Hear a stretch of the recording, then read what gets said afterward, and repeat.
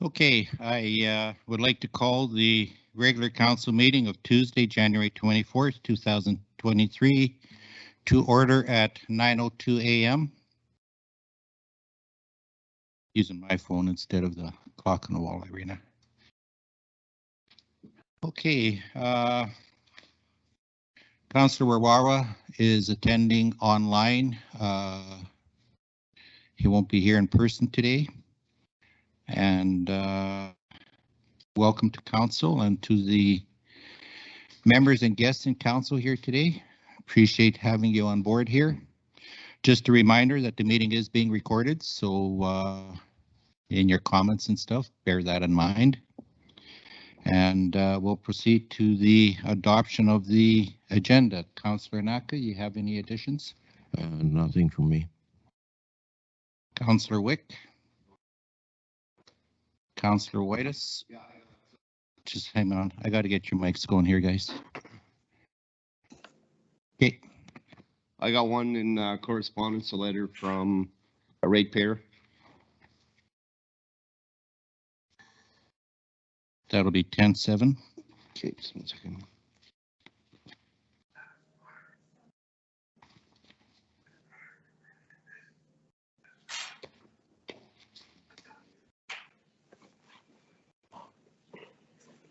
Any other additions? Yeah, electric vehicles and renewable resources. Great. Electric vehicles and renewable energy. You want that under new business? Yeah. We can put that as 6-8 before we go to committee of the whole. Okay, thank you. That's it. Administration.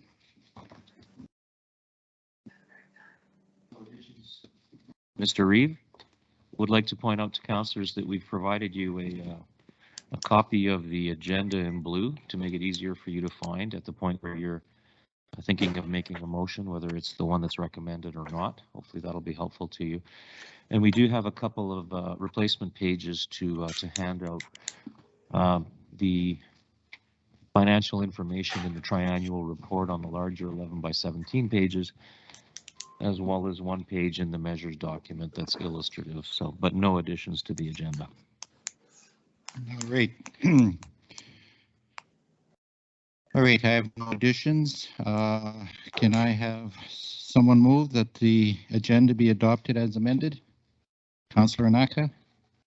I move that Lamont County Council adopt the January 24th, 2023 regular council meeting agenda as amended. All those in favor? Aye. Aye. Thank you, Dan. That carries 5-0. We will now move on to the adoption of the January 10th, 2023 regular council meeting minutes. Everybody's had a chance to peruse them. Anyone notice any errors or omissions?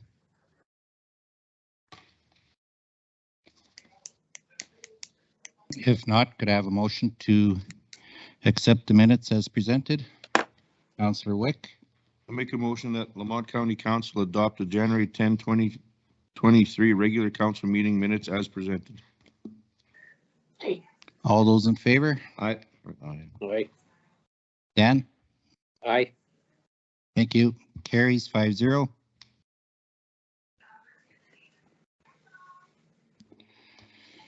Okay, the next item on the agenda is the public hearing, and we have that scheduled to start at 9:15.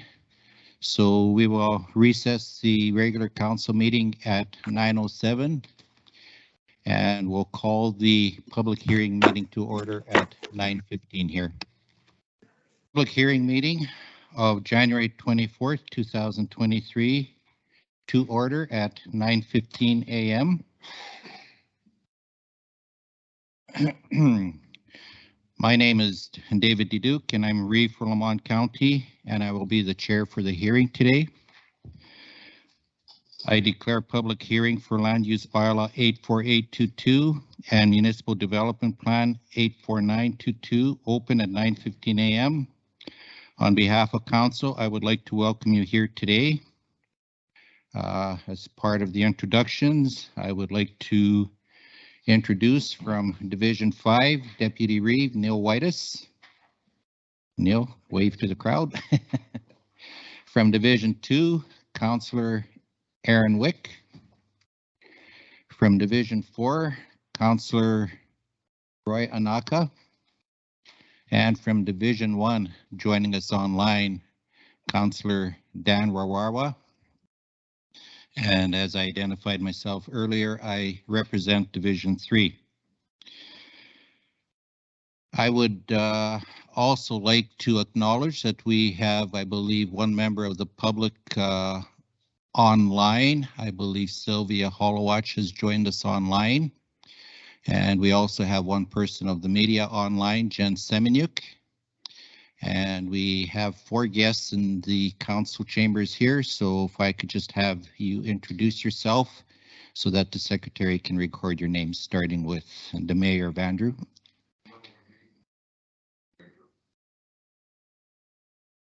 Peter.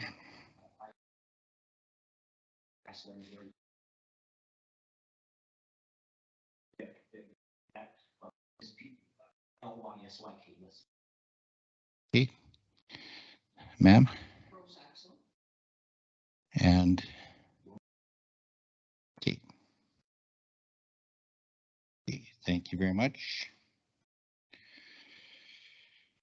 Okay. The purpose of the hearing is for the council of the county to hear testimony from interested parties.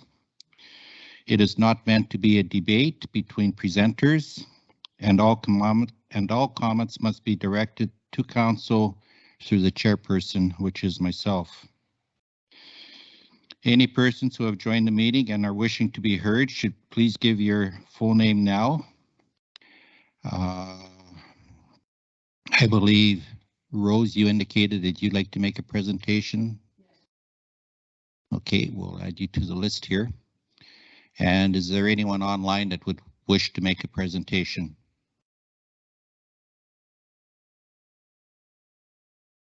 Hearing none, we'll add Rose as a presenter.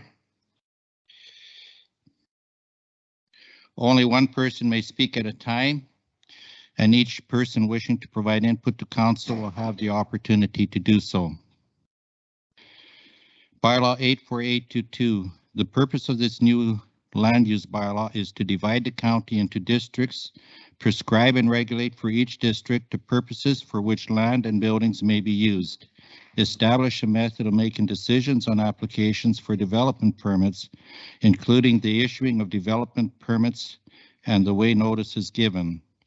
The existing land use bylaw 675-07, including all amendments, will be repealed upon adoption of the new land use bylaw. 84922. The purpose of this new municipal development plan is to guide future development in the county over the long term. The existing municipal development plan, bylaw 674-07, including all amendments, will be repealed upon adoption of the new plan. To confirm all legislative requirements have been met, the notices of this public hearing that were advertised and sent are being shown on the screen. The ground rules of the hearing and the order of speaking will be: first, I will call upon Ms. Sylvia Summers of Stantec to explain the background of these proposed documents. I will then call upon those individuals who have pre-registered to speak. People who have not registered to speak in advance will be heard when and if time permits. Each presenter will be allotted 10 minutes to speak, and that will be enforced. You will have 10 minutes to present your case. The names of persons providing comments, both written and verbal, will become part of the public record. Ms. Summers will be given the opportunity to Ms. Summers will be given the opportunity to present closing remarks or address any of the issues presented. Councillors will be given the opportunity to ask questions. After this is concluded, our consultant, Ms. Summers, will be given the opportunity to sum up the proposal. No questions will be entertained from the gallery or participants except for further clarification on the proposed bylaws. Those questions may be responded to at the direction of the chair, but those requiring further research will be responded to in writing later. We will ask that you provide the question in writing. All comments will be directed and controlled by the chair. Are there any questions concerning this procedure? Seeing none, I will call on Ms. Summers to outline the background of the proposed documents. Sylvia, the floor is yours. Yeah, I'll turn you on there. There you go. Good morning. Oops. Good morning. My name is Sylvia Summers, and I'm a senior land use planner with Stantec Consulting. Stantec has been retained to assist Lamont County with this project. This morning, I'll be providing an overview, first off, of the municipal development plan, followed by a... Could we just get the mic a little closer to you? We're being a little... Thank you. I need to speak up. Okay, so I'm going to do two presentations. This first presentation will focus on the MDP, and then I will follow that up directly with a presentation that follows, speaks directly to the LUB. So there's a hierarchy of these land use planning documents, from broad intermunicipal development plans, IDPs, between municipalities that share a common boundary, municipal-wide plans, MDP, that provide a framework for development on a county-wide basis, to more specific plans for areas within the municipalities, area structure plans, ASPs. All of these are considered statutory documents and must be consistent with one another. In addition, every municipality must also pass a land use bylaw, which establishes development and building regulations for every parcel of land through land use districts or zoning. The land use bylaw is a tool that implements the policies of IDPs, MDPs, and ASPs. The document that I'm going to focus on first is the municipal development plan, and then, as I mentioned, the land use bylaw. Next slide, please. The municipal development plan, back one, please. The municipal development plan is the county's main planning document. It reflects the big picture for the county, illustrates a vision, a 20-year perspective, outlines goals, objectives, and policies. It's a high-level plan for future development. It provides guidance to current and future council and administration on land use and development decisions. Next slide, please. The MDP is divided into 8 sections. As you can see on the slide, the sections that I'm going to focus on today are section 3, which contains the policies that guide future development within each of the policy areas, and section 4, which details general policies for future developments. Next slide, please. The MDP land use concept is shown here. The future growth and development framework for the county is established through the land use concept and complementary policy direction.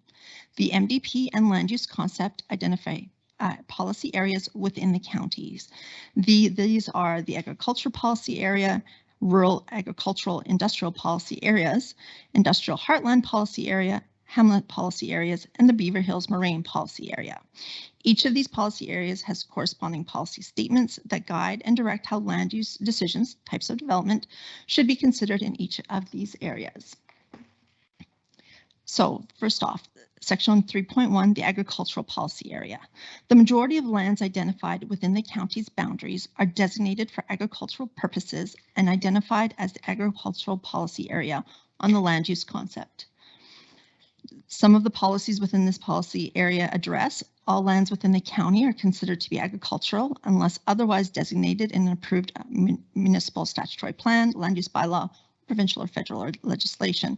In addition, only one dwelling is permitted per agricultural parcel. So that's just a feel for some of the policies.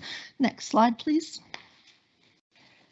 The rural agricultural industrial policy areas are intended to provide locations for value-added agricultural related industry that involve further processing and a higher level of refinement of locally produced agricultural products and commercial support services to agricultural operations. Policies within this policy area include requirement for lands designated rural agricultural industrial policy areas on the land use concept to be redistricted to RAI, land use district in the LUB, and developments resulting in the creation of 3 or more parcels may require the preparation of an area structure plan. Next slide, please. The Industrial Heartland Policy Area is consistent and supports the objectives detailed in the Alberta Industrial Heartland ASP. Some of the policies included industrial uses, including a range of manufacturing, processing, and refining operations, should approximate access to transportation routes and provide sufficient transition buffers to minimize any land use conflicts and potential nuisance or risk impacts. In addition, where policy or interpretation differs, the policy and interpretation contained within the Alberta Industrial Heartland Area Structure Plan will take precedence. Next slide, please. The hamlets of Hilliard, St. Michael, Star, Woodford, and Wostock provide local services and community facilities for Lamont County. The long-term sustainability of these communities is important to maintaining the rural lifestyle that is valued by the residents of the county. The hamlet policy areas policies include St. Michael and Star have been identified as growth hamlets as there are opportunities for future development to tie into county water distribution lines. No expansion of the hamlets of Hilliard, Whitford, and Wostock will be allowed beyond the existing hamlet boundaries, but redevelopment will be supported within those boundaries. Next slide, please. The Beaver Hills Moraine Policy Area is intended to protect and conserve the Beaver Hills Moraine while supporting agricultural, recreation, and tourism opportunities. Some of the policies included in this policy area include confined feeding operations within the moraine will not be supported by Lamont County, and appropriate ecotourism activities will be supported that encourage education and environmental stewardship. Next slide, please. So on to Section 4. Section 4 outlines general policies. Included within these general policies is a section with regards to residential policies. So to support rural lifestyles and continued viability of family farms, it's important to support opportunities for family members to remain in the county, whether on the farm, within multi-lot residential subdivisions, or in hamlets. Policies included within this section include multi-lot residential developments are defined as the creation of any additional parcels created for a residential purpose beyond what is permitted under the agricultural policy area. In addition, any proposed multi-lot residential development should be directed to lower capability agricultural land, class 4 or greater. Next slide, please. Commercial development in Lamont County should be beneficial in generating additional employment opportunities, providing shops and services which cater to the daily needs of residents and which support the county's tax base. It is important to ensure that commercial developments do not conflict with surrounding land uses and are supportive of the rural character established in Lamont County. Policies included in this section include commercial development intended to meet the daily needs of residents shall be directed to hamlets to support their viability in the county, and commercial businesses desiring highway exposure and access as they serve the traveling public or the regional market shall be directed to the Industrial Heartland Policy Area or within the Rural Agricultural Industrial Policy Areas. Next slide, please. Sand, gravel, and clay aggregate resources are valuable, and it is the responsibility of the county to reasonably endeavor to protect these resources while ensuring that the resource can be extracted efficiently. Section 4.3, Aggregate Resource Extraction Policies, provides policy direction with regards to aggregate and resource extraction. Section 4.4, Pipelines, Well Sites, and Facilities. The county recognizes significant benefits that oil and gas resource extraction and distribution provide locally and regionally. In order to benefit the county's and the region's economy, these resources must be protected and extracted efficiently, but not at the risk of irreparably damaging environmentally, working, or cultural landscapes within the county. Section 4.4 provides policy direction with regards to pipelines, wells, and facilities. Next slide, please. Transportation networks. Lamont County understands that expanding economic development opportunities and ensuring safe movement of people and goods on a safe and reliable network. Section 4.5 provides policy direction with regards to referrals, setbacks, and mitigation measures. Specific areas of policy focus include general transportation policies, priority collector plan, and railways. Next slide, please. Section 4.6, water, wastewater, and stormwater, provides policy directions with regards to water, wastewater, fire protection, groundwater, stormwater surface drainage, and storm drainage reduction plan.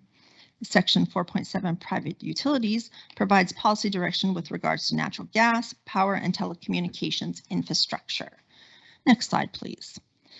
Section 4.8, environmental and natural area protection, provides policy direction with regards to the protection of environmentally sensitive lands and natural areas within the county. Section 4.9, reserve lands, provides policy direction with regards to the dedication of environmental reserves, municipal reserves, and conservation reserves at the time of subdivision application. Next slide, please. Section 410, historic and cultural resources, provides policy direction with regards to the preservation of historic and cultural resources within the county. Section 411, community services, provides policy direction with regards to the provision and support of community services in Lamont County that contributes to the daily well-being of residents. So that was just a brief overview of the municipal development plan. If the Reeves would like, I shall move forward with the land use bylaw presentation. I just need Yes. the water. Yeah, so you're in planning and development, so now you can see all of our files. We did a job for each thing. Yeah, so if you put your we should be able to. So this presentation will provide an overview of the land use bylaw that has been prepared and is before us today. Next slide, please. Next slide, please. So, a land use bylaw, what is it? It's used to regulate development of land and buildings in a municipality. Every parcel of land in the county is regulated by a land use district. Some of the things land use bylaws address include type of allowable uses, building regulations, setbacks, density, height, types and size of signage, and development permit conditions. Next slide, please. So within this land use bylaw, there are 15 sections. I'm not going to speak to each of them in this slide. 15 sections ranging from enactment, development appeal process, signage, and supplementary regulations. I'm going to go through each one of these in my presentation. So during the preparation of the land use bylaw, we reviewed and revised existing regulations and added new regulations where there were gaps. We reviewed and revised existing land use districts to reflect their purpose statements and added new land use districts to accommodate anticipated development. Next slide, thank you. The land use bylaw map identifies and locates larger land use districts within the county, including agriculture, country residential, and the heartland heavy industrial, to name a few. Next slide, please. To provide additional clarity to the enactment of the land use bylaw, new sections were added and existing sections were updated in section 1. Some of these include previous bylaw, sections 1.6 compliance with other bylaws, and section 1.9 interpretations of this bylaw. Next slide, please. In section 2, approving authorities, sections were revised and new sections were added to provide clarity regarding the roles and responsibilities of approving authorities. These approving authorities include the Development Authority Officer, Municipal Planning Commission, Intermunicipal Subdivision and Development Appeal Board, and Subdivision Authority. Next slide, please. In section 3, existing sections were revised and new sections were added to more clearly outline the requirements of the development permit application process. Sections that were updated included control of development, development permit application requirements, referral of applications, variance authority, and issuance of validity and development permits, to name a few. Next slide, please. In section 4, development appeal process, sections were revised and added to provide clarity regarding the development appeal process, including procedure for appeals, intermunicipal subdivision and development board appeal hearing, persons to be heard at the appeal hearing, decisions of subdivision and appeal board, and court of appeal. Next slide, please. In Section 5, existing sections were revised and new sections were added to provide clarity regarding the process of amending the land use bylaw. So content of a bylaw amendment application, advertising requirements, public hearing, and decision on bylaw amendments. Next slide, please. Within Section 6, existing sections were revised and new ones were added to provide clarity regarding the process of enforcement of the land use bylaw. This includes contravention, right of entry, stop orders, enforcement of stop orders, and penalties and fines. Next slide, please. In Section 7, again, we reviewed, revised, and updated regulations that are applicable to all land use districts unless specified. So some of these include corner lot restrictions and sightlines, dwellings permitted per lot, fencing and screening, permitted yard encroachments, setbacks from pipelines, utility cores, oil and gas installations, to name a few. Next slide, please. Section 8 was updated to provide clarity regarding where, when, and how specific uses can be employed within land use districts. Existing sections were reviewed and new sections were added. Some of these include cannabis production facilities, decks, home occupations, industrial development, kennels, secondary suite dwellings, shipping containers, and tourist campgrounds, to name a few. Next slide, please. Section 9 addresses parking and loading regulations. Within this section, regulations were added, including regulations specifying requirements for off-street loading facilities and construction requirements. Minimum off-street parking requirements were revised and uses were added as well. Section 10, sign regulations. Within this section, new regulations were adding to specify types and locations where signage is not permitted for home occupations or bed and breakfast, as well as sign development permit requirements. Next slide, please. Section 11 is a new section as a whole. So within that, we added subsections to do with general landscaping regulations, the landscape plan, environmental conservation and protection of natural areas, and landscaping variants. Next slide, please. Section 12 addresses land use districts, uses, and regulations. In all land use districts, land uses were revised to reflect updated definitions, and uses were added or removed to reflect the intended purpose of each specific district. Next slide, please. So the purpose of the agricultural district is to protect and promote activities associated with agricultural production, as well as the extraction and production of natural resources, and to conserve, where practical, large tracts of higher capability agricultural lands. Revisions are not limited to, but included the updating of the lot density to reflect the MDP, where a maximum of 4 title parcels per quarter section would be permitted. The next slide, please. Oh, sorry, Hamlet. Yes. Okay. The general purpose of the Hamlet district is to allow for a variety of urban type uses within the hamlets of Hilliard, St. Michael, Star, Whitford, and Wostock. Updates to this district include removing 2-family dwellings as a use within the Hamlet district due to on-site servicing considerations, and building height regulations were added, maximum of 10.1 meters for principal buildings. Next slide, please. The general purpose of the country residential district is to provide opportunities for development in multi-lot country residential subdivisions. Revisions in this district are included but aren't limited to. The guest ranch use was limited to an existing guest ranch as legally described within this district, and the minimum lot size increased from 0.4 hectares to 1 hectare due to on-site servicing considerations. Next slide, please. The commercial district is a new district limited to legally described existing parcels. So the general purpose of this commercial district is to regulate the development of those commercial developments which may require large tracts of land. No use shall be allowed in this district if the development authority considers to possess objectionable, dangerous, or potentially hazardous conditions.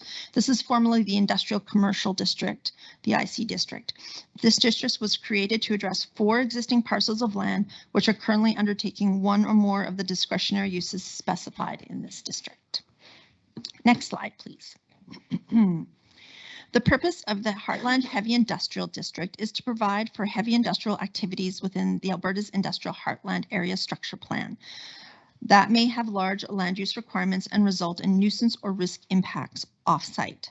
Updates to this district include minimum lot size for subdivision of the existing farmstead, which includes a dwelling increase to 1 hectare due to on-site servicing considerations. A regulation was added as a condition of development permit approval for industrial use on a site which an existing single detached dwelling is located. The existing single detached dwelling shall no longer be permitted as a dwelling. The building may be used as a surveillance suite or at the discretion of the development authority. Also added a regulation addressing screening of parking, loading, service, and storage areas from roadways and residential uses. Next slide, please. The purpose of the Heartland Light Medium Industrial Heavy Commercial District is to provide for compatible light and medium industrial activities within the Alberta's Industrial Heartland ASP without nuisance impacts off-site as well as highway commercial uses. Updates to this regulation include minimum lot size for subdivision of existing farmstead, which includes a dwelling, has been increased to 1 hectare due to on-site lot servicing considerations.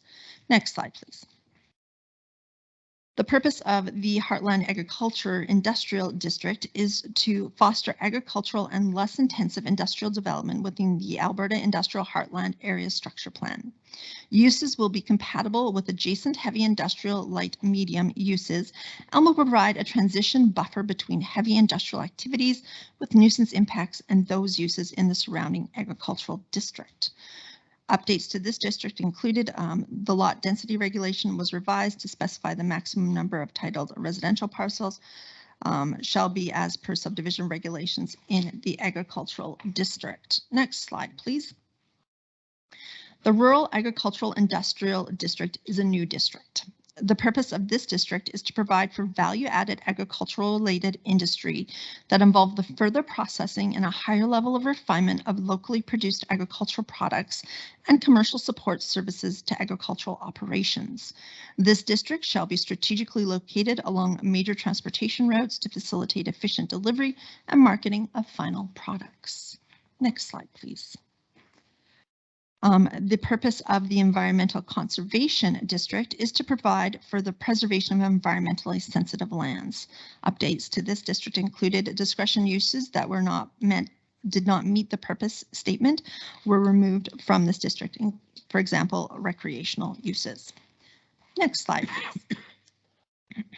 The Direct Control District is a new district. The purpose of this district is to provide for specific developments which, due to their unusual site constraints, innovative ideas, or unique characteristics, require site-specific controls where the application of conventional land use districts would be inappropriate or inadequate. This district is not intended to be a substitution for any other land use district in this bylaw that could be used to achieve the same results. All new direct control districts come before Council for approval. Next slide, please. In Section 13, interpretation, definitions, and illustrations were revised and added to provide clarity regarding terms used within the land use bylaw. These include agricultural processing, dwelling, principal of building, and veterinary clinic, just to name a few. Next slide, please. And that is a brief overview of the land use bylaw. I turn it over to the team. Thank you. Thank you, Ms. Summers. Any direct questions regarding the presentation?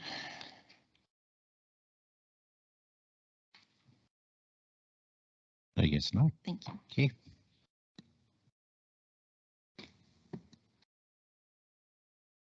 Okay.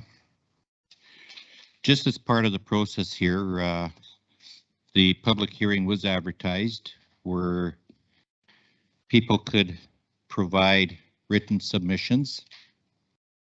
We did receive 3 written submissions. One submission was from the town of Lamont, and these submissions are all attached to the meeting agenda here. They agreed with the LUB and MDP in principle, but have suggested a few changes. Another submission was made from the town of Bruderheim, and essentially the same. And a third written submission was made by Strathcona County. And here again, they agreed in general with the proposed MDP LUB. However, they did have some recommended changes, and those will be taken into account and processed accordingly here. Okay, so I guess we will proceed to our registered presenters. And Peter, you're the first registered presenter, so I think if I could have Ms. Summers take a back seat for the moment. We will call Peter up to the mic here.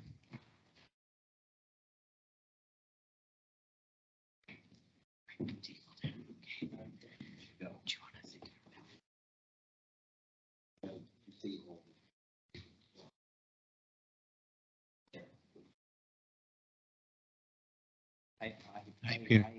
I stutter really bad, so you have to bear. I'll try. Just relax. Just relax. Don't worry, you're stuttering. I won't go through them all because in 10 minutes, because of my stuttering, I won't have time. So I'll only do 3. Just relax and take your time. Yes. So I'll start with number 3. So number 3 is item 8.13.3. Team it up. It's on page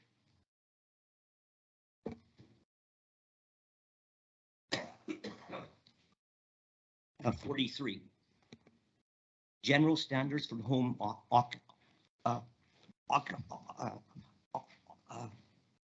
occupations. So it's D that I'm after.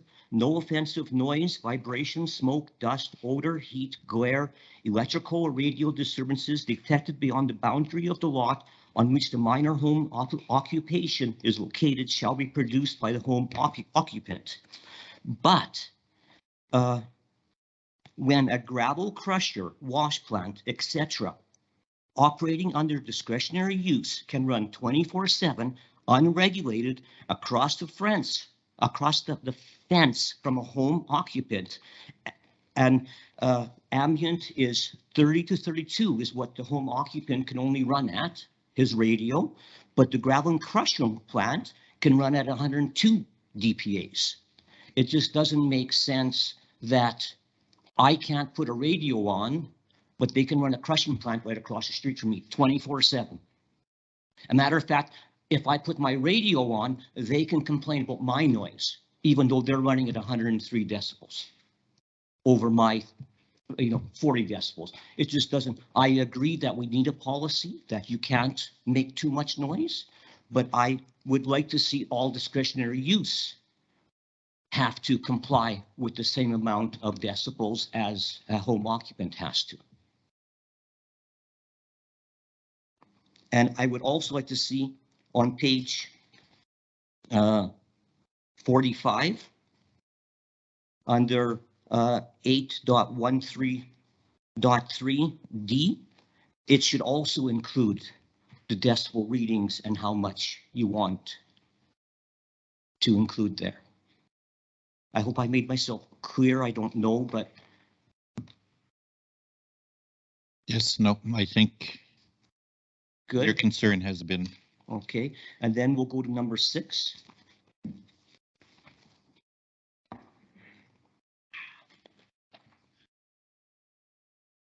So number 6 is page 49.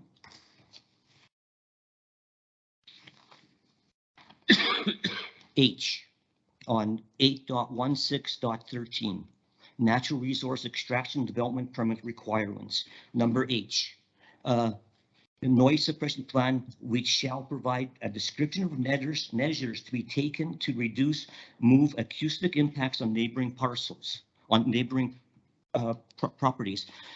It should also take into place to comply with the Alberta Energy Regulator Directive 038 noise control, February 16, 2007, to 40 dPA at night. I included a directive in my presentation, pages 8, 10, 11, 18, 19, 20, 22, 23, 25, 26. They all talk about plant sites that were developed prior to 1988 and what the decibel level should be reading and how to test them. And it's not just what they emit as a decibel. There's different acoustic noises involved in it, some that I may hear and somebody else may not hear, or some that somebody else may hear. Environment Canada designates it at 45 dPA at night, whereas the Energy Regulatory Board designates it at 40. Right now, still, our neighbors run anywhere from 60 to 65 at night. It's a huge difference. It's the difference between somebody talking and somebody yelling at you all night long.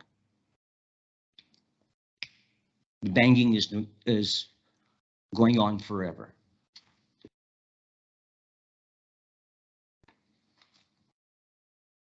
And page number 7.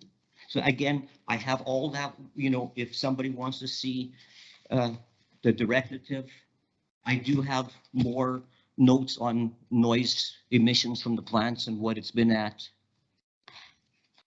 And then number 7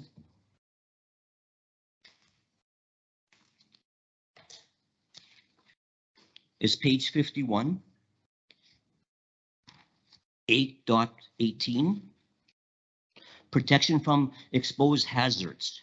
I would like it to include the protection from exposure to silica and or silica dust, respirable form of crystalline silica, to protect residents from diseases including pulmonary fibrosis and silicosis.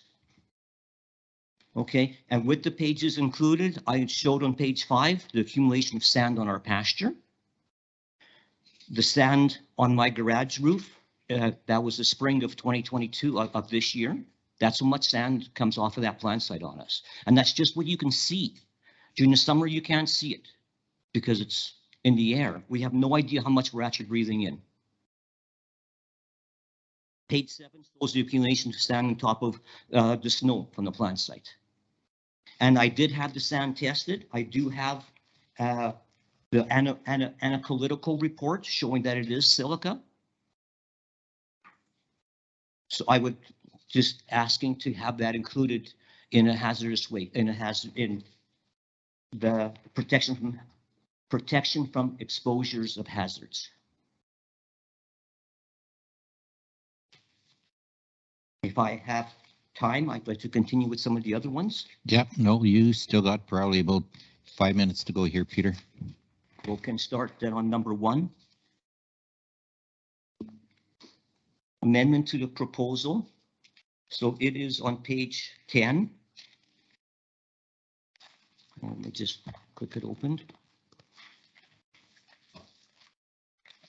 Okay, 3.5.2 A, 4, and N both need to be moved to 3.5.1 E as a requirement instead of may be required. They're too important to be just may be required. I'm hoping to have them as an actual requirement.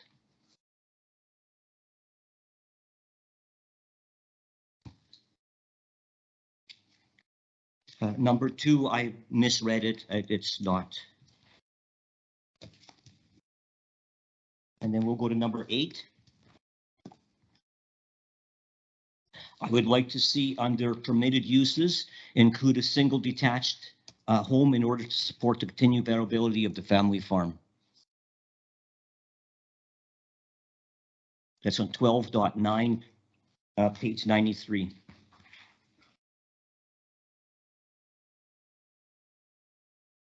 Under permitted uses. Because right now, I mean, a family farm can be farming that land, but the farmer's son or daughter won't be allowed to put a residence there.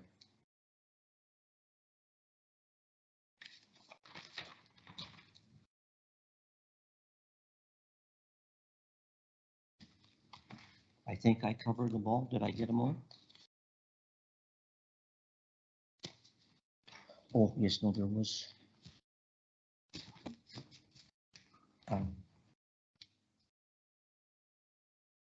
4 and 5.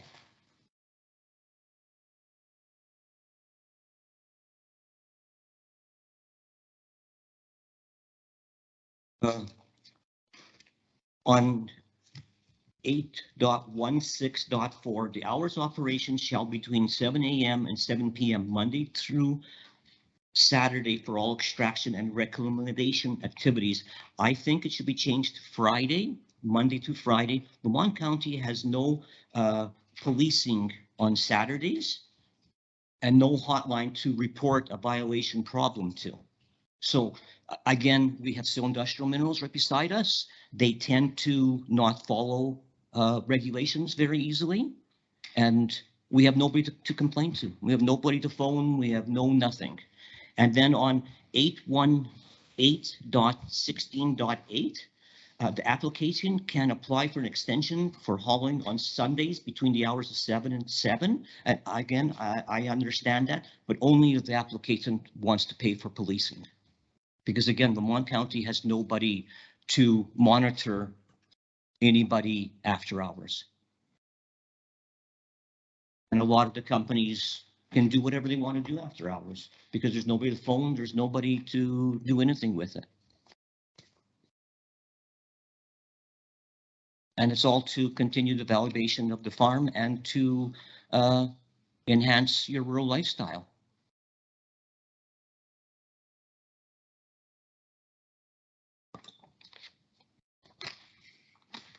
Any questions?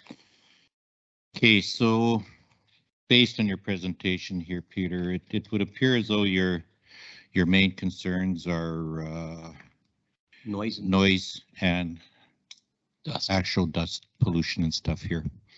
Your written submission is very detailed and it outlines the precise areas that you want looked at and potential changes made. So that part is good, and definitely you know, your concerns are heard and they will be taken into account by Ms. Summers and our planning and development team going forward here, Peter. I know that this is a story you've heard before over the last number of years, but it's in the process of developing a new land use and municipal development plan. So we'll look at some of the changes that you are recommending here, Peter. Thank you. Thank you. Okay. Yeah. Thank you for coming in today. Okay, thank you.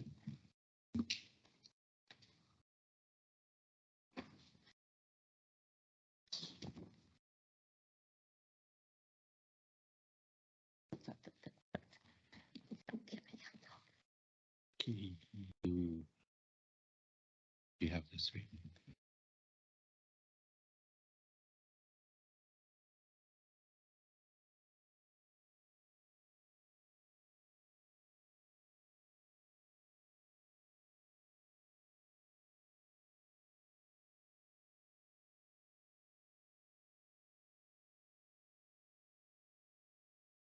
Okay, our next presenter that has asked to speak here this morning, I'm not sure if you have a written submission, Rose, or you're just gonna. I'll go from this and then I can submit it afterwards if you're okay with that. Yes. Tina.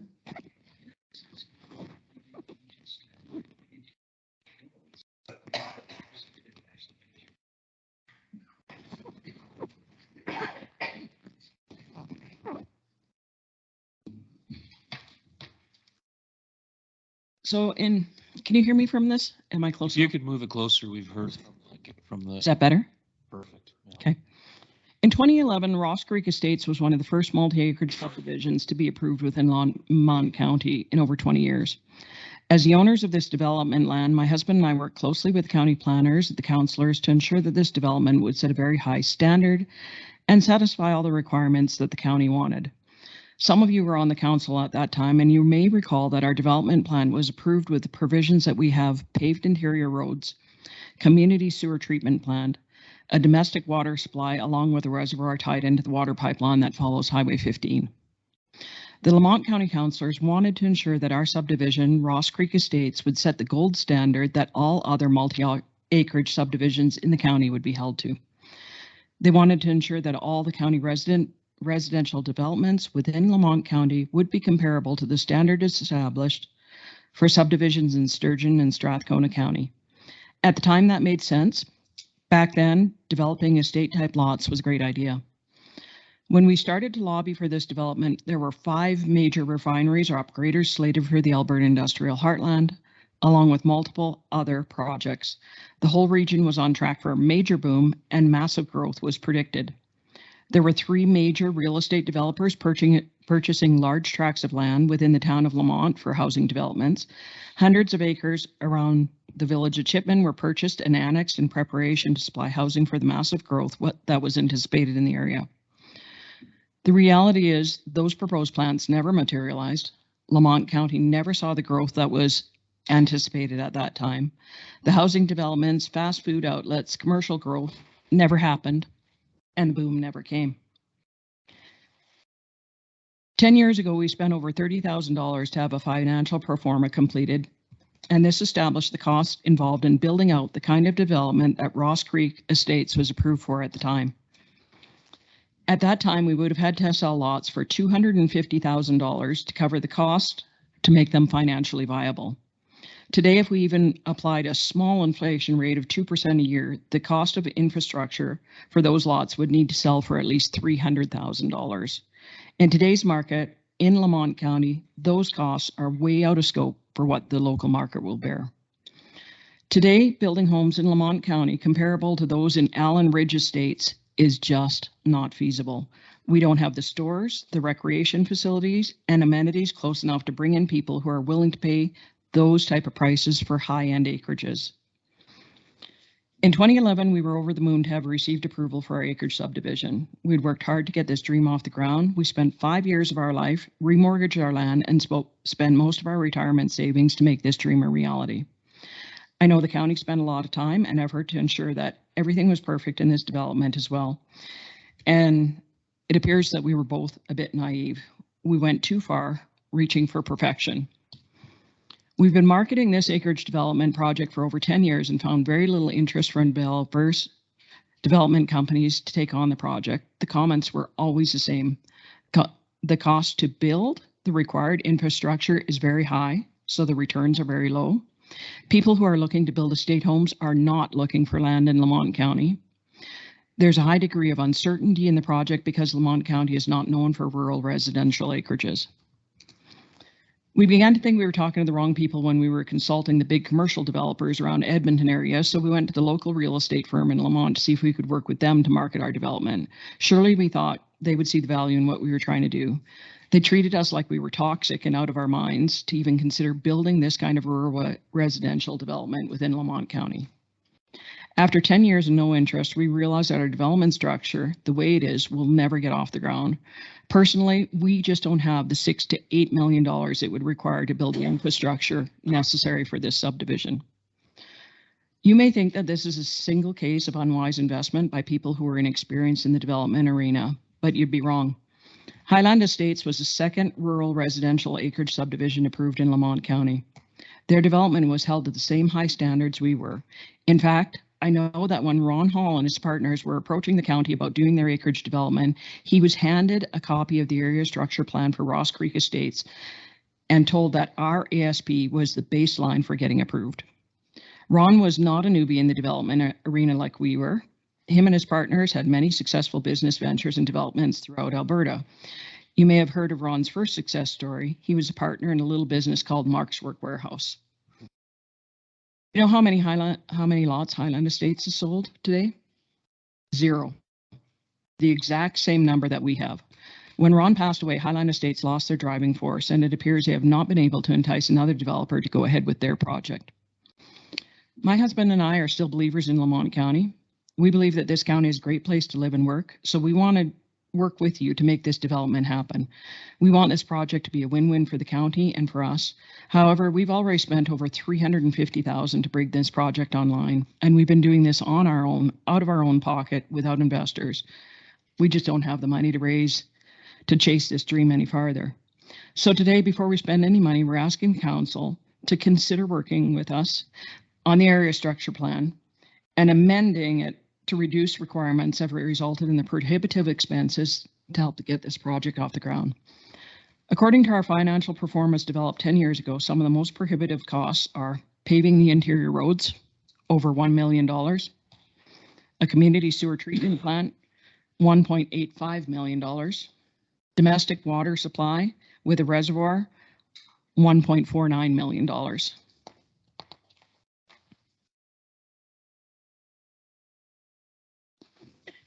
If you add up the cost of these three items, when we did our cost projection, it totaled over $4 million. Today, at our minimal inflation rate, say 2%, we quoted above, those costs would be closer to $5 million. With 49 approved lots, that's over $100,000 upfront cost that must be added to the cost of each and every acreage. We need to bring the cost down if this project or any project in this county is ever going to come to life. Interior roads could be gravel. Paving is not necessary. Ross Creek Estates comes off a gravel road, and we do not fathom the requirement for paving the roads inside this development. Tagore Estates certainly does not have paved roads. The hamlets located in Lamont County do not have paved roads, and neither do the vast number of subdivisions in Beaver County or Parkland County. These counties are both similar distance from Edmonton to Lamont, and much more comparable to our location than Sturgeon and Strathcona. Both Beaver and Parkland counties have a large number of rural residential developments, providing much larger tax base. Is a community sewer treatment plant really required? Why can't the lots have septic tanks that are pumped out and sewage hauled away? I believe septic mounds are also another satisfactory form of sewer treatment on smaller lots. Again, community sewer treatment is not a requirement in Tagore Estates. I've been told that both Hildyard and St. Michael, which are on town-sized lots, use septic tanks. I'm not sure if there are any community sewage treatment systems available in Star, Whitford, or Wostock. We know there are other options for water as well. Individual wells are not out of the question. Also, water cisterns could be a feasible solution. On our farm, we've been using a cistern in our house and hauling water from Chipman Water Station for over 20 years, as have many of our neighbors. It's my understanding that even the homes in Hildyard and St. Michael are using water cisterns. I know that this is a lot for you to think about. Nevertheless, there's one more thing I'd like you to consider. I know you're amending your bylaws and codes with regards to development within Lamont County. However, those bylaws have not yet been ratified, and there's still the opportunity to make some changes. We would like you to think about the minimal size of homes that are required in Lamont County on acreages. Currently, that size, I believe, is 1,200 square feet. I know that over the past 50 years, the footprints of houses have dramatically increased in North America. In fact, most homes being built right now are 2,000 to 3,500 square feet. But what you may not have considered is the affordability factor. The cost of housing has been climbing dramatically. In fact, a friend of ours was looking at building recently and was quoted $300 a square foot. That pushes a 2,000 square foot home to over $500,000. In today's economy, young people, retirees, and many single-parent families cannot afford the mortgages on the huge homes that are being built today. That doesn't mean these people are unworthy. We feel all people deserve the opportunity to own their own home and their own land. I know that the county is being approached more and more about the possibility of building small homes. You have the opportunity right now to implement change that would embrace those people who are looking to build small homes. Although personally, I don't feel that tiny homes 100 to 350 square feet are sustainable over the long term. I do believe there is a place for them, but I also believe there is greater potential in the small home movement. Home sizes ranging from 500 to under 1,000 square feet can be compact, affordable, and beautiful. These small homes are not homes on wheels. They are more permanent, but they have the ability to live lightly on the land and minimize environmental impact while still providing a safe and sustainable house for many people. This could be the opportunity that Lamont needs, an opportunity to be a leader in a different kind of rural residential development, and an opportunity to provide beautiful, sustainable, and affordable housing. I believe the time is right and the place is right. However, to make this happen, we need you to share the same vision. If we share the same dream and can work together and make some changes to the bylaws, I know we can achieve something amazing. Thank you, Rose. Question for you. Where are Ross Creek Estates? Where is Ross Creek Estates? It's Highway 15 on Ross Creek Road, half a mile south of Highway 15. So it's between Lamont and Chipman and half a mile off of Highway 15. Okay. How many acre or how big are the lots? They've been approved for 1.5 acres, 1.5. 49 acreages. And are these all subdivided already, or they would have to be subdivided? The final subdivision would have to be done, but the area structure plan was approved over 10 years ago, along with the size and the land use. Tina was actually involved back then in helping us develop that structure plan. And I'm sorry, but where's Highland Estates? It is just south of Lamont, about 2 miles in the hills behind Elk Island Park, or on this side of Elk Island Park. Okay.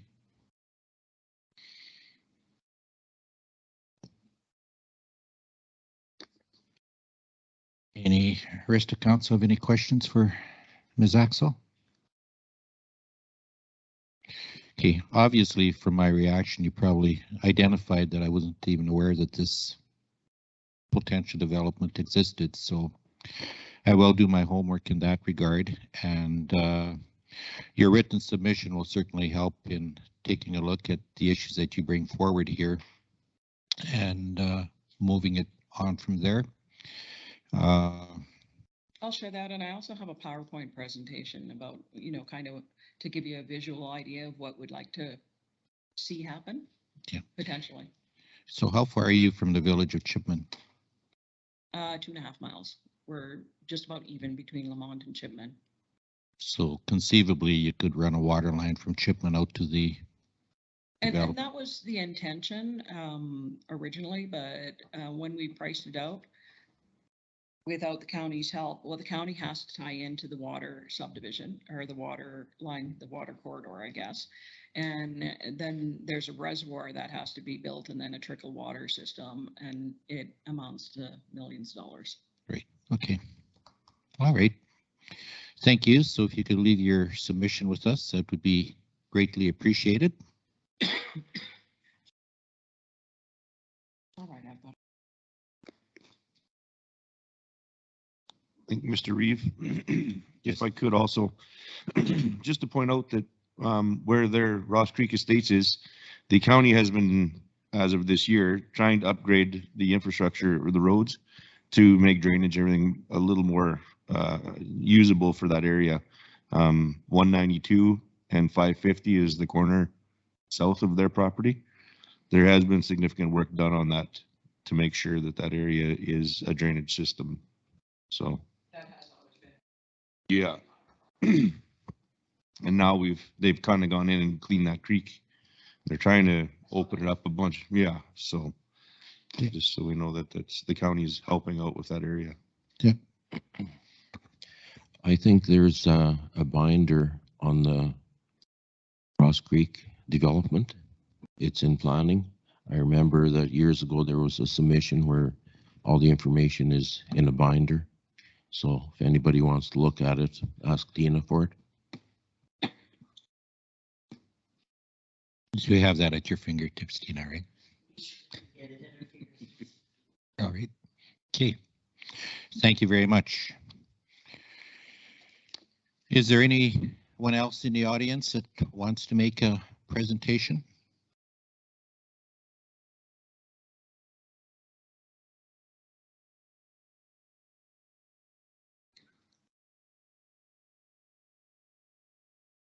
Yes, no? Okay. Seeing none.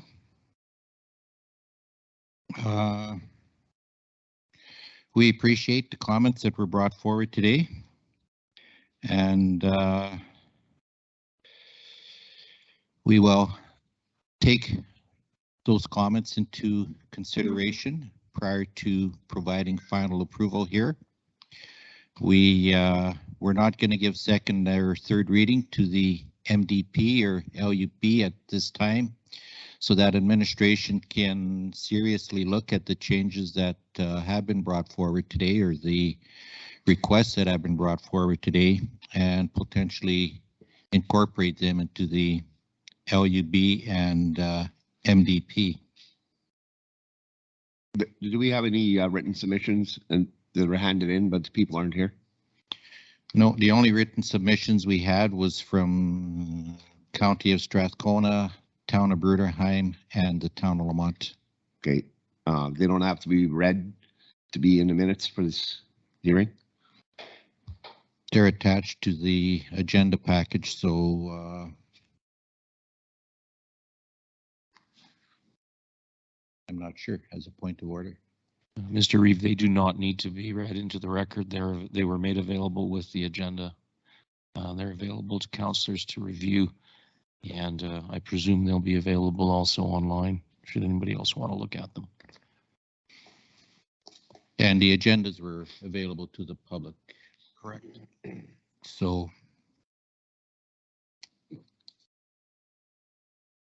not sure who's whistling at us here.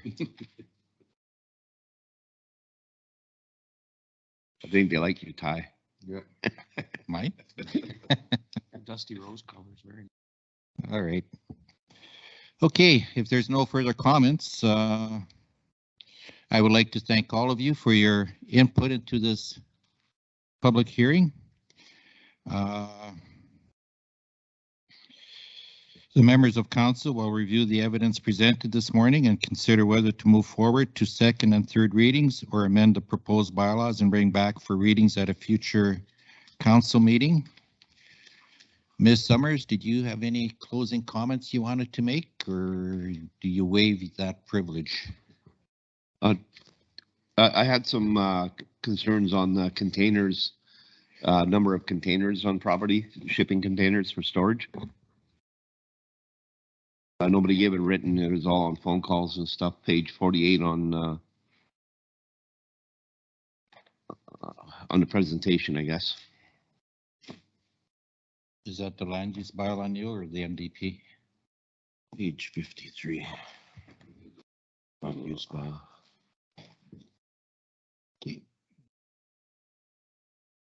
That's on page 53 of the land use bylaw. I had concerns on, especially in the heartland and everywhere on number of shipping containers and stuff. So that'd be 8.22. So.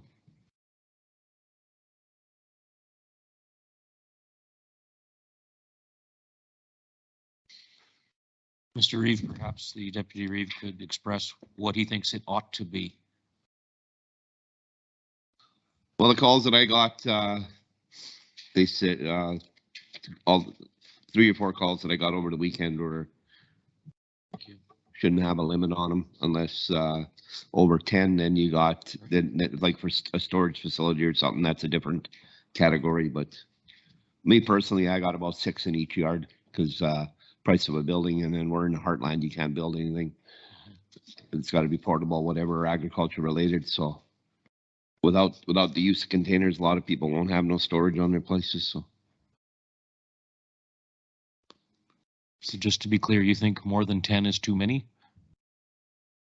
Or you get a permit, because then if you get 10 or more, then it's usually a facility, right? A storage facility, like, wouldn't it be? That's the comments I was getting. Yeah. It does clarify that. Tina? Like. Right. It does clarify that on 65 acres or 26.3 hectares, you are currently allowed 5. Anything above 5 would require a development permit. So that's not meaning that you cannot have them. It's just anything above the 5 would require a permit. And then vice versa, it goes down with the limited size, how many per parcel size would debate on whether you require a permit or not. That's how it stands right now. So you can have more. It's just that once you reach that limit, you would require a development permit. So Mr. Reeve, that's an easy one to debate, even just prior to second reading, you know, change the reference from 5 to 6 or whatever the number should be. Yeah. Just prior to providing second reading. I don't hear anybody saying that there shouldn't be containers. This should somehow be limited. So that's a reasonably easy amendment to make, unless there's some consensus on council. That's an amendment that can be made at second or third reading, Right there. or prior to second or third reading. Exactly right. We have some changes to be made. Yep. Okay. If you just let us know so we can help. Are you okay with that, Deputy Reeve? Yes. No, we'll get, I'll phone them back. We'll get some numbers to you on what they think. Okay. Councillor Naka? On the containers there, like what we should address at the same time when we're reviewing the numbers is page 53, you've got shipping containers shall be screened from view. You know, you see all the vans on intersections and highways, and we're trying to screen containers. And another issue I have is on page 47, natural resources extraction, section 8.162, where you've got the reclamation for irrevocable letter of credit. I think we have to review that amount when we review this. Just make a note of that.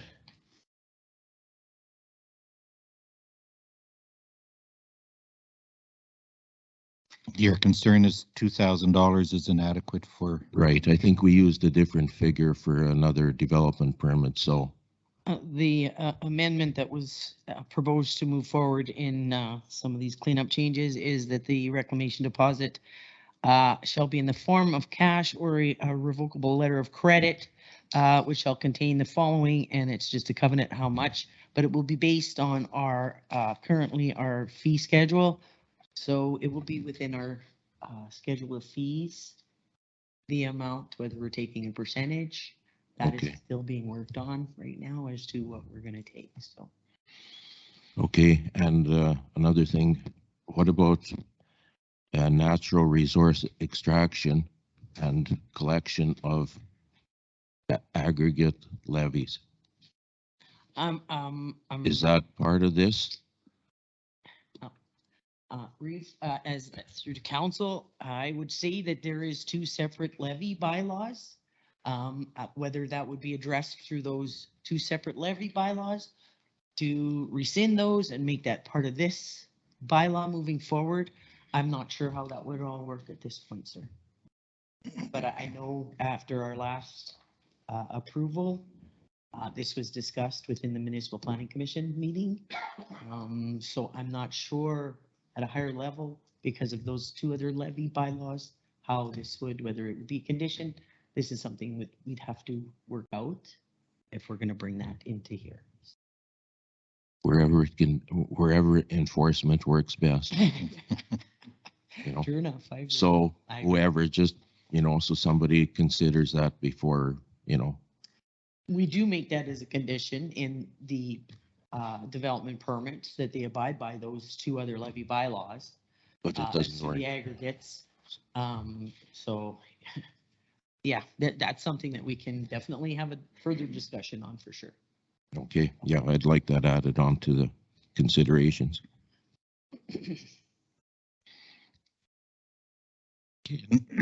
Maybe just a final question for Ms. Summers here.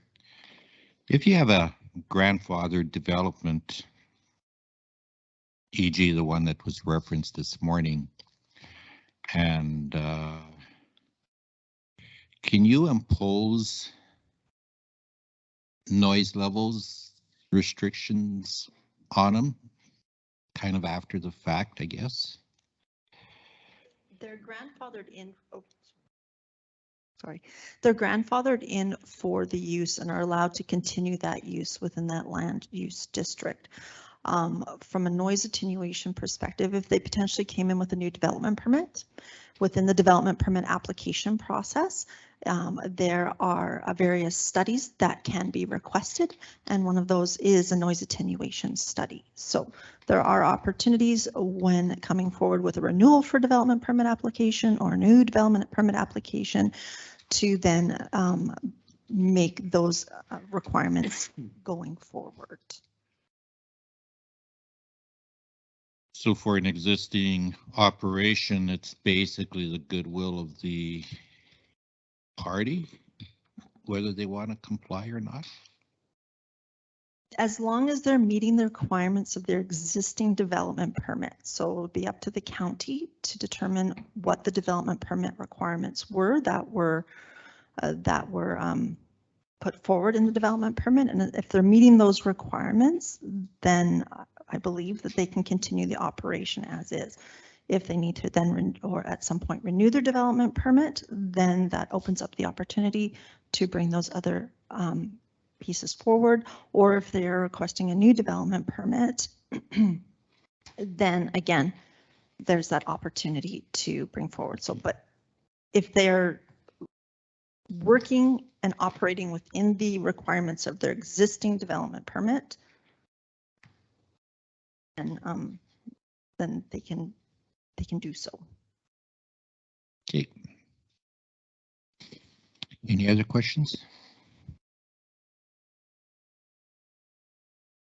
Seeing none, I will now declare the public hearing of January 24th, 2023 closed at 10:27.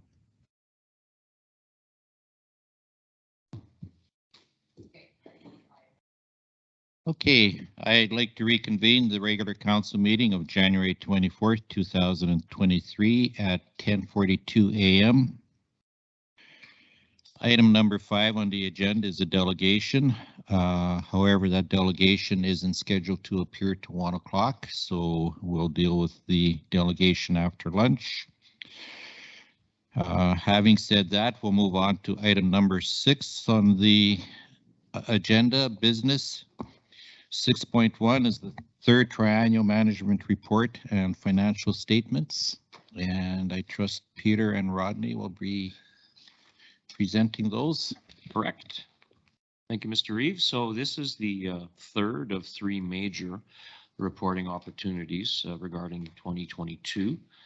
Council receives operational reports regularly and department reports every 2 months. The triannual report is focused on the accomplishments that we've made during the year, particularly as it relates to the business plan that Council approved for the 2022 to 2024 period. The report also provides information on financial performance for the period ending December 31st. So I'm going to summarize by saying we've had a very good year. We've had considerable accomplishments. We've tightened up our budgetary management. We've tightened up our accomplishments as it relates to planned capital activities. And we've tightened up our financial management. You'll see in the document that there's a reported estimated surplus at this time. I'm sorry. Estimated surplus at this time of $283,000. With regards to the business plan, I've showed the continuity from the first triennial report, which you saw in the beginning of June, the second triennial report, which you saw, I believe, in September, and now the third triennial report, which summarizes the whole year. An assessment of the business plan initiatives, and those start on page 27, is that we've completed 25 of the 50. We are on track and on budget with 23. And I think in general terms, that means that we got what we expected to have accomplished done, and in some cases, these things continue into next year. An example of that is the water line. We've met the hurdle of making the application for the water line, and now we're awaiting next steps. And then we had 2 items that were experiencing delays. I did not put them as major problems because in and of themselves, they're not deal breakers. They're items that are important, and we took them to to a point that was adequate for 2022. There are some notes under that table where in June, council removed one initiative from the business plan with approval of the budget and delayed two other initiatives in the business plan period.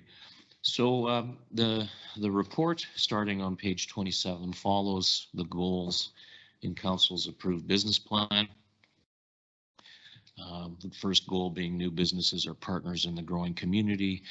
And you'll see that everything in that section is blue, whether it has to do with support to the Heartland Association and the province in the development of the designated industrial zone policy, the water line application, the utility study that we had planned, the work that we had planned and presented to council some months ago on the potential for dual rail in Lamont County, some work on functional design and delivery of various infrastructure for water roads.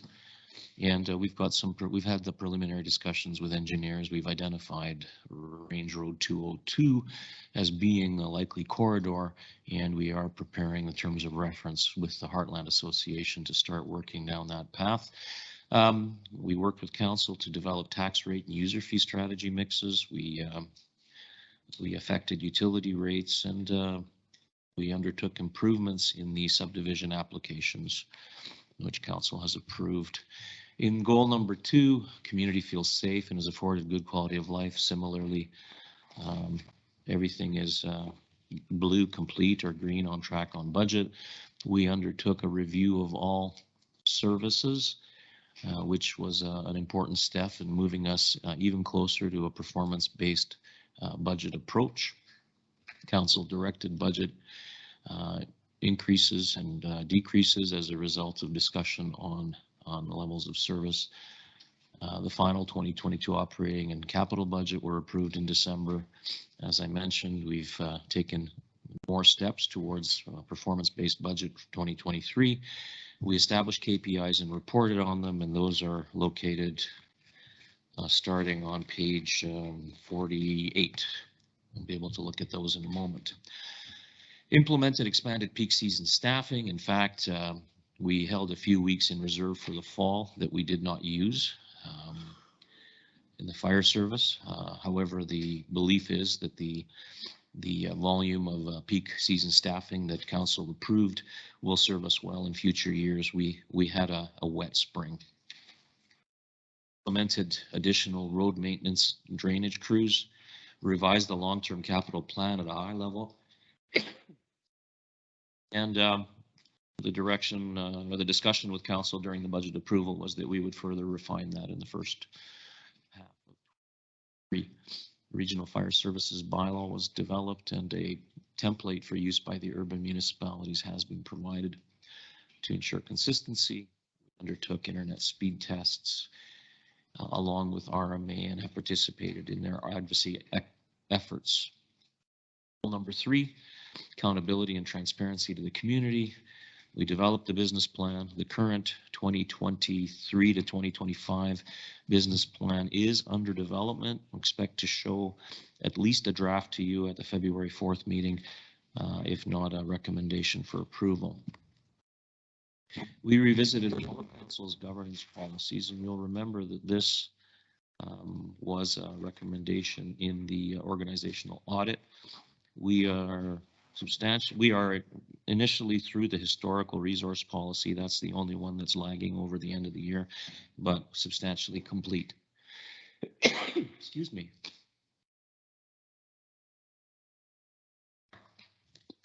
Other non-service policies were reviewed and updated. Reserves is on the agenda for today. Was ready, but other priorities pushed it on the agenda into subsequent. Thank you. Subsequent meetings. Procurement, the HR policy was also presented at the last meeting, awaiting further direction from council. We've established a register of bylaws and policies, substantially complete. Records retention is an area where we made some progress in 2022. However, given priorities, we deemed that what we had was adequate for the purposes of 2022, and we are seeking to complete writing that policy in the first 4 months of 2023. We have reviewed records practices, provided some coaching and training to key staff members that handle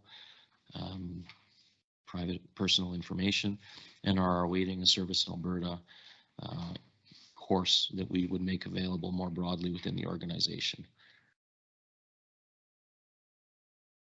Digitizing records is something that was on the 22 plan, however, originally scheduled to start in 2023. So that one is on track. Triannual reporting we're completing today. Implementation of the utility billing module is something that we intended to do. The vendor could not deliver. We were able to find and transact with council a workaround that has our water stations now working on a prepaid basis. The website has been redesigned. I think you'll agree that it's in a much better place now than it was a year ago. And we executed council's public engagement strategy. In terms of community assets achieving their maximum useful life, the rural road condition assessment was removed from the budget and therefore removed from the business plan. Asset management was deferred by council within the business planning schedule. I believe that was well, that was at either the first or the second, likely the second, given the resolution number. We implemented the paved road crack sealing. 25.2 lane kilometers of crack sealing was completed in a manner consistent with the business case that council approved. We introduced, prioritized, and deployed a new drainage section. The design build RFP went out, was awarded, but then re-awarded in June. That led to only 70% of the work being completed this year because of the late start. Council was not interested in funding the change order, but rather deemed it better that we go with a different supplier.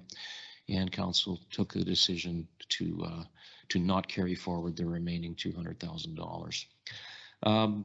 Implementation of the capital plan. Capital project supervisor was hired April 11th, and now he's our public works director.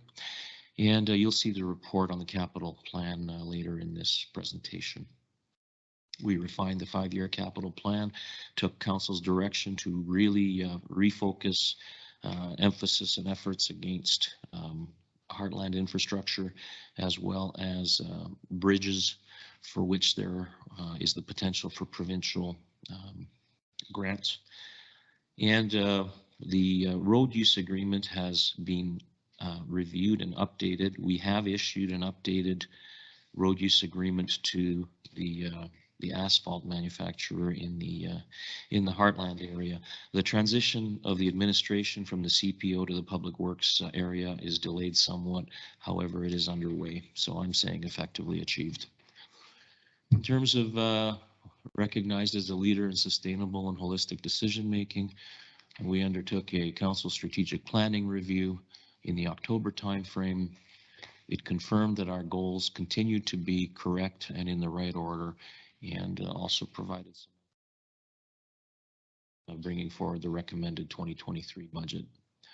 The municipal development plan, I'm saying on track. We were able to achieve 1 reading, and we had the public hearing today, as you know. Approval of the land use bylaw as above. Review of alternative road stabilization and dust abatement products. Staff have done some secondary research with neighboring municipalities regarding the use of DL10. Darby, correct me if I've got that wrong. And we're also undertaking a review of MG30 this year. Once again, using existing dollars to undertake that. And reviewing and consolidating an infrastructure master plan document with budget and strategic plan. We're assessing how to do that in absence of the rural road condition assessment. This was originally scheduled for Q2 2023, so in that regard, it is on track. In relationships, communications with staff has really increased. We conducted the employee engagement survey and implemented it. Shared the results with council. We completed the compensation and benefits review and implemented that. I believe all 3 of those were elements of the organizational audit. as was the next one, council team building. This is the other one that I had to mark as yellow. We originally had a team building session planned for October 25th. You will recall we had 3 strategic sessions spaced out. Got some feedback that there was too many meetings, and emphasis went towards a strategic review that led us to a special meeting where we made a commitment to a value-added industrial agricultural investor. Staff high-performance team skills has been implemented and completed in December. I'm showing the twinning anniversary Ukrainian settlement as complete. Staff did everything that we could to move this along. The event was paused and the budget was frozen. And we continue to pursue the signed MOU through the Consul General. Revisited the contract terms for the gravel haul and made adjustments to achieve the appropriate volumes of the appropriate gauge of gravel. And we did pilot contracted grader operations both winter and summer, and the intent is that we will continue to use it as required. Pursue options for gravel acquisition as part of the exercise of reviewing the 2022 and 23 contract gravel. We did explore alternative suppliers for various other gauges of gravel, and we intend to have with council a strategic session to focus on which options we should pursue. And I should note that that showed in the original business plan as Q3 2023. So again, I'll show that one as complete. And renegotiation of intermunicipal recreation cost sharing agreement. I am hearing some positive comments from my peer CAOs in the towns and villages that we may have an accord. I hope to provide a fuller feedback on that potentially as early as the next meeting. Then we had 10 items that were not in the business plan. Some may have risen to the significance of an initiative. Certainly they did compete with other priorities in terms of the time required to execute them. We really did crank up the regular reporting on operations. The payroll transition was significant. The emphasis on industrial business attraction, in particular in support of final investment decisions by at least one and potentially two industrial proponents. So I'd like to move into the next page 48, where we have the measures and indicators, and I do refer to them as measures and indicators because measures are things that we can influence to some extent. Indicators are things that kind of just happen. Now we'd like for all of them to improve and go in the right direction. So assessment growth. Sorry, Peter. Oh. Maybe before we proceed there, Sure, if there's just a couple questions on the status of the business plan. From my perspective, I don't know if the council has any questions here, but just let me find my. If you could use the index number and I'll make sure we get on the right page. 3.6, develop records retention policy.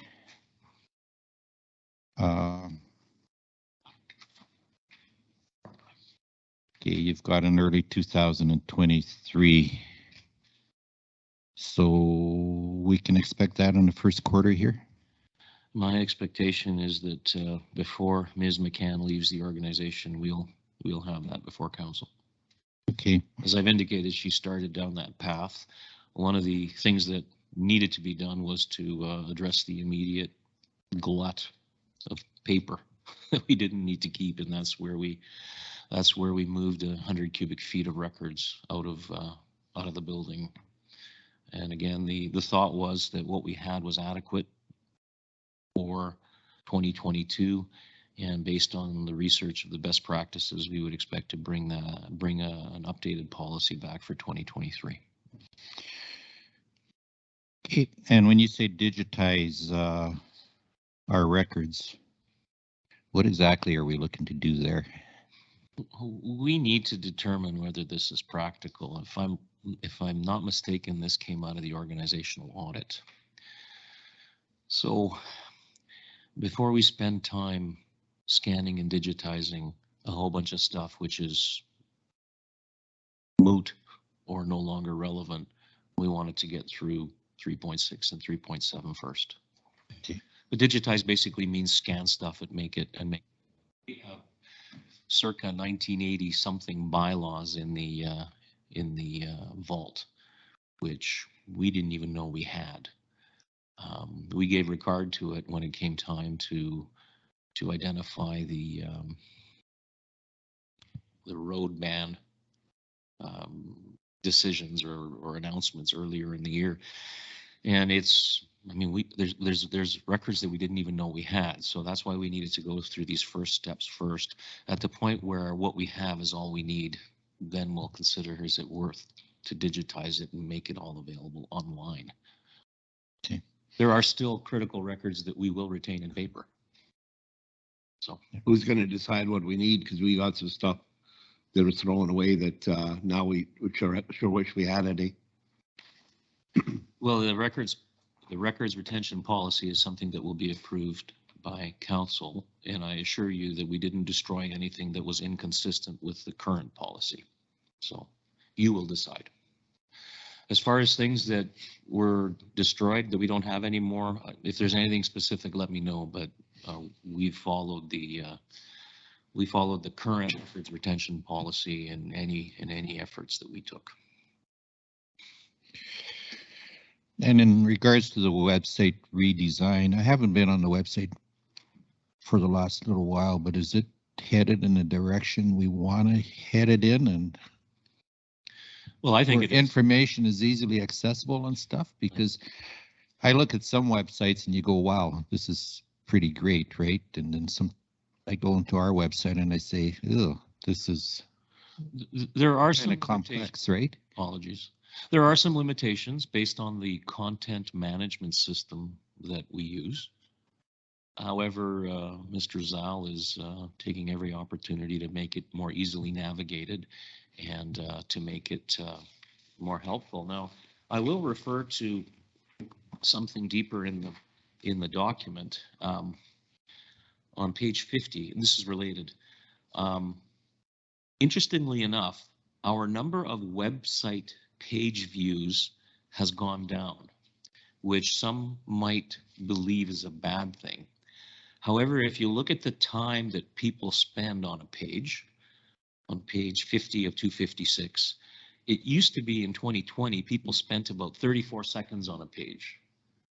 That might mean they gave up because they're not finding what they want to find. The fact that they're spending 1 minute and 18 seconds on a page now means they found what they wanted to find, they're reading it, and they're likely taking action. So there are some indicators like that that are suggesting that the website has improved.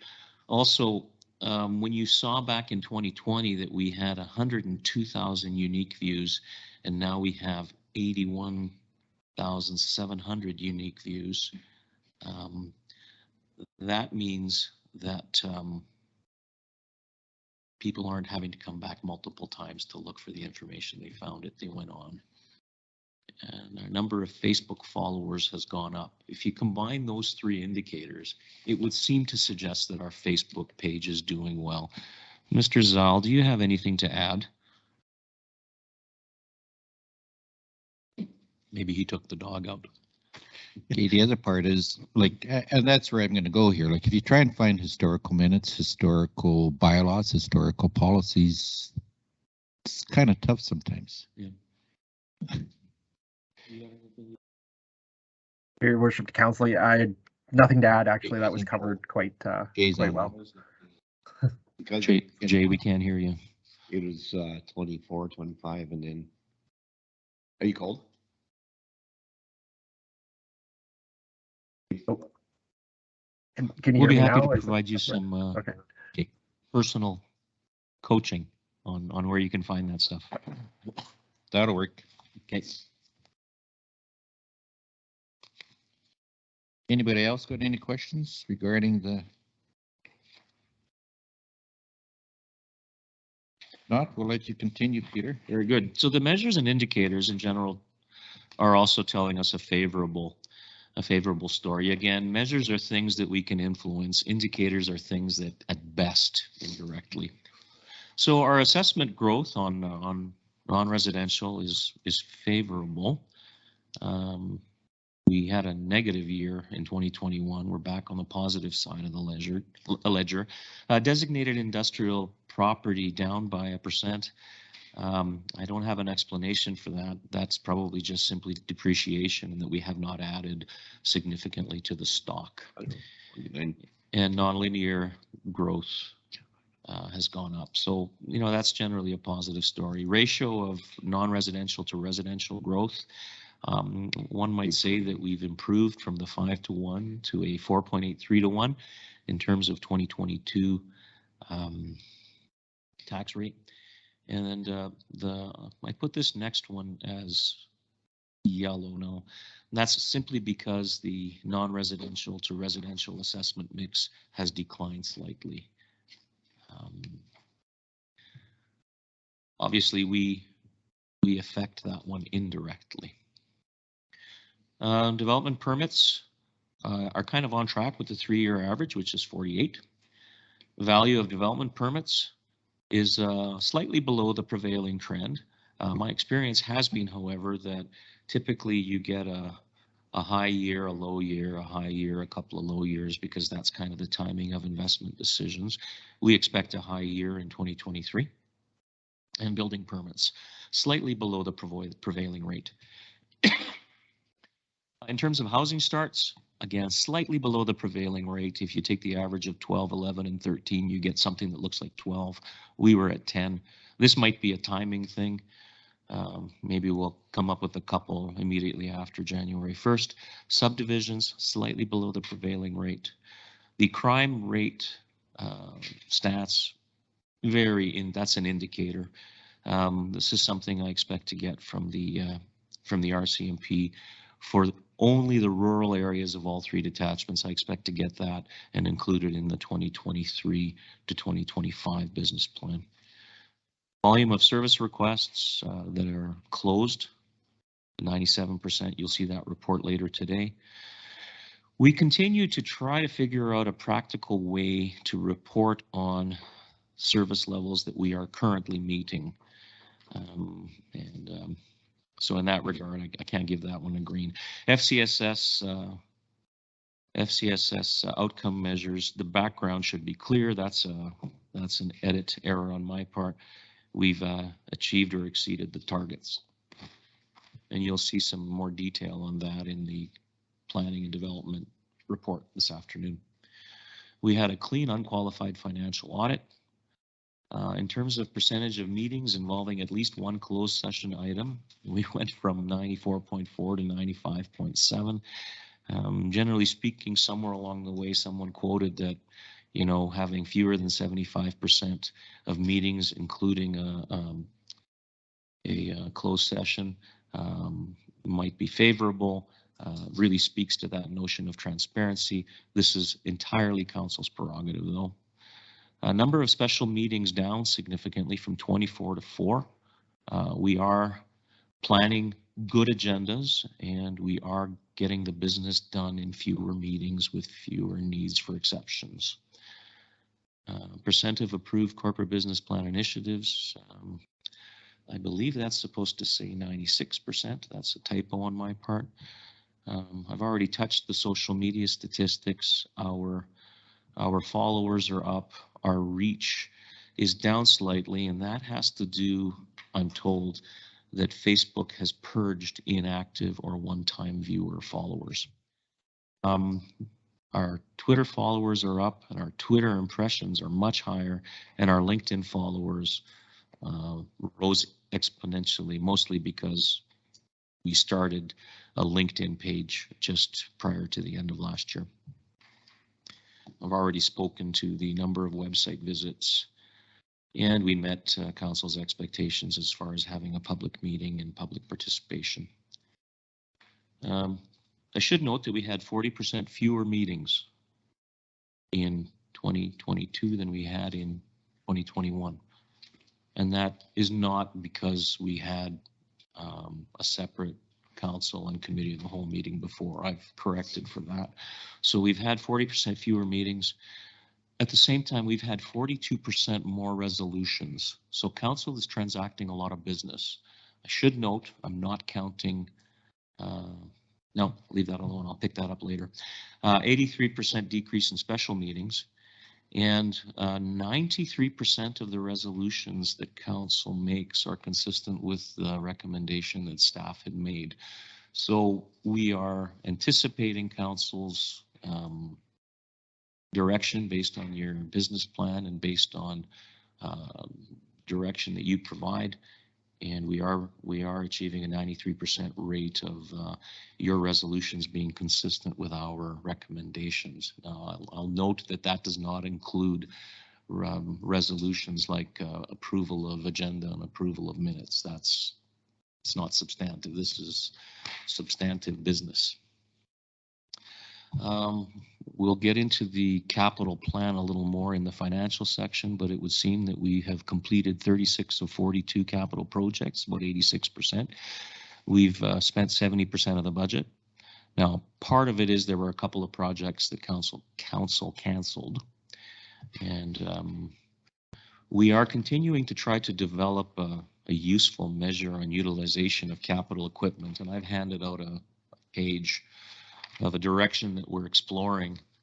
And because some of our most important capital equipment is graders, we've looked at the beat graders and we've looked at the program or spare graders. The last column shows that we anticipate a grader to be in service for 228 days based on normal utilization. Our average days in service was 87% of that. Our median days of service was 85%. Median means if you line them all up from start to finish, the one in the middle. Average often is different than median. And the program graders, we expect to use a little less because they're typically used in the summer for things like dust abatement or graveling or shoulder pulling. So we used 99%. And 102% for average and median. This is something that we provided for illustrative purposes. We're still working on having a measure that's going to be meaningful to council, but also helpful to us when it comes time for us to plan and recommend the capital program. One huge measure under goal number 4 is 4D. In 2021, we carried forward 40% of the capital budget. We didn't get the work done. In 2022, we're only carrying forward 11% of the budget. So again, as I said, we've had a pretty good year and we've tightened things up. As a recognized leader in sustainable growth and holistic decision making, this is where I had that reference to 93% of council's decisions being consistent with the staff recommendation, and we obviously take our direction from the strategic plan. The LUB and MDP received 3rd reading. Had to mark that one as yellow. We only were able to achieve 1 reading, and that had to do a little bit with a log jam of work in the latter part of last year with the budget and other things. We believe the MDP and LUB are consistent with the strategic plan, and proportion of established service levels consistent with strategic plan. Given that we reviewed every service in every operating department and the council provided direction on them and updated the service policies where required, we believe we've achieved 100% of service policies reviewed and adjusted. In terms of being committed to sustainable relationships, you'll recall earlier in the year we presented to you the results of the employee engagement survey, which indicated an index of 76.7% of staff are engaged, meaning they feel like they're involved in their work. Obviously, there was opportunities for improvement, particularly with our field staff, and those are things that we are endeavoring to address. Our OH&S audit results were an improvement from 80 to 84. Our percent of staff turnover disappointed me a little bit. I thought we would have fewer staff turnover, but as I dug into it, I found that in 2022, many more of the departures were initiated by the employee and a much smaller number was employer initiated. And I think that's important. We got people having a stronger sense of the organization being committed to them and working with them.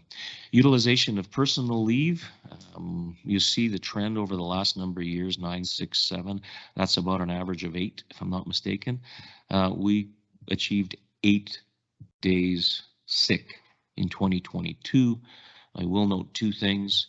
COVID had a bigger role in 22 than it did in 21. Yeah, particularly in terms of staff embracing the fact that if you're sick, you stay home or work from home if you can. The other thing is that 8 days is skewed upwards somewhat by those staff working an 8-hour day. And are there any questions on this second attachment? So have any questions before I present my one? Going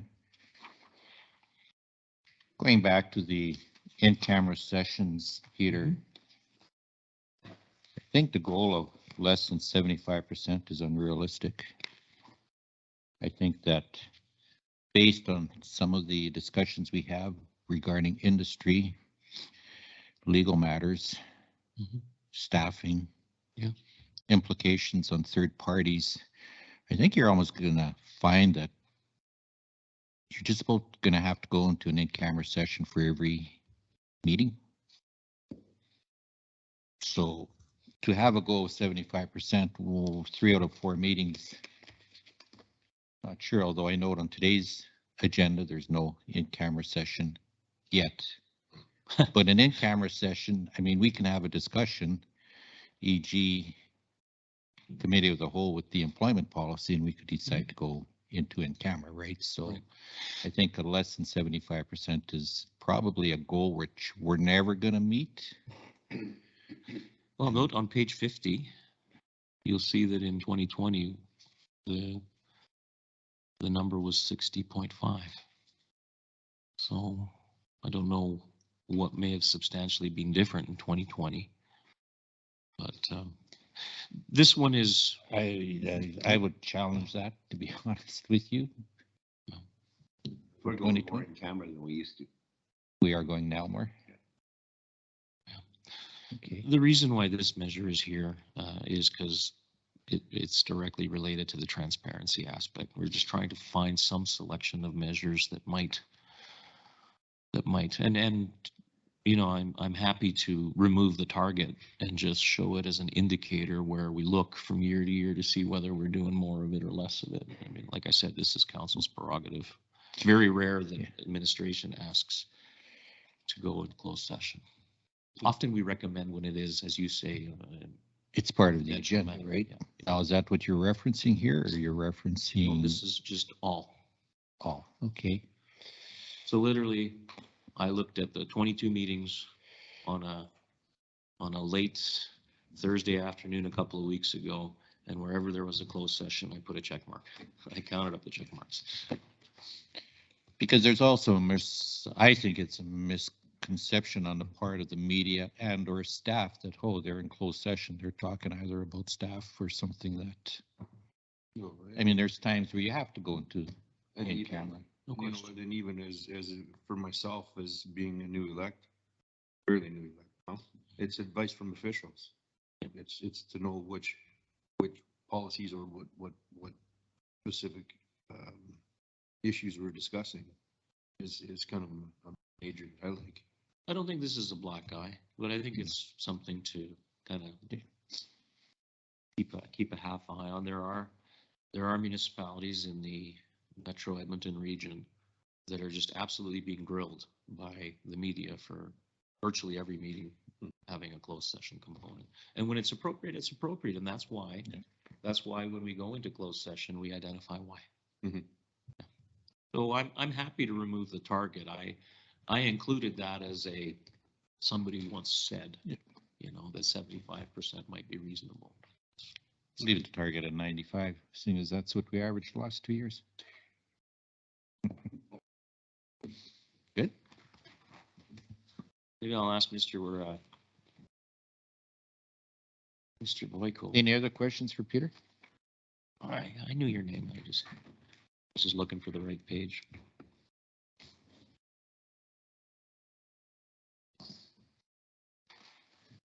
So we're now on page 54. Well, we can look at both. So I'll first point to the report. So good morning, Council.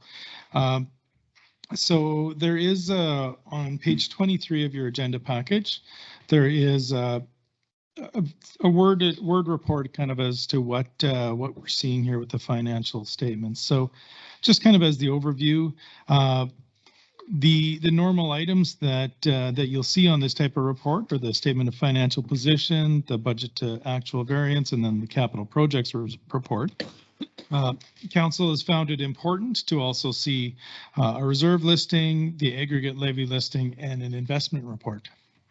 So the report as well that I'll refer to is on page 54 if you'd like to look at it. So, but as Mr. Tarnowski had said earlier, we had a very good year. So the financial statements are showing a surplus of $283,318 as of December 31st.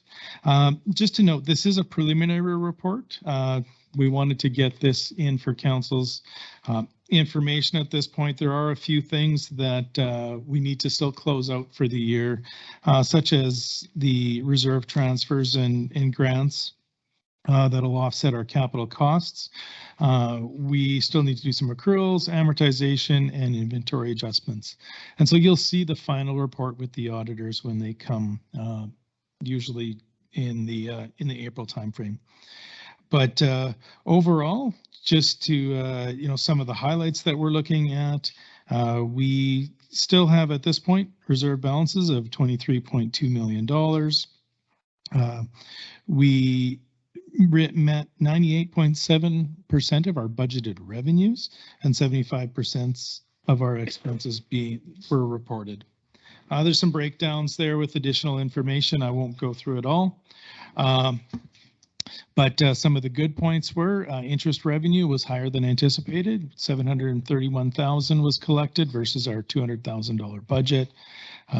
Aggregate levy amounts, there was considerable work done on that and collections on that. We still have Q4 to be recorded, and that'll be accrued in the year-end process. But a lot of what's happened is just by the attention that staff have put to it has made these vendors in the area provide more accurate reporting.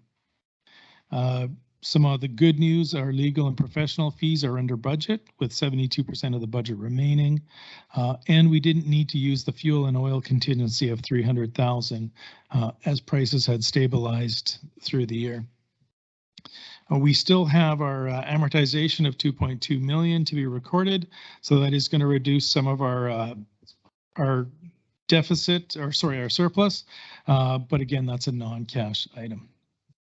Capital projects, most of the capital projects were on track with some cancellations during the year by council through discussion and resolutions. And approximately 11% were carried over into 2023. And those were discussed in the 2023 budget deliberation.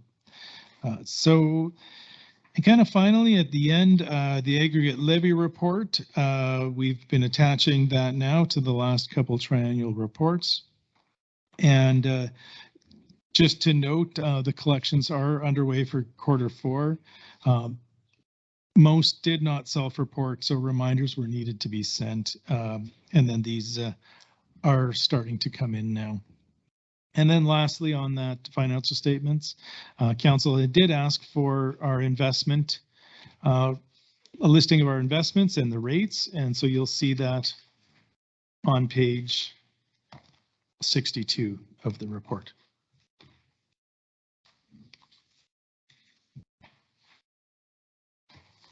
So just kind of we did, like we said earlier, it was a fairly good year. There was a lot completed, as well as, it was good to see that a majority of our revenues were collected in the year.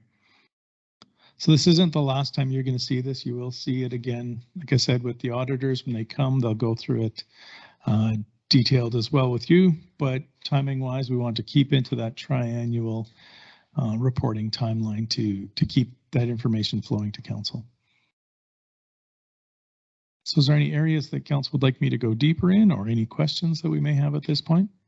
One of the sheets for capital projects was just a larger version was given to you here. So if you need to look at that, as well as the aggregate levy report was printed off larger for you as well.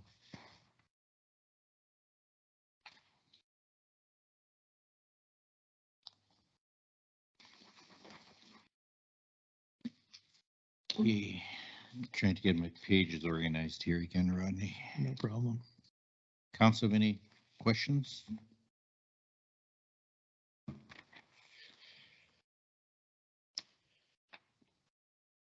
Okay, you're showing an operating deficit of 3.489 and a capital project surplus of 3.2.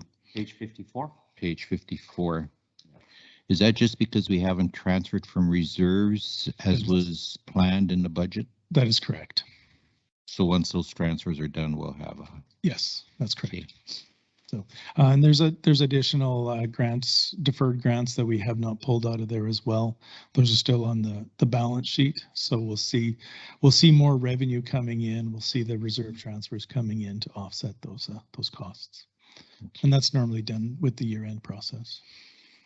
Because originally we had planned for about a $1.5 million deficit overall. That's correct. So the increased revenue from investments, the non-use of the 300,000 contingency for fuel and stuff, that would have all worked to reducing that projected deficit and resulting us in being in a surplus here, right? Absolutely, that's correct.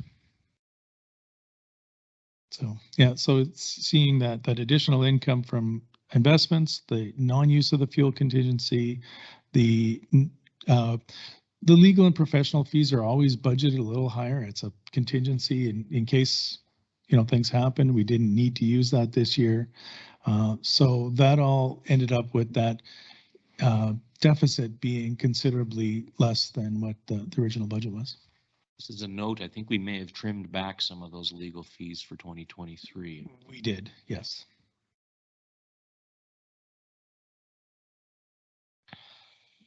Okay, but is it part of that recovery the fact that we didn't complete some capital projects in 2022? Because we had budgeted for 4.6 million of capital projects and we only completed 3.2 million. Right, but those were all fully funded from reserves, Okay. and some grants. So the operating deficit surplus should not be that much different after all the adjustments are made. Do anticipate it changing, yes, but because the capital projects were funded primarily through reserves, we're not going to see a significant change there.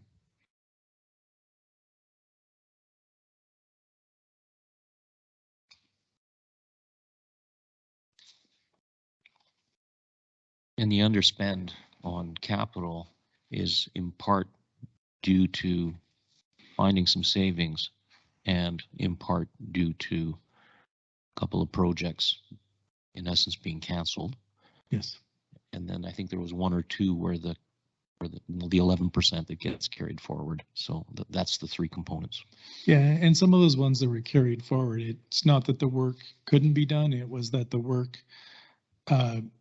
was planned and it would better serve to do that in the following year, such as engineering reports on projects. Okay.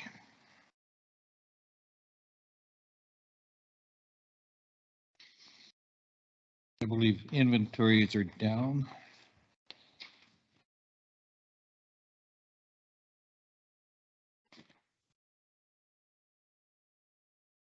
Yes, they're down slightly, 1.03 versus 1.356 in 2021. So that's primarily gravel. And again, those there still will be some adjustments to come on that. So we'll report on that in the final report of the year. We have staff counting nuts and bolts at year end. We haven't done nuts and bolts as much. More it's the big items, Culverts and yes. Stuff like that. So, okay.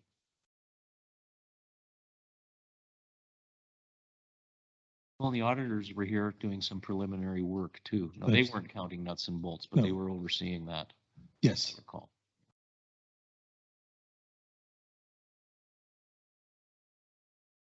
Yeah, and the preliminary work, they had very minor adjustments. They were pretty satisfied with what they saw.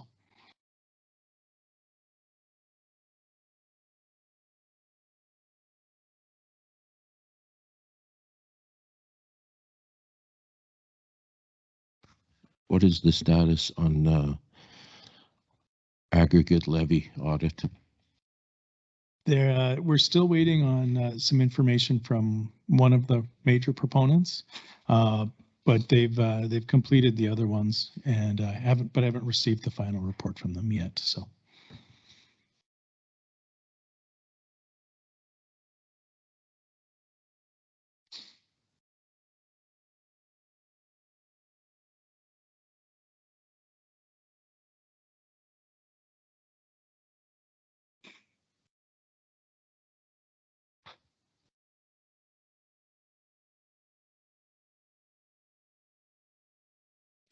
Any other questions?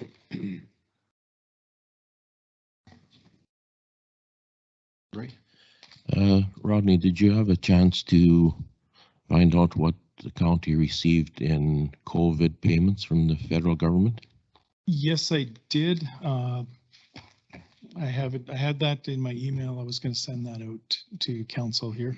My apologies for not getting it before the meeting, but I'll get that out for you. Just to know, most of it was used to cover off the loss of income for utilities and taxes that the province had said you could defer, and cover off costs of staffing. So, but I'll get that detail out to council today if possible.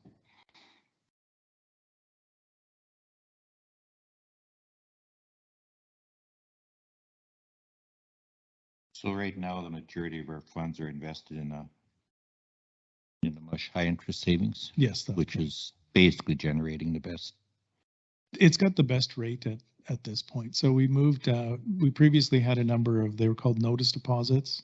Those were our lowest interest ones. So we've moved those out of that and into the mush, and the rates are changing and these are coming due, then we're reinvesting them in the higher interest accounts.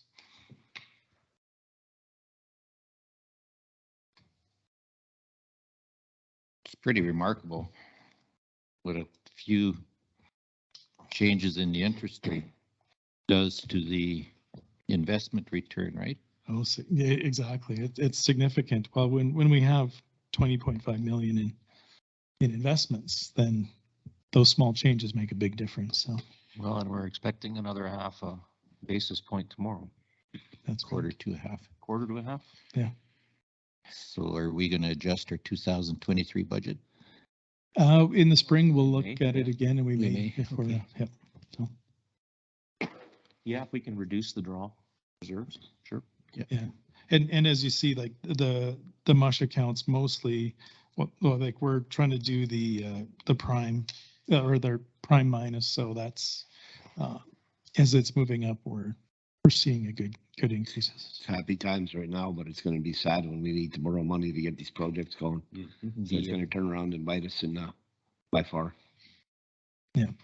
One of the things about borrowing is that we do borrow from the province, so the rates are, usually better than the commercial banks. So good time to hold cash.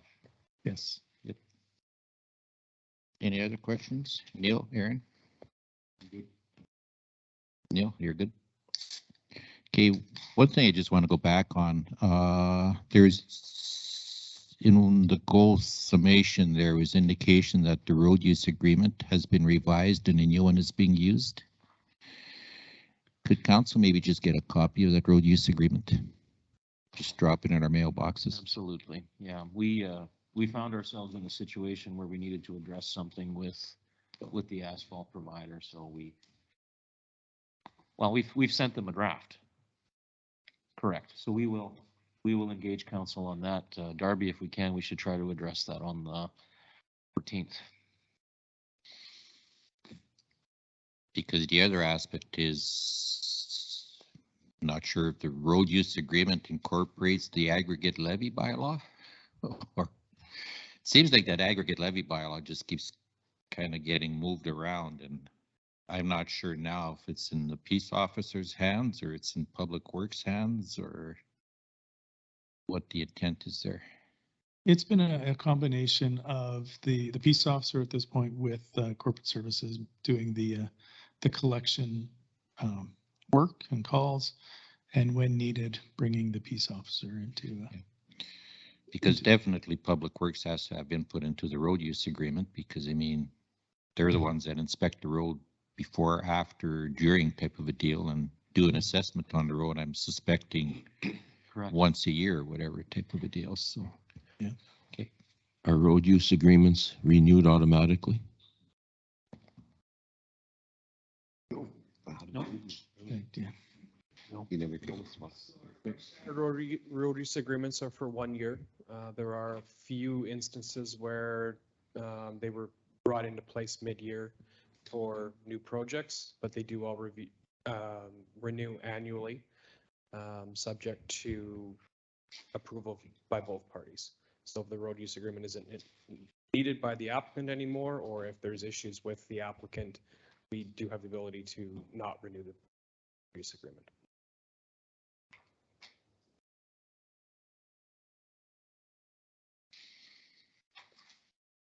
Okay. Any other questions for Peter and or Rodney regarding the triennial report and or financial statements?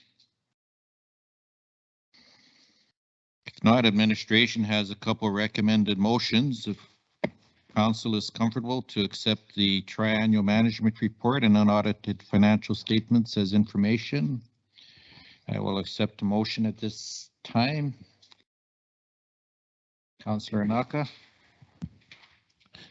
Okay, I move that Lamont County Council receive the 2022 third triennial management report and unaudited financial statements as information. Questions or concerns? Debate? Seeing none, all those in favor? Aye. Yeah. Dan? Aye. Thank you. Sorry. It's carried 5-0. Okay, now I will look. We have 2 DWs. I was wondering if. Yeah. Okay, now I'll look for a motion that Lamont County Council direct administration to use the information for the year-end reporting and as a basis for business planning for 2023 to 2025. And that Lamont County Council direct administration to use the information for year-end reporting as a basis for business planning for 2023 to 2025. Any questions or concerns?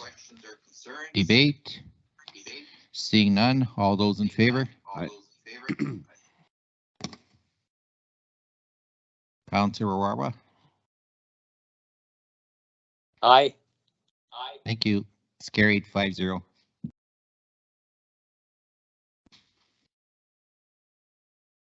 Okay, let's move on to item 6.2, request for waiver of penalty on tax roll number 078353000.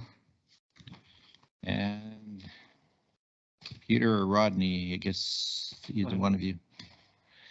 Thank you, Mr. Reeves. So we have before you a request from a resident for cancellation of their tax penalties.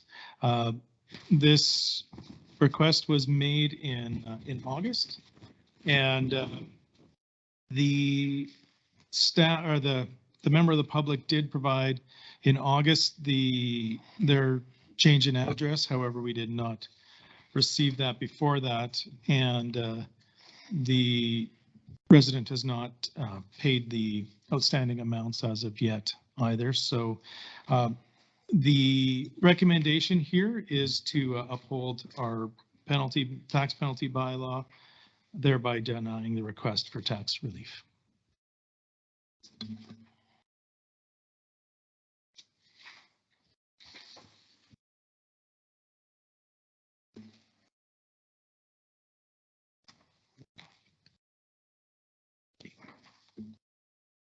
All right, council, have any questions or discussions on this request?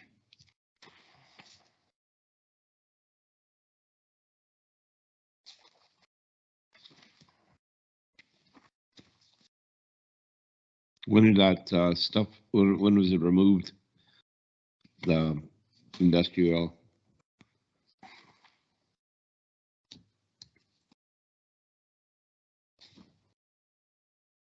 No, I think you might be on the wrong one, Neil. Hang on. It says page 72, no? This is page 63. 63 to 71. 63.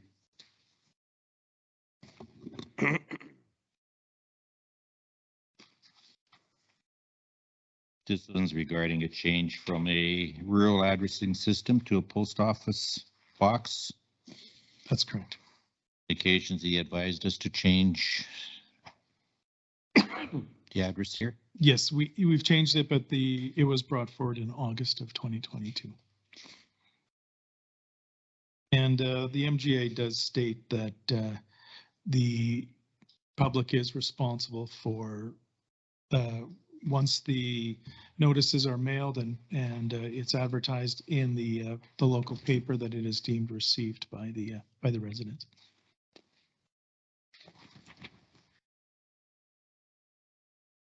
The situation prolonged over 3 years.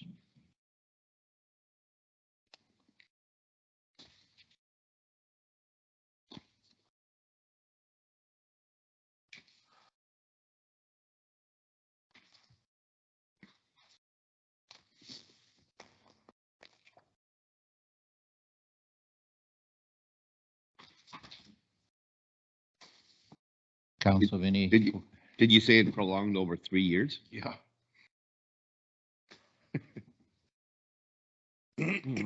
As I understand it, the person was able to rely on the person at the post office to take it and put it from their rural address to their mailing address. Sorry, from their box to their mailing address, and the adjustment was never made. In the third year, they couldn't rely on the person to do that for them. So you missed 3 years. No. I'm just going by memory. In the first couple of years, the person at the post office gave it to them without the address being changed. In the third year, it didn't. On page 67, it notes that in the bottom paragraph.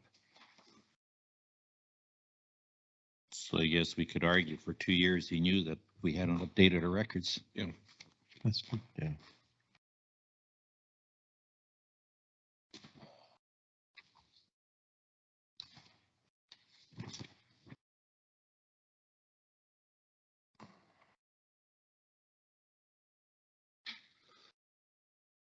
Okay, if there's no questions regarding it, the recommended motion is that we uphold the 2022 penalty. If someone puts the motion on the books, we can see if there's further questions or concerns. Councillor Wick. Make the motion that Lamont County Council uphold the 2022 tax penalty on tax roll number 078353000, thereby denying the request for tax penalty relief.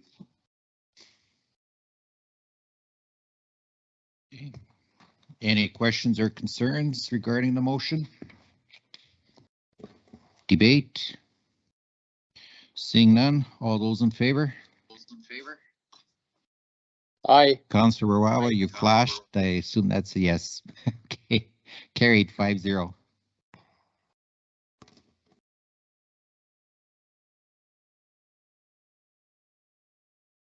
Okay, we'll move on to item 6.3, write-off outstanding taxes for tax roll number 062922020. So this is an industrial tax roll, and administration has made a considerable amount of effort in attempting to collect on this one. However, there is no properties within the county that we can put any special liens on.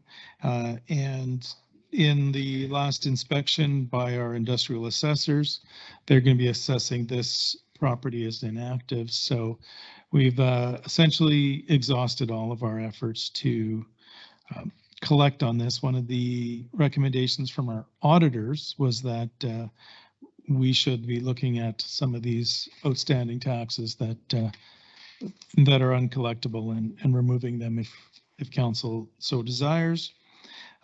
This is one that was, as you'll see on page 72, it was once owned by Imperial Oils, but has now reverted back to the province, and the province will not be paying the taxes on that. So unfortunately, the linear tax and the well tax has been something that we've in the past have had very little ability to collect on. So administration is recommending that we write off the outstanding balance of $14,000 for this particular tax roll.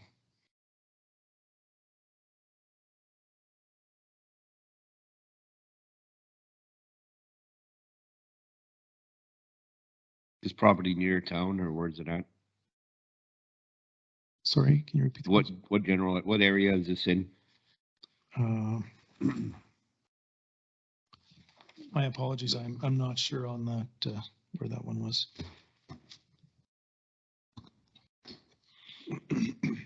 I can look that up if council desires and bring that back later on in the meeting. And this doesn't affect that grant that we have, provincial grant? No, that does not affect that grant. So Okay.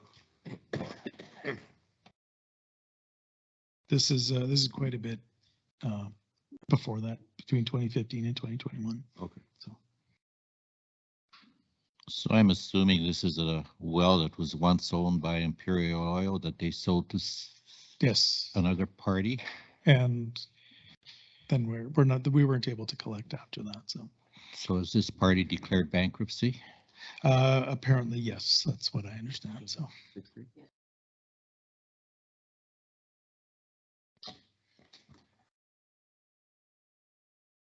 So I'm sure the province inherited it as an abandoned well. Was an abandoned well, yeah.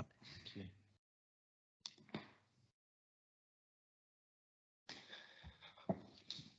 And this is taxes plus penalties since 2015? That is correct.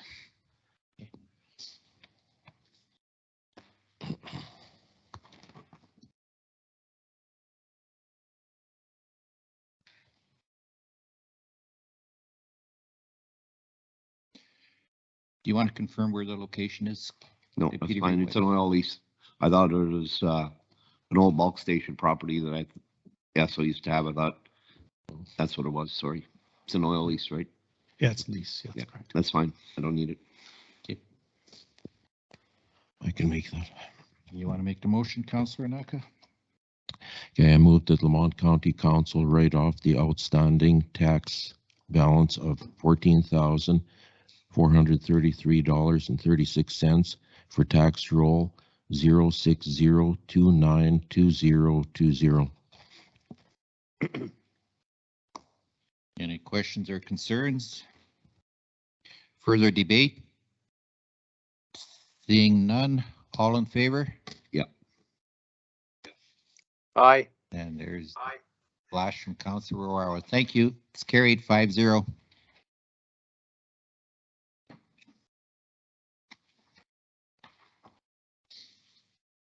Okay.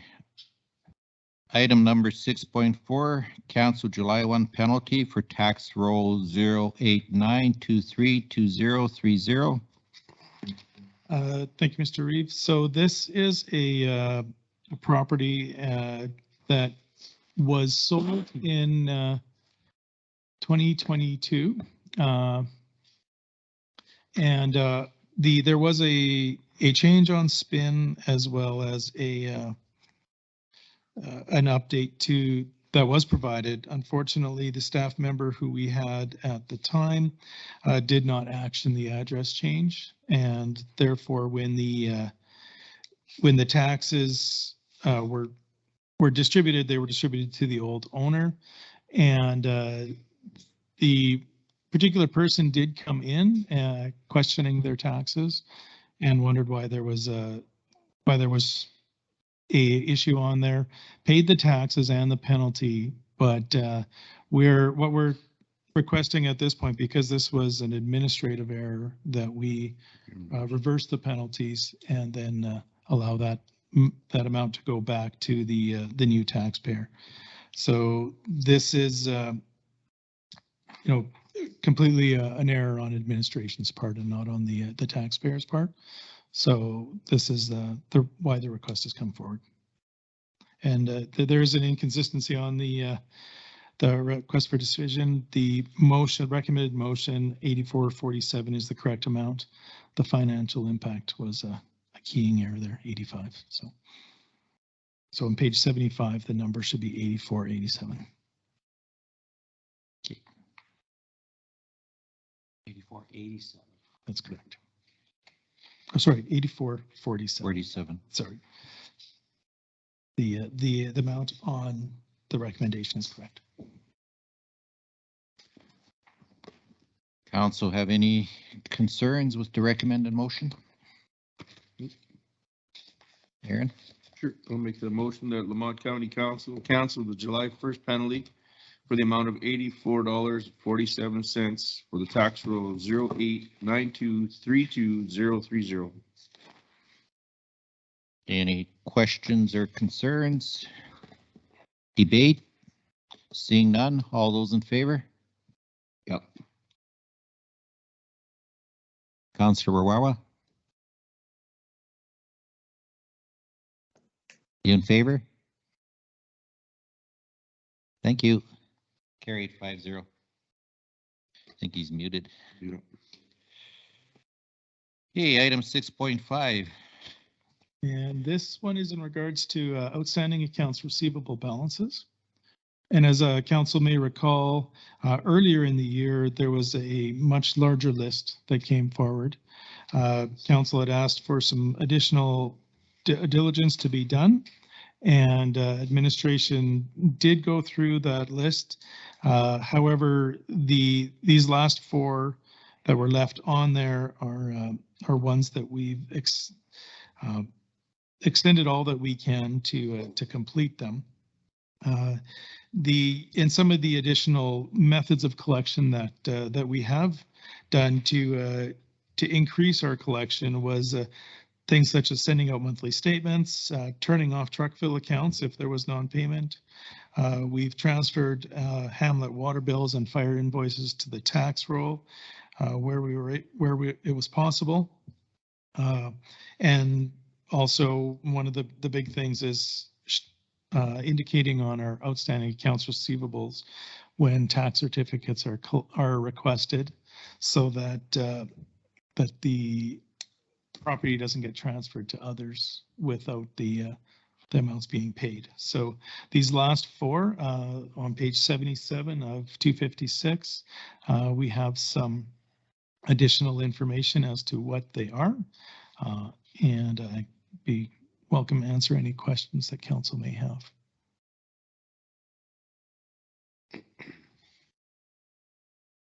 Yeah, that first one for $27,000. I was told that this company had a bond when they came to haul, and we doubled the amount of the bond, and then they went into receivership, and the bond was transferred to someone. So what good is a bond? Well, in that particular case, you're correct. The bond, there was a bond, but it had expired and wasn't renewed by members of administration of the time. This is a fairly old debt. And the company now, we've reached out to the receiver as well as everybody that is listed, and there's Okay, nothing left in the organization. okay, thanks.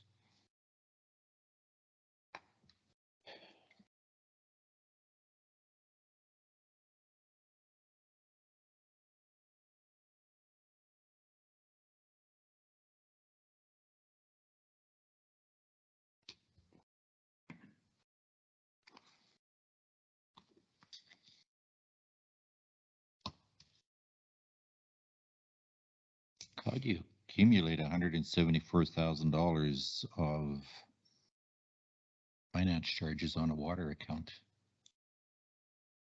Are you asking about the? That's the third one, the third Yeah. account?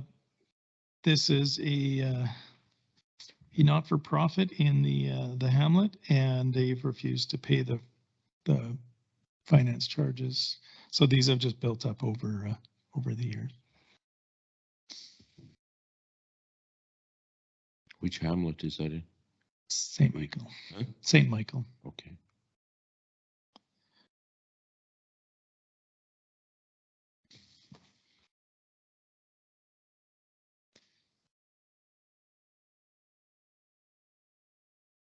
And the fourth one is just an NSF check we can't track down, eh? This is an item that it goes back to 2015 that the original amount was put. It is there is no records that we're able to find out why that charge was put on the records, and the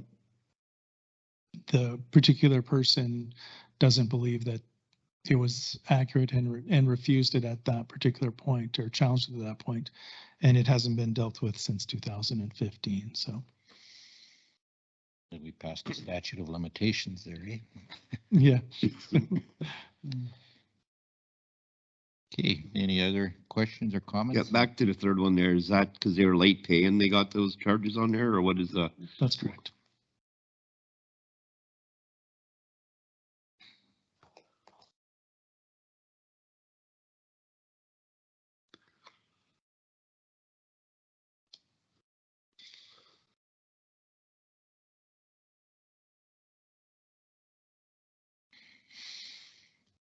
Any other questions?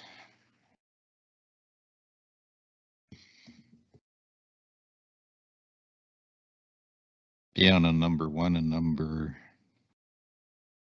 4, you're probably not going to have too much luck trying to collect those, eh? No. Not without being, well, number 1 for sure, and number 4 without being able to prove what that invoice was for. It's almost impossible. Okay. No other comments or discussions? Somebody want to put the recommended motion on the table? Right? I move that Lamont County Council write off the following account receivable accounts in the total amount of $36,025.50. Account number 002780 for $27,917.43. Account number 003020 for the amount of $787.23. Account STM 10001 for the amount of $174.89, and account number 005225 for the amount of $7,145.95.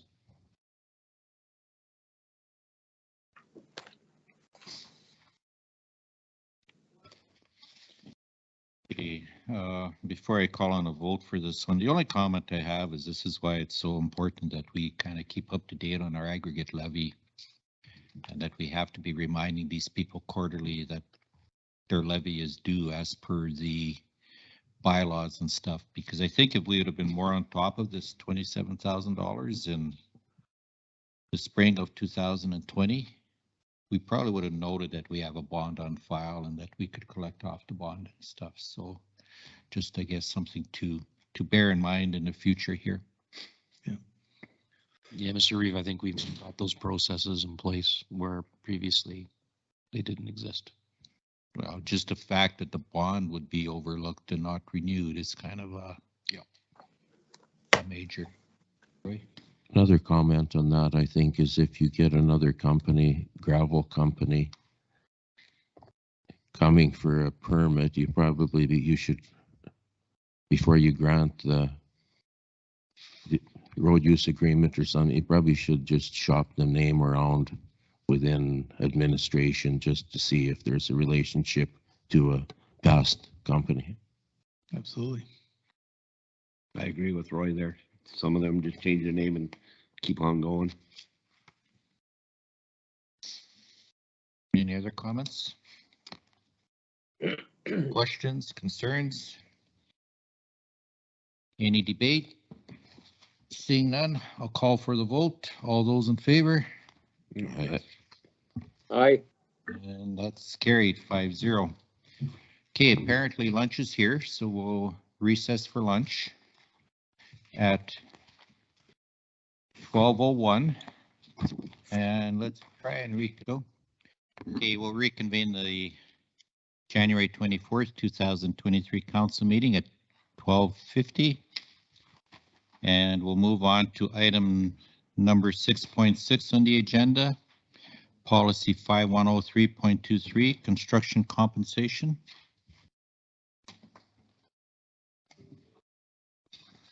So while Mr. Dietz is handing that out, I'll reference that this matter was before council at the November 7th meeting, and bringing it back now as a recommendation for approval. Reeve pointed out yesterday that the current policy was not attached to the agenda, so that's what Darby has just handed out, and he will point out the changes that that have been made as a result of the committee of the whole discussion that council had back on November 7th. So as Mr. Tarnowski has said, we're presenting before you proposed changes to the construction compensation policy 5103. The current policy to the new policy, the major changes have to do with the compensation for borrow pits and for landscape backsloping areas. The other change we're recommending is within the existing policy, it sets a maximum rate of $3,000 per acre in outside of the industrial heartland area. Having a maximum price per acre could impact land purchase negotiations on projects in the future. So as shown in the attached proposed policy, what we're recommending is that the offer to purchase be based on historical sales and the current market value of the similar property in the area of the road construction proposed. As far as the compensation for borrow pits and landscaping, we've taken a look back to what was done in the past under the current policy, and with council's input, we're recommending that payment for borrow pits and landscaping be done in two parts. So there'd be $1,000 per disturbed acre plus $2 per cubic meter of clay removed, which will be based on a pre and post survey. The third change, as requested by council, we had our ASB department to review the payment for crop damage. So looking through them, they've all been increased slightly to current market rates.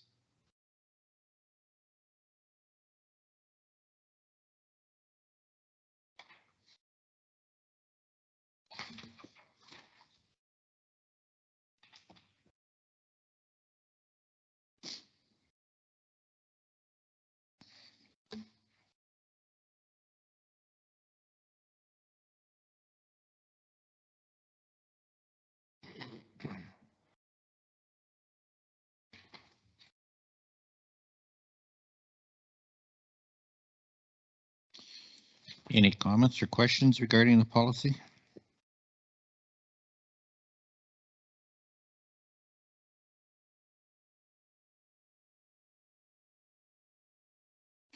Darby, you said ASB helped you with the compensation rates? The compensation rates for crop damage were put together by our ASB department, yes.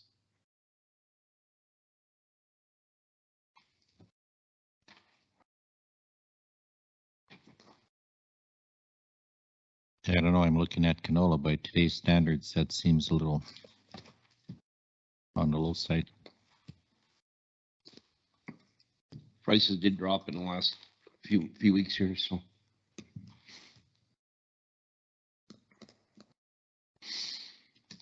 18 times 30 is 540, I guess, right?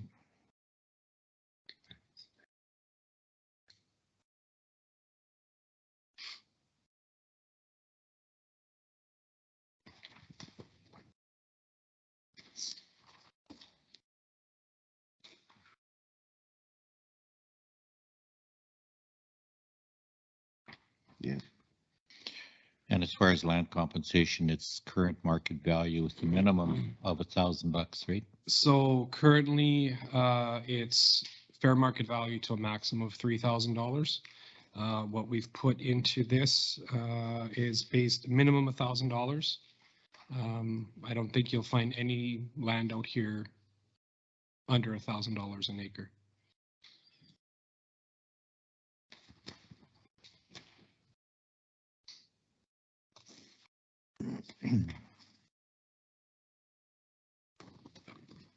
Any further questions or comments for Darby?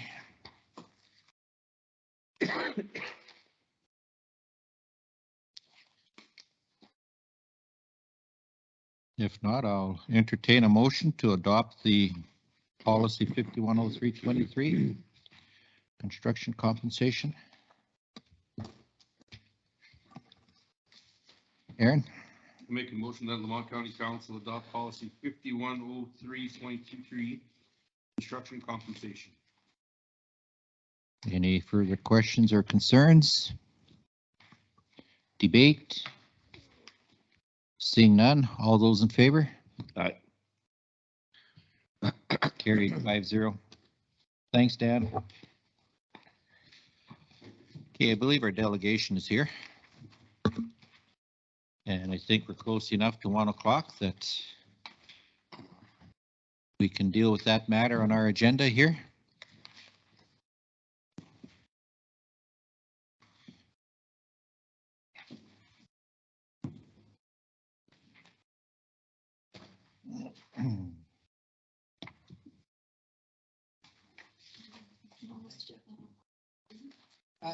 You're welcome to, Mike.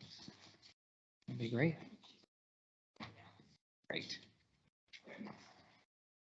Thank you for that. Well, thanks for having us. We appreciate it. Okay, well, thank you and welcome to our January 24th, 2023 council meeting. As councillors, we'll quickly go around the table and introduce ourselves, and then you can introduce yourselves, starting with our Deputy Reeve. Hi, Neil Whitus. I'm on Division 5. I'm on the northwest side of the county, Lamont, Bruderheim, and north to the river. Oh, right on. I'm Aaron Wick. I'm Division 2 councillor, which would be the southwest corner of the county. Yeah. Roy Anaka, Division 4 Counselor, that's the northeast part, Andrew area. Oh, okay. Dan, you want to introduce? Warmoth, Division 1 Counselor and member of the board. You're fairly quiet there. Oh, Yeah, he's our rep. Thank you. Sorry. Appreciate him on the board. That's great. I was like, yeah, he's not here, but there he is. Yeah. Looking over my shoulder. Yeah, okay, so yeah, Councillor Wawa represents Division 1, which is the Mandera area, and I represent Division 3, which is sandwiched between Division 5, 4, 1, and 2, and Surrounded. includes the hamlet of St. Michael, the hamlet of Wastock, and goes up to the North Saskatchewan River. That's wonderful. So if you gentlemen would introduce yourself, then Excuse me, I'm Larry Tiedemann. I'm a counselor with the town of Tofield. I've been with Northern Lights for quite a while, and I've been a chair at Northern Lights, so I have some background up there. And I'm James McDonald. I'm the executive director. I think I've met a few of you, so it's good to see you again. I'm glad to be here to give you a bit of a report card on how we're doing. I think everyone is pretty familiar with what Northern Lights does. We're one of 7 regional library systems. We support the northeast of the province. We've been around about 30 years now. And so I'm going to speak to what's up on the screen there, this kind of bit of a report card on how we're doing and what we're due for you. This is just a small window into what we do. We could be here all day if we talked about all the various things we provide, but we chose these stats to present to each council just to kind of give them an idea of some of the things that are happening. As you know, we have increased the library levy rate to be members. If you look on the back side of this, last year the rate was $5.23 per person. Your board paid the same, library board. We have increased that by 1.5%, so it'll be $5.31, about 7 cents per resident. And so we appreciate your support with that. These numbers are from 2021. We're still early in the year and we're waiting for all the libraries to finish their annual reports before we get the exact numbers. So just keep that in mind. We still do base your population off the 2016 Municipal Affairs population list. We do that because they use that same population list to determine what your operating grant is for your local libraries and for the system. So while you're paying a little bit, potentially a little higher, I'm not sure if you're one of the populations that has fallen, you're also getting grant money at that rate as well. It says here library users 77. So remember, this is 2021. This was a bit of I saw this morning. I thought, oh boy. So I had some calls in to get the actual numbers for 2022. So this is a bit of a good news story. 2021, Lamont County of all our counties probably was hit the hardest in terms of library usage with the pandemic. You have as many as 500 registered users and over 200 active users right now today as in 2020. Early 2023, still on the lower side, but it is a good indication of continued growth and people coming back. And because your libraries are several of your libraries are in schools, those schools didn't permit any access at all during the pandemic. It really made it a bit of a hit. But we've done double the usage in terms of users. So when you look at these numbers, it's likely that those numbers you could probably double as well, though I don't have the actual numbers yet until those libraries finish their reports. So last year, to be a member, you paid $20,000. It'll be up a little bit in 2023, just a small amount, but it was a little over $20,000. You took a book allotment. So basically what we do there is $2.15 per person. We set that aside as a capital reserve fund. We don't use that for our operating costs, such as sending the van out here to deliver books and that sort of thing. We use that solely for the purchase of new materials. So you do have a healthy budget there. For every dollar you're investing, even in 2021, you were getting $24.25 back out of value, just based on these stats. That's not including things like the internet service that we provide or the Wi-Fi or anything like that. So in 2021, you circulated 2,100 ebooks, 1,000 e-audiobooks, and 5,700 print materials to your county residents. So these are numbers for your county residents, not for those in the municipalities within the county. You are a net lender, so your libraries lend more to the libraries in the system and beyond than they particularly borrow. So we appreciate that. That's a good indication that your libraries are purchasing stuff that people want. But you're not, and also probably an indication of your closures, right? That you weren't able to directly give them to your county patrons.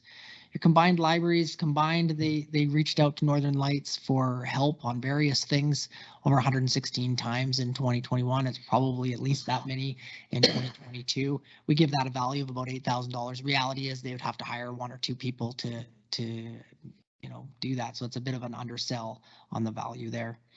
Your library's purchased more than almost 900 books in 2021. I think it's about similar this year. And you saved $7,000 just buying through Northern Lights. So they can buy themselves. They can go to Costco and buy and get a reimbursement through their book allotment. But if they buy through us, we spent $411,000 on books for the system last year. Those books, because we buy in such quantities, we get really great discounts. And so we know this is a real number because we record the retail value of the books as we buy them, and then we record what we actually spent. So you saved quite a bit of money there. Plus another $3,500 in materials for processing those books and the stickers and the laminating hardback covers and all that sort of stuff. So things that your library doesn't have to do for themselves. That doesn't include the staff time that goes into that.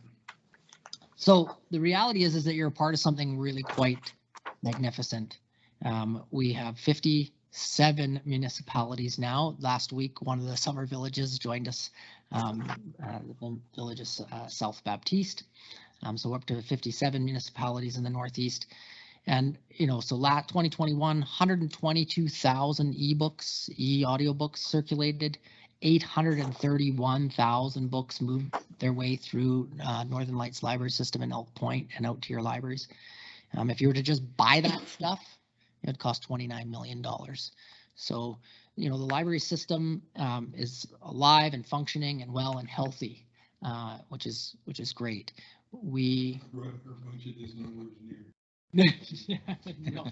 It's on that other side. It's about $2.4 million annually, and that covers everything from the gas in the cars to the tires on those vans and the salaries of those that sort materials, etc. So Northern Lights is doing its absolute best to stretch that dollar as far as we possibly can. There was a 1.5% increase last year. It's likely we'll continue to move forward with 1.5% increases. That's less than inflation. Even when you don't count these crazy year that we're in with inflation, it's less than the average inflation over the last 30 years in our life. The reality is, Northern Lights, before this, it was 0, 0, 0, and then you get this 1.5%. And if you look back over the course of those years, what happens is 0, 0, 0, big spike, 0 is a big spike, and it averages out to about 2.2% over 30 years. We want to keep that much more modest, predictable for you, predictable for us, and I think in the long term, you end up spending less money that way. But again, we're trying to stretch that dollar out. So some of the ways that we've done that, rather than just say it, I'll talk about what we're actually doing. So some of the ways, we used to have 3 vans.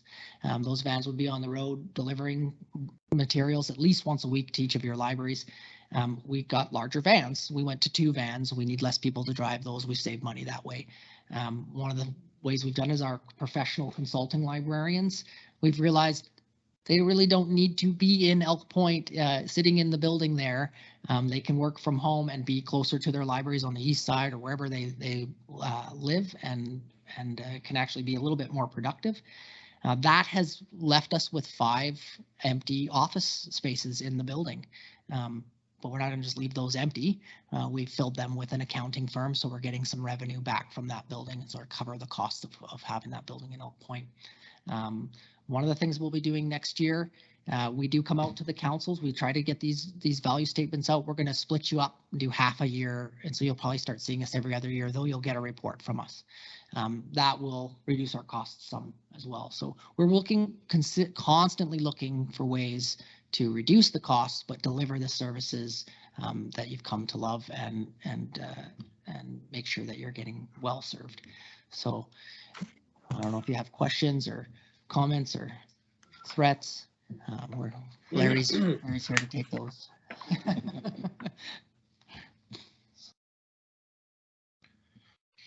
So am I reading this correctly, James, that essentially the 4 libraries in Lamont County are getting $288,000? The county residents are getting $288,000 worth of value.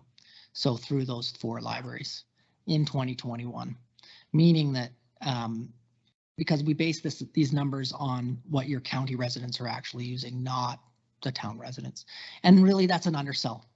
you know, your municipalities are paying for those buildings and all of that extra stuff that your county members aren't paying for. And so that's a bit of an undersell. And I would wager that given that your library usage has more than doubled in 2022, when we finally look at the annual reports, you're going to probably see that number double or close to.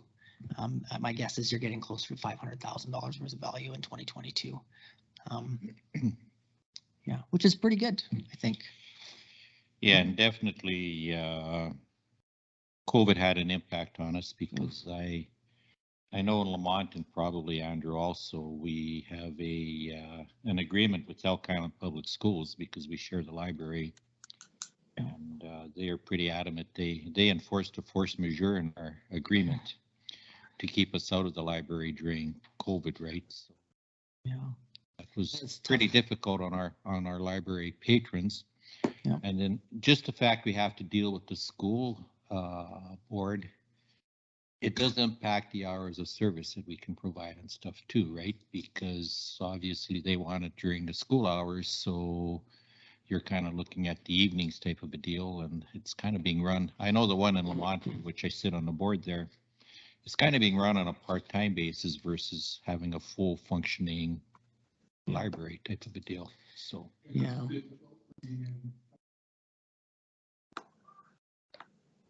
Yeah, you will get, you know, men, for example, are less likely to go into that school and use that library just because they feel out of place walking into a school with children in it, right? So there's a bit of thankfully we do have the electronic resources and the electronic access. You know, some of the things, you know, and we could go on for days about the stuff we provide, but, you know, one of the things that's missing from here, which is one of our biggest usage, is our press display. We get thousands and thousands of views daily on our press display resource, which is all the newspapers. So if you're paying for a newspaper subscription, you know, you get it online through your library for free. Edmonton Journal, all of those things that you might be looking at are available. So, you know, these are the types of resources that are available where you don't even have to walk into a library. We also very recently, working with the province, we have increased bandwidth. Internet bandwidth. In fact, Andrew and Bruderheim, particularly in Mundare, not sure if Lamont was on that, but all of them would have moved up some as much as 400% increase in their bandwidth. So we were thankfully able to get the province to come to the table with some more money for that. They haven't increased our grant since 2015, but we're still working on them. Also have any questions for James or Larry? There is a challenge on the table. I'm not sure if you've heard of it, but if you can get a picture of your council with your library, with your library card, libraries will be entered in to win something amazing. We haven't figured out what it is yet, but it's going to be amazing. You just have to get it in by February 10th. And if you can get it with your administration, you get in the draw twice. Mystery prize that we haven't determined what it is yet. So something that I should know is how much are they? That's a good question. I think most of your libraries don't charge for. Are you still charging? Do you remember? $5, I think. $5 or something. Yeah. So pretty cheap, especially when you look at the value. What's nice is when you're checking books out and you get the little receipt, they'll tell you right at the bottom of the receipt, this is how much money you've saved this year. I think at Elk Point Municipal Library told me the other day that one of the families there saved so much money that they started donating $1,000 a year to the library. They are just saving tons and tons of money. I'm sorry, I missed it. What's the prize if you get a picture of council with their prize? Oh, it's like $1 million, I think. Yeah, something like that. Yeah. Yeah, exactly. I can't speak for the rest of council, but I know I do not have a card. My wife is the avid reader in the family, and thanks to the Northern Lights library system, it saves me thousands of dollars on books because she was always buying the most current Danielle Steele novels and stuff, and now she can get those online and stuff. So definitely a positive. Yeah. James, when you're at our Lamont County Library Board meeting, you indicated something that surprised the board, and this was back in November, December. You indicated that the county gets a book allotment. Were you able to figure out where that book allotment goes? You know, I should have brought that with me. I can, yes, I know exactly where it goes. Not off the top of my head though. It does go to each of these 4 libraries, and my guess is there'll be a percentage each They'll of them be divided equally receive. or Yeah. per capita or whatever, I Yeah, guess. It would and be, you're right? more than, so I'll send that to you after later today. And you guys are more than welcome to determine how that's split up. Each county kind of takes it different. Some do it by population, some do it by just equal, everybody gets 25%. Some, you know, it's up to you. Yeah. Yeah. All of the money goes to the lab. Yeah, I'm not sure if we decide that as council or as the Lamont County Library Board would Sorry. decide. Yes, it's the board that Where decides. they would Yeah. want it to go, right? Yeah. Because I know, and Miss McCann will attest to this, we had some organizational issues with our library board, but I believe those have all been straightened out and stuff, and we now meet the requirements Wonderful. of the province and stuff, so we're good to go there. We may be still short, I don't know, Dan, I believe, is the representative on the county library board. I'm the alternate, but we may be short a board member at this point yet. I'm not 100% sure, but I'm not sure for either. we're good. Yeah. Dan had a comment. You're on. You're on. Go speak up, Danny. Yeah, I'm not sure if we are Can you short crank a your mic member. up or? What the? This thing is. There. How's that? Better. Better? Yeah, I'm not sure if we have, if we are a full board now. I know we had some problems yet in December, so we will check on that. Okay. In Bruderheim, in the town office. Yeah. Just texting my finance officer to tell me how it's split up. Well, we weren't even sure that we were getting an allotment as the county library board, so. Yep, definitely are. Every person in the system was $2.15. So My hope would be that one library hasn't been getting it all. I don't think so. Yeah, I wouldn't. No, very, very unlikely.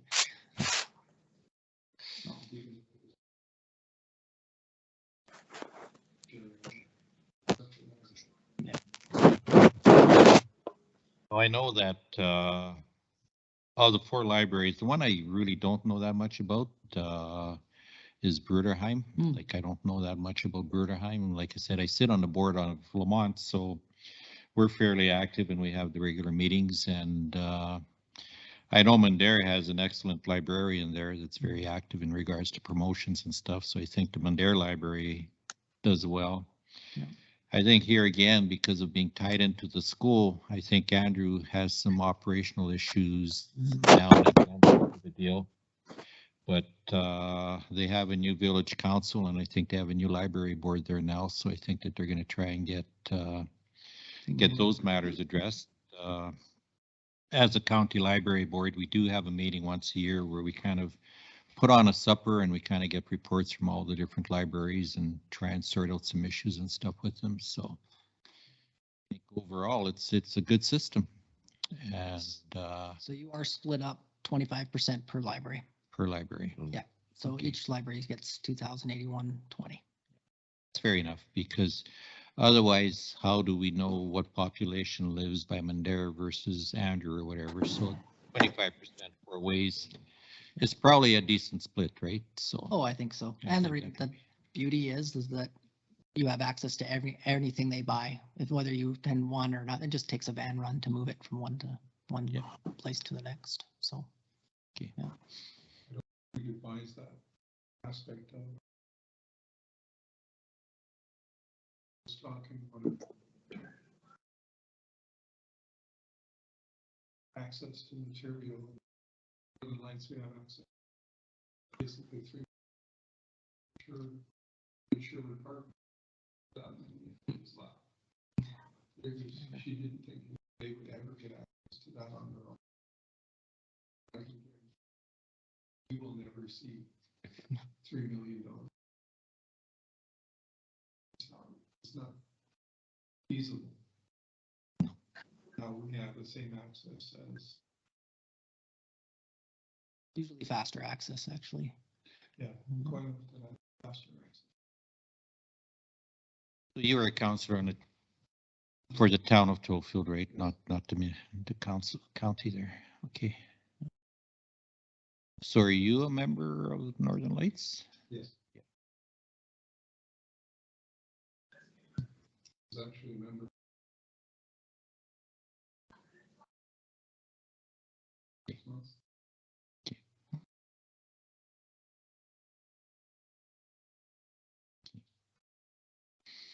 All right. Any other questions? No. I do have to admit that first board meeting I went to was a little intimidating when you walk into this room and there's 57 or whatever board members sitting around the table. It's like, wow. Yeah. Yeah. Yeah, it's a big meeting. For the most part, there's pretty good representation there and stuff. So I noticed here we missed one meeting. Yeah, it looks like it. Yeah. Which is I'm not sure. Yeah, 3 out of 4 board. But all right, we'll try and make sure that doesn't happen because I think after 2 missed meetings, you let us know, I think. Yeah, because after 3 by the legislation, you're kind of automatically booted. It makes it very awkward for me because there were 57 representatives and then, you know, inevitably somebody is like that. And then in order for them to stay on, I got to bring it up and they have to vote at the meeting. And yeah. You don't want to be that guy or gal. So. No. If it happens where we're at that point, send us a oh yes. Yeah, SOS and I keep a running list. Councillor Rivera and I will make sure we get that corrected here. Well, we For appreciate sure. you being on the board. It's There great. isn't too many people that it happens with. Yeah. 3 in a row. Yeah. 'Cause that's pretty much the whole year. Yeah. Well, I think what happens there is part of it is the video meetings, right? So Yeah. somehow the diary system kind of gets queued up or whatever. And then I know there was a change for me where we went from Saturday to Friday and then That's also kind of making that adjustment is a little, or was a little, so that might have been one of the ones that were missed or whatever. I like the in-person. Get more. Yeah. You get a lot. And trying to balance the cost of that new technology. So we've now 2 of the meetings will be in person, 2 online, so that we're balancing the cost but also the system. Makes sense. But I think you need that opportunity for networking too. Like, Exactly. it's not just dealing with the agenda, there's the networking aspect that happens afterwards. So Exactly. that is Those are good. where ideas are born. No space to face. Most of us are also talking.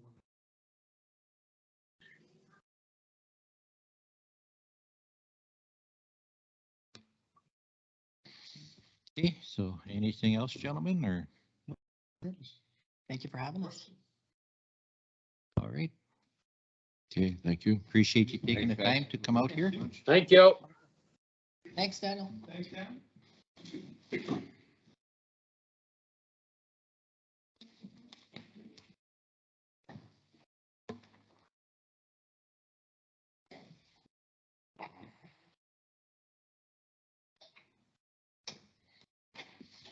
Okay, interesting information. Obviously, it would appear as though we're getting our money's worth, so, or our residents are getting their money's worth, so that part is good. So I will look for a motion that we accept the Northern Lights Library delegation as information. Roy, I move that Lamont County Council accept the presentation by Northern Lights Library System as information. questions or concerns? Debate? Seeing none, all those in favor? Aye. Aye. Carried. You have a 5-0. question here, or, I guess the challenge is out that everybody gets all council gets a membership. Yes. We lost him. All right. Where do you get them? At the library. You want me to give you the hours?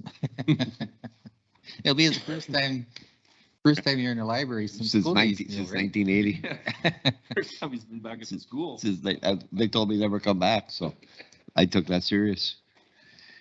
I thought they were going to ask Actually- for diplomas. Did he not say we could get him at the county office here?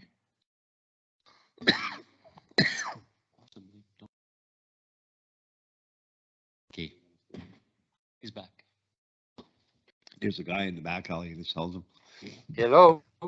Yeah, there Hey. you go. You're back. So you're gonna go to Mandara and get your library card, Dan?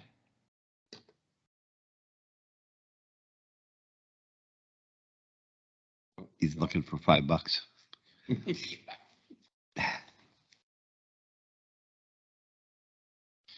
So maybe let's try and have him for the next meeting and then we can get the picture taken. Okay. All right, let's move on to item, Mr. Reeve, there's a suggested motion. Do you hear me now? Yep. Yep. I don't think you did the motion, did you? yeah, we did, You did? Oh, I'm sorry. and we passed it 5-0. Okay. Okay, you want to add to your comments, Dan?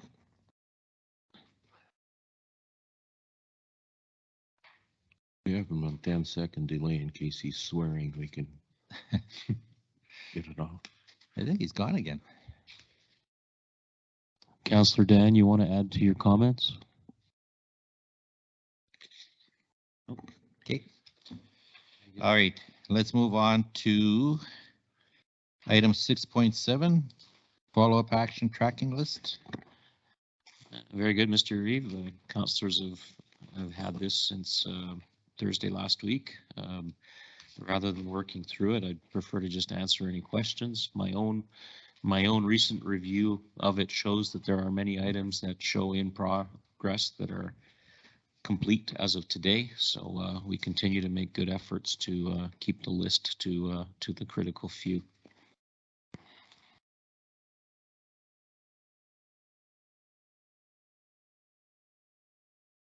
Councillor Naka, I believe you had a question regarding the action list.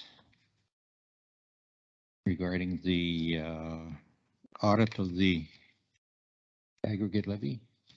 I asked that when Mr. Boyko was giving his presentation. Okay. I don't know where it is, but any update on where Lafarge drainage is as of this end of last year? Ask Mr. Dietz to respond. I think we had a design done and that was I think that was the expectations for 2022 and now we need to bring that back. So so for 2022, we completed the preliminary engineering work. For 2023, we've budgeted for the engineering design with construction for 2024. How big of a project is it? Like, isn't that a simple fix? So the issues we have on that one is we're working under direction of Alberta Environment. So we spent 2022 working with the consultant and with Alberta Environment to find out what we need to correct. So now we need to provide Alberta Environment with the full design and get approvals under the Water Act, and then we can get that completed. So is that the information you can share with council or that's not? As it sits right now, we're still working on getting the design going, so we don't have a design that we can present to council. We met with the Bird Environment back at the start of December, and they were very hesitant to provide us with any information. They won't provide any recommendations until we provide them with a design. Any idea what the cost is? I don't have those numbers in front of me right now, but we can provide that. I've included the engineer's estimate for design and construction in 2023 and 2024 budget. Okay, thanks. Any other comments? Yeah, I'm just not sure the scope that this project has taken on. I think the expectation was that there was a blockage on the Lafarge corner, which historically, according to our county maps, had water flowing in a northwesterly direction from Township 584 and Range Road 162. Seems like that scope may have been expanded to some catchment basins before that particular quarter of land. I'm not 100% familiar on the project in its entirety.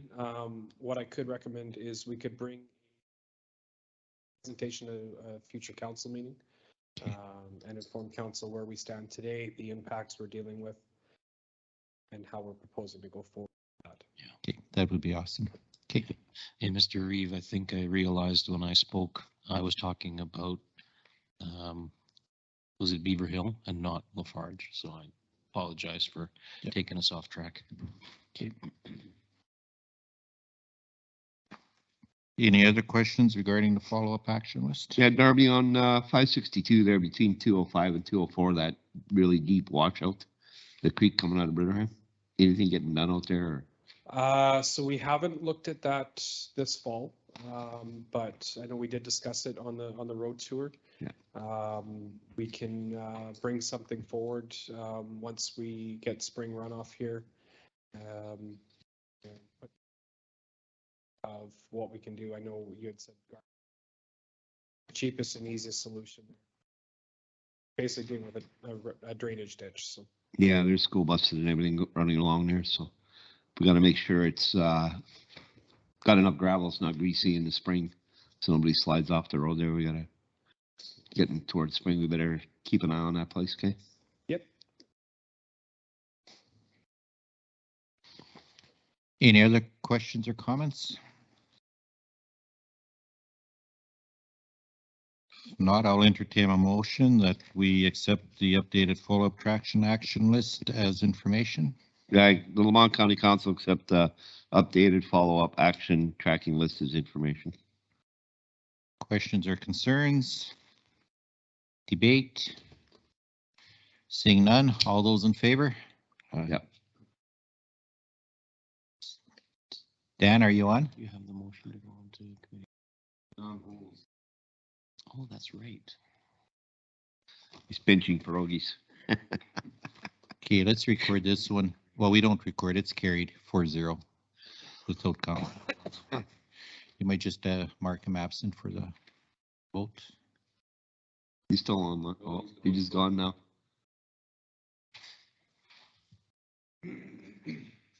Probably upset that I told him he wasn't there.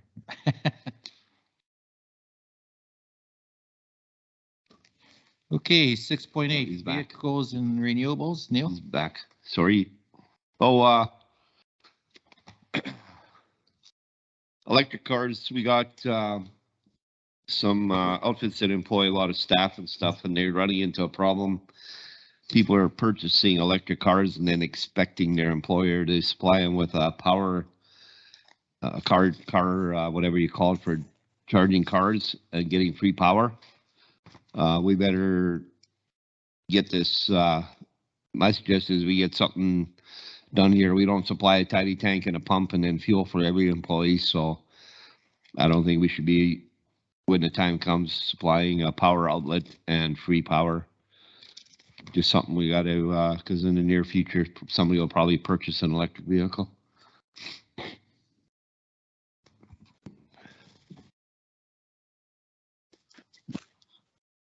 I'm not sure how that's gonna work.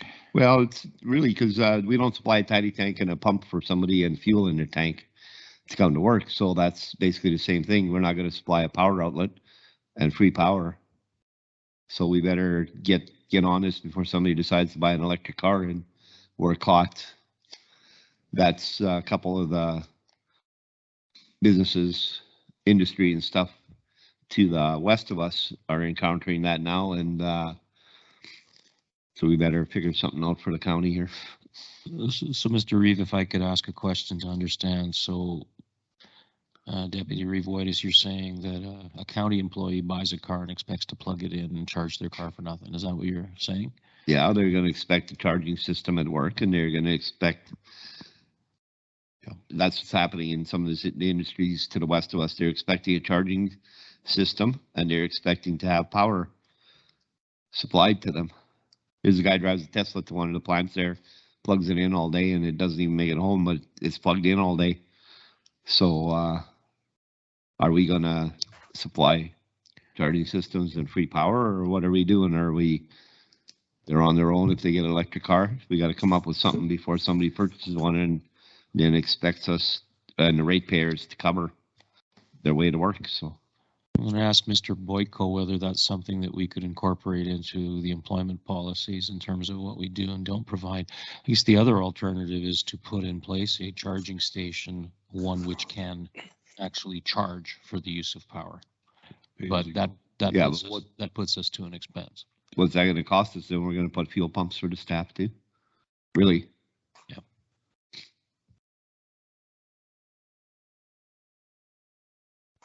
Rodney, are you on board with us? Yeah, sorry, I just got the unmute. Yeah, we can definitely look into adding that into the HR policy. It's a common thing in larger cities with parking, so this could be the same thing. Well, I kind of agree with the Deputy Reeve. I think we have to take our stand on this thing beforehand, rather than somebody buy an electric vehicle and expect part of their staff benefits to be free power. Free power. Or even what's the cost to build one of those stations? We're not.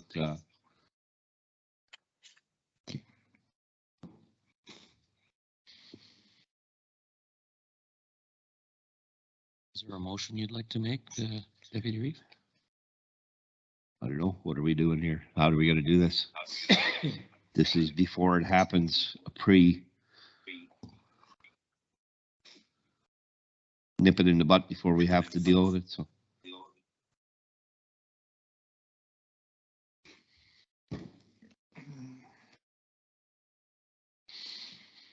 I'd say address it in the employment policy. Pardon me, sorry? I'd say address it in the employment policy. Okay.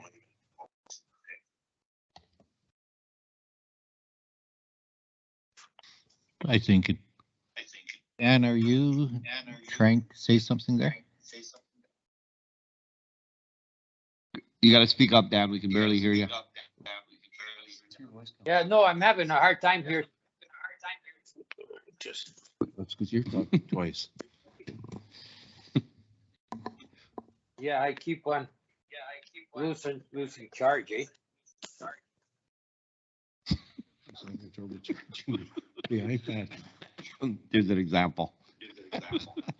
Councillor Warawa, do you have two devices signed into the meeting? Well, I had there for a bit. Oh, I still am. Shit. Put the phone down.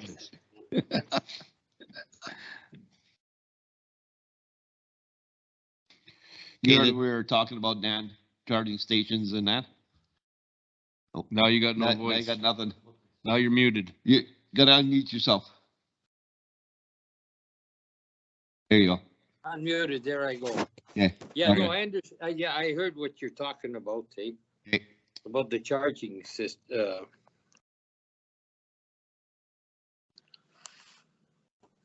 You know, do we put that in, or do you make a motion? Maybe I agree with Roy. that you put it in with our employment policy. That we're not supplying it, right? Well, what are we gonna do for our own vehicles? Are we going to have a charging station? We have no vehicles at the county building here. They'd all be at the shop because we got no vehicles from a lawnmower, maybe electric lawnmower. One day. Well, but are we gonna be forced to be buying all the new vehicles in 2030 are gonna be all electric? I think that's another bridge that we'll have to cross at some point in the future, Councillor Warwa. Well, okay, but I guess you have to kind of look at it now. If you're going to be put a charging station or not.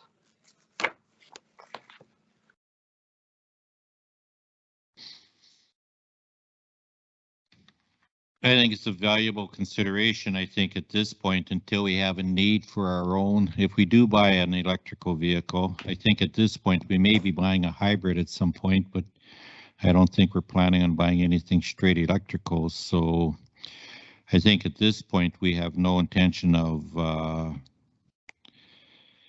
having capabilities to charge vehicles, but I agree with it that it probably should be noted in the employment policy that you're on your own if you purchase an electric vehicle.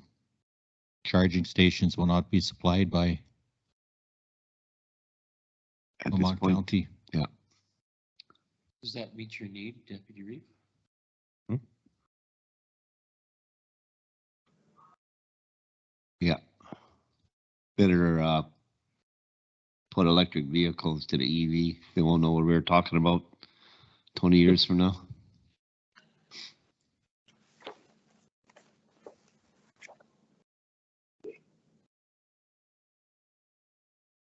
Okay. I can make the motion. Okay. Lamont County Council direct administration to limit county employees expecting electric vehicle charging through employment policy. Further questions or concerns? Debate? Seeing none. All those in favor? Aye. It's carried 5-0.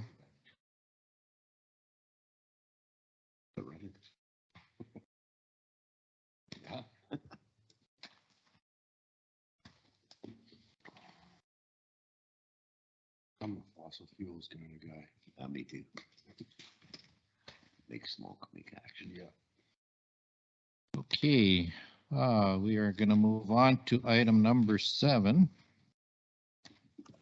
I have the motion up on the board, Mr. Reeve.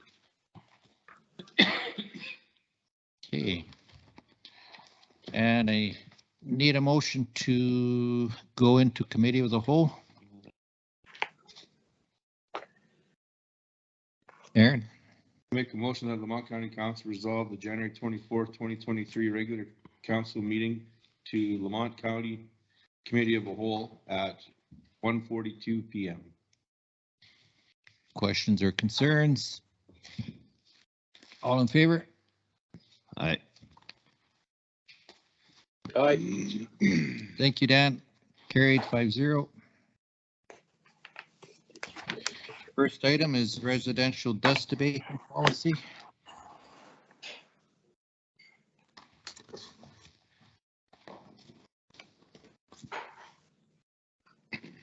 Maybe I can introduce it, Darby. So earlier in the year, council determined that it could not support the level of subsidy that was happening for the application of private dust abatement, and in essence indicated that residents would be on their own. Staff brought forward some work to committee of the whole type sessions, which pointed out some of the challenges of a free and open approach to private dust abatement. Council directed us to revisit Lamont County offering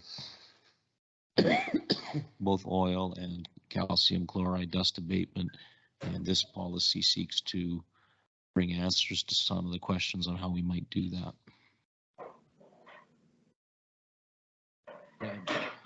So as council had discussed back in December, we revisited the rescinded policies 5101 and 5101A, which allowed for landowners to apply for either calcium chloride or road oil dust abatement.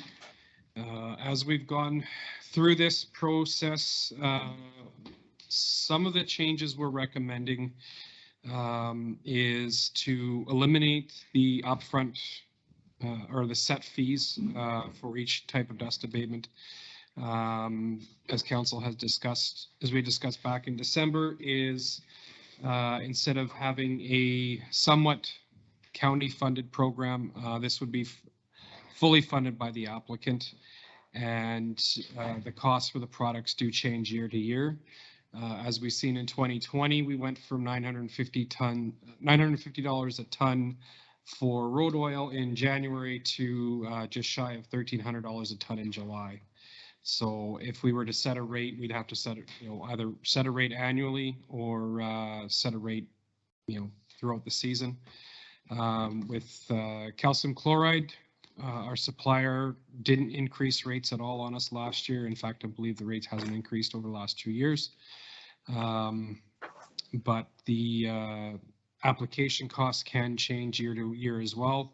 So what we've put in the proposed policy is that the manpower and equipment costs would be charged at 75% of the most current Alberta road builder rates, which would be equivalent to our contract work policy for third parties. The only issue that we would have is we can provide an estimate of what it's going to cost in the spring, but we can't confirm that the product rates will be held throughout the year. So what we've proposed is if we receive an application, we've approved the application, we take payment based on the estimated value of the work.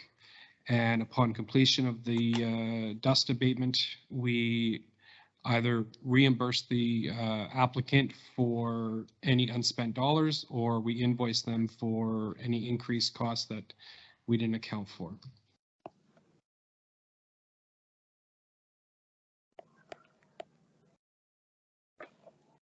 The other portion of this is what we looked at was deadlines. So what we've proposed is have an application deadline of May 1st for both products.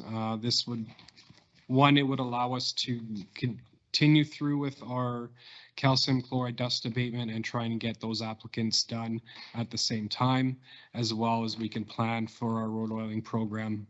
Road oiling does take more time than calcium chloride does. It's more time consuming per stretch. So we want to ensure that we don't approve more applicants than we have capacity to do. Do you have that new product to replace calcium? The MG30 product that we're going to trial, so we've included in the budget to trial it. Right now, there's a couple of locations we're thinking of.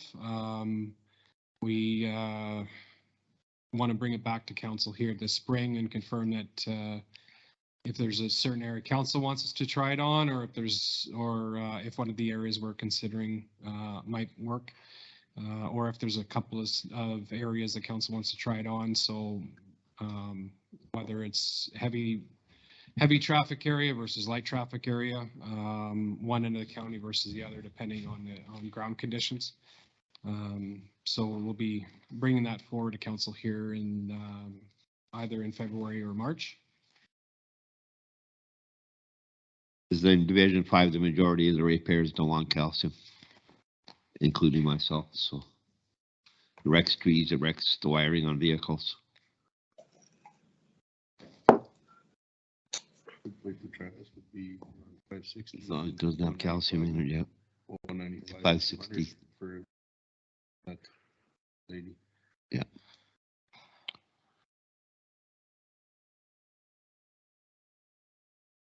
So Darby, one question I have is how accurate are the estimates going to be? Because we don't want to give an estimate, find out we're short $3,000 and then go back to the ratepayer and say, by the way. That's what we're gonna have to work through.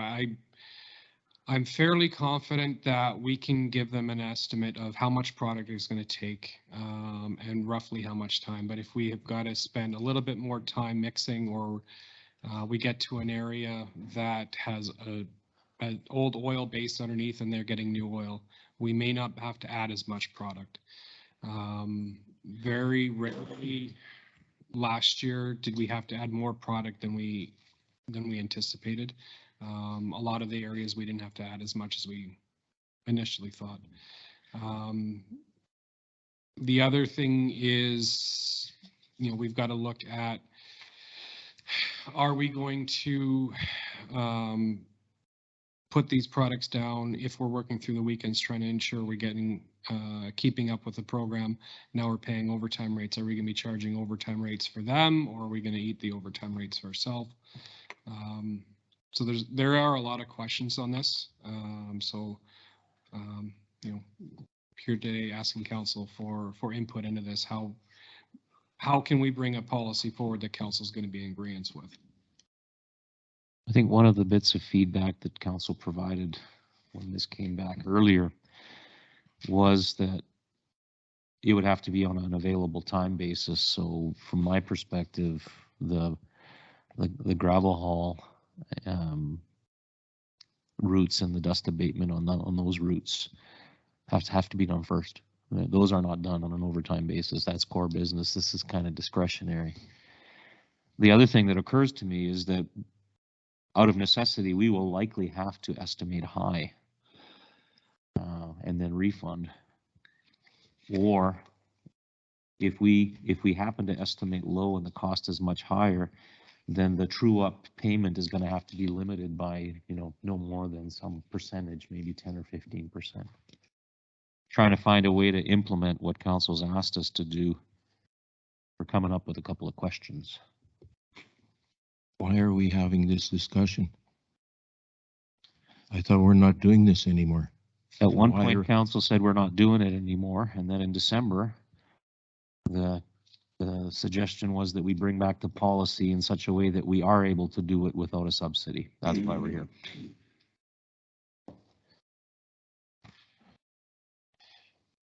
I think, Roy, you're right. I forgot about that. We did say we're not doing it anymore.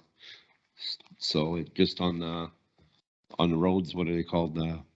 Collector roads. I don't recall that thing in December, and I could be wrong.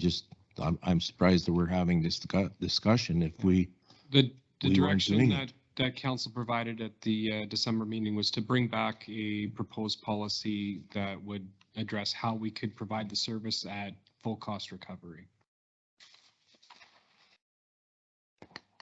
If council doesn't want to do that, we're just fine with leaving it the way it is, where we are no longer doing private dust abatement. Yeah, because they were supposed to, we were going to come up with a list of guys that did oil and of contractors to the county approval. I thought that's what we had to our specs, right? And we're not doing it anymore. No, but we did discuss it at the December 13th committee of the whole, though. And at that meeting, we did say to bring back a policy. But we also made it clear at that time that it has to be time permitting, and the full cost was borne by the ratepayer. And I think part of the reason for that was that if we allowed ourselves to do it, we have control as to the type of job that's done.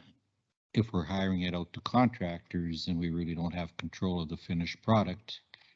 Nor do we have the ability, if we do it ourselves, we kind of have the ability, if it goes into disrepair, to destroy it or remove it versus having somebody get a private contractor and incur the costs that way. I think that was the gist around the discussion there. Yes, the discussion in December was the discussion around a dust control bylaw that would allow ratepayers to do their own. And that discussion ballooned into bringing back a policy that would allow us to provide full cost recovery and maintain the ability to rectify any issues with the dust control once it's put down. So as council, we have two choices here. We can either change our mind and decide not to do it, period, or continue with development of a policy here.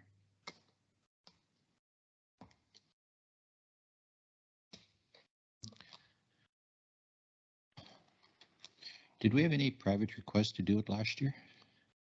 I believe we had a couple of residents that reached out to us after the policy was rescinded.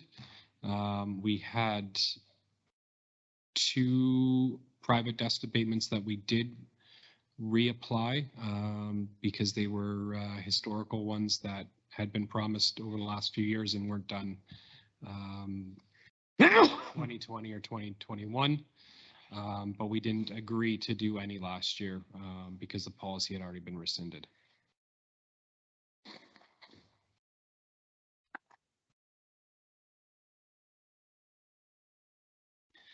The Reeve pretty much nailed the conversation. The only thing that that the Reeve didn't reference was that if somebody, a third party, was doing it, then we would have to introduce an inspection regime as well.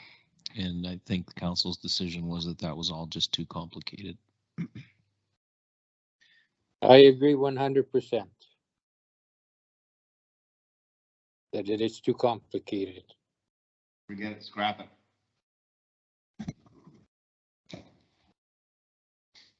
Make Darby's job easier.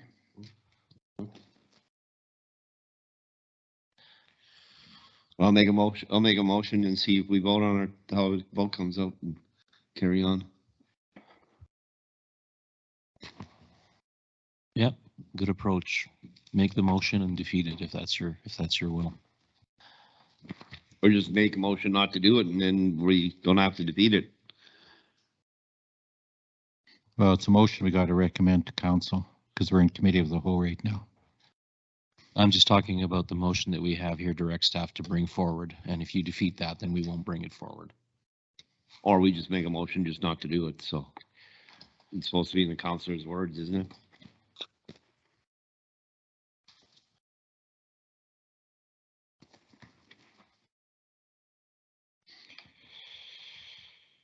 So do you want to make a motion, Deputy Reeve, along the lines that the committee of the whole direct administration to abandon the dust abatement program for 2023? It's the policy work that well, except for policy roads, right? So do we got to word that? Because they're still going to touch up on the private. Private, okay. Well, are the policy roads not going to be included? No, policy roads will still get done, Dan, right? The way we're writing this, right? Yes, the policy roads fall under a separate policy. Yeah. Okay, and here's another question that I have. Okay, there was somebody made a statement that if you get private to do the dust controls, and we're going to be inspecting that, but we're just causing a lot of expense again.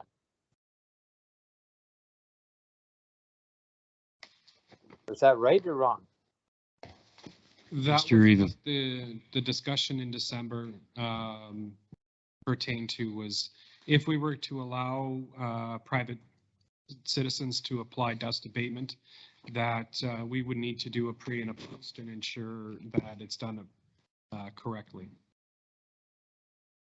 So what's the cost of that, for inspections prior to and prior after? Based on inspection fees for other similar permits, could be $150 to $200. The other discussion that council had was how do we enforce if somebody does it wrong, and then do we go back and fix it and charge them? Do we take a deposit to allow them to do it, and then we refund the deposit, similar to a approach request? Yeah, so either you do it right or you don't do it at all. Eh? So if either we're going to be doing it, because if you're going to inspect it and it falls apart in 6 months, who's going to be responsible for that?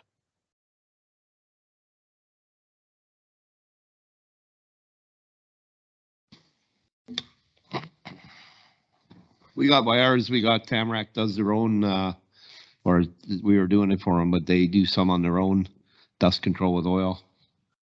But that's industry, right? So we gotta have that industry can still do on their roads, right? We got a road use agreement on. Yes, and the road use agreements do allow the agreement holders to apply dust abatement on the roads that fall under that agreement. Okay.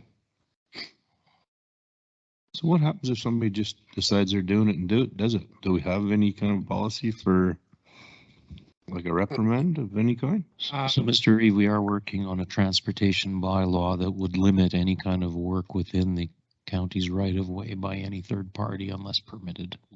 Okay, thanks.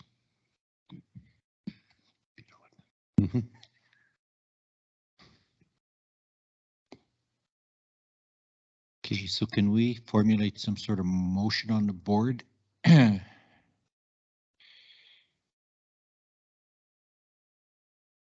Directing administration. To abolish the private.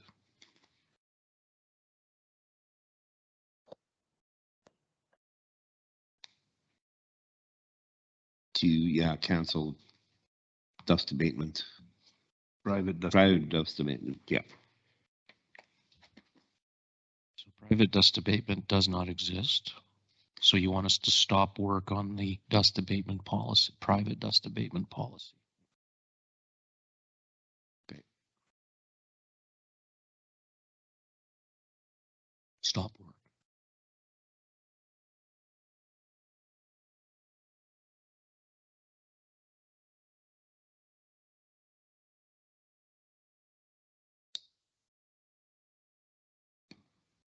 If we just defeated the motion that's written here, we'd accomplish the same thing. That was my suggestion, Mr. Reed. This will work.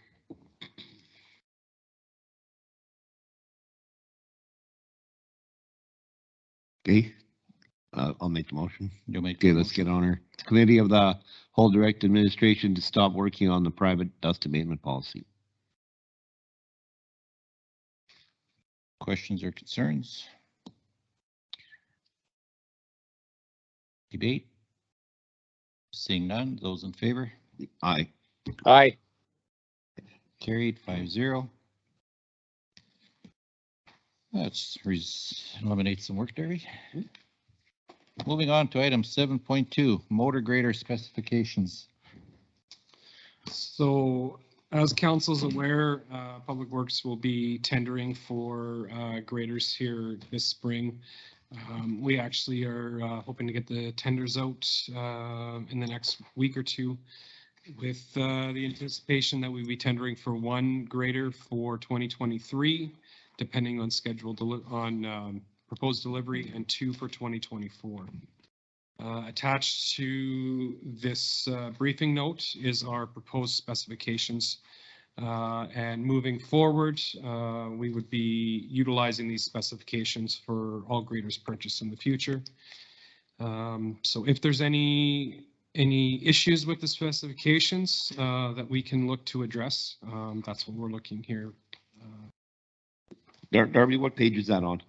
So the 97 to 103. So just so it's clear what you're looking at here, this is the checklist that the proponents would use to respond to our RFP. We thought we would just include this rather than creating a unique document.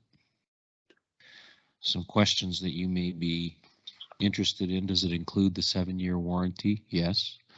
The second thing is, does it include a halogen or an LED package? We'll make that a severable item that it could be included, or we could order without, if we determine that we could actually upgrade from halogen to LED in-house for less. What was the third one? Oh, yeah, the engine heater. Yeah, so we, under the 2022 tender, they did include for a Wabasco heater. As we've had all of our patrol and program graders are parked in-house, we haven't included for it. There may be an instance where we are moving a patrol grader to a spare grader. It may be parked outside. That's something that we can look on adding afterwards, or if council wants it included now, we can include it now. No, we need LED lights on the equipment more than the loaders and loaders and trucks and stuff. The Wabasco is a good idea, but on the graders, they're kept indoors. And if you don't use the Wabasco at least once a month, they're not going to work for you. So it's a waste of money. In this proposal here, though, or this checklist, it does list the headlights and 18 working LED lights. But with the cold weather package like you guys are talking, as long as it's not a resale, if a resale value, if it's worth itself to have it, if it sits, even if we don't use it, maybe. I know, but the Wabasco for resale, if you don't use it every month, they don't work. So you're going to be putting a brand new one on anyway to resell it. So they're $900 plus installation. So it's on the loaders. Yeah, we keep them in the pit. That's different. But the graders are in the shop or by a shop. They can be plugged in. We need LED lights more than we need a Wabasco heater.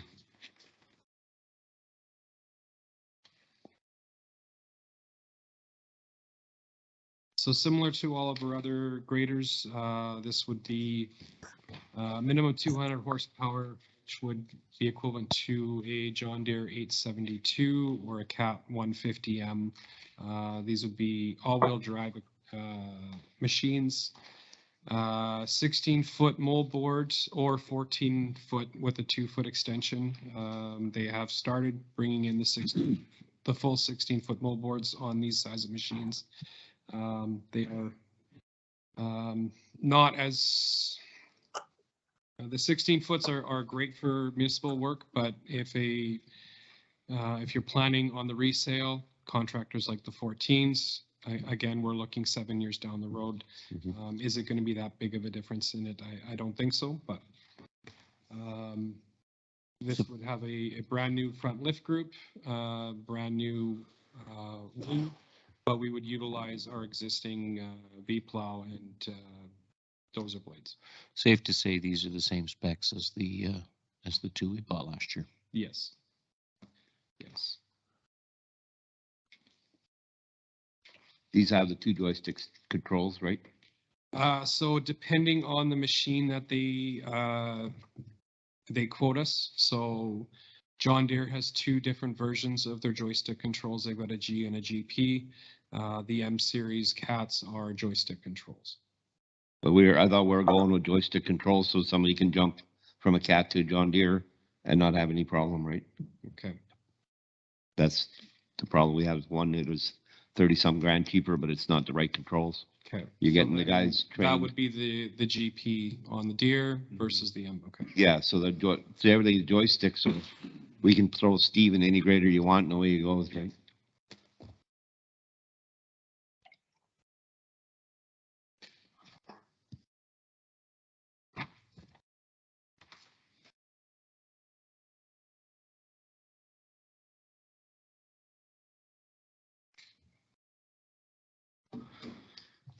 Yeah, it looks like the LED lights are listed on here. So. Yeah, you get them from the factory there. So otherwise, what are you gonna do with the other lights? And the labor, you're better off just get it right from the factory. And in discussions with the grader operators, the one thing we're asking is a auxiliary light just in front of the cab on the right-hand side. It's shown on the last page, image A. That was provided on one grader, 1 year only for some reason. So we're asking that as an addition. We've had multiple grader operators look at that. Another operator mounted a light there, and it does help with snow removal in the winter and with summer blading early in the mornings. So. See the wing. where the wing's going. So this points down at the moldboard.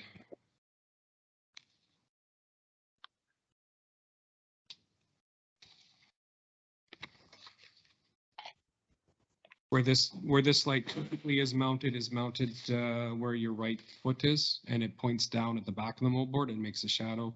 This points it at the front and helps just increases visibility.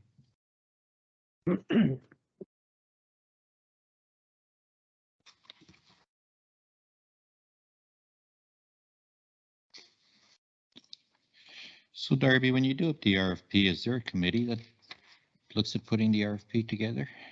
So I've been working with our staff to try and get a update our tender package to make sure we're covering our bases, that we're not solely having to award this based on price. I've got burned in years past where our wording was inappropriate, and we ended up with machines we did not want and didn't have the option to go with anything else.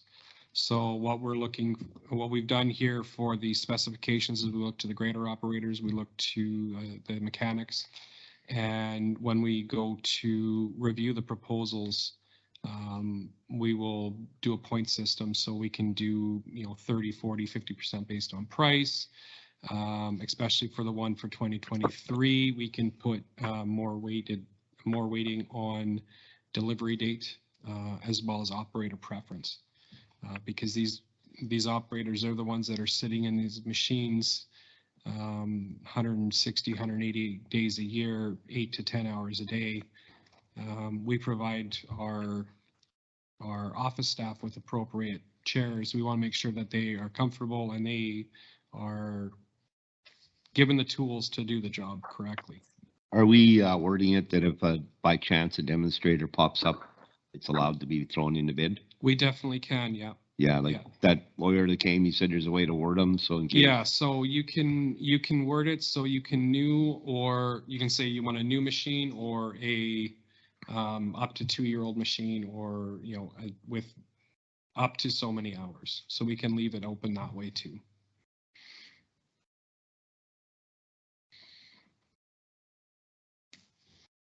And Darby, are you also going to look at RMA procurement, like going through them?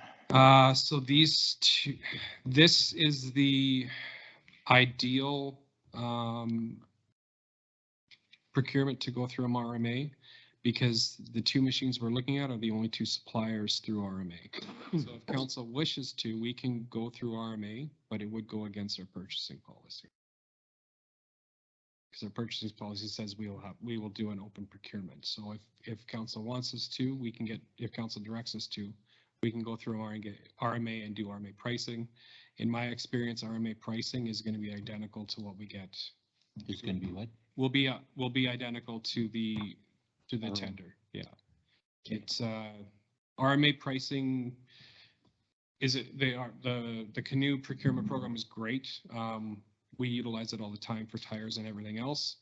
For heavy equipment, there's so limited suppliers that you can do it and get off to the races, or we can do it ourselves and spend more time going through the machines and basing it not just on price, because RMA is based on price.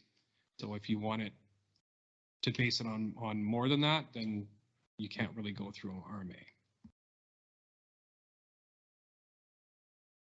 Plus, you could be put on a waiting list, a greater waiting list with RMA than. As soon as you sign the documents with the supplier, you go in the queue. So they typically will have a couple on order with the plan of getting those orders fulfilled. But with fitting, they're 12 months out plus. With Brandt, the John Deeres are 8+ months.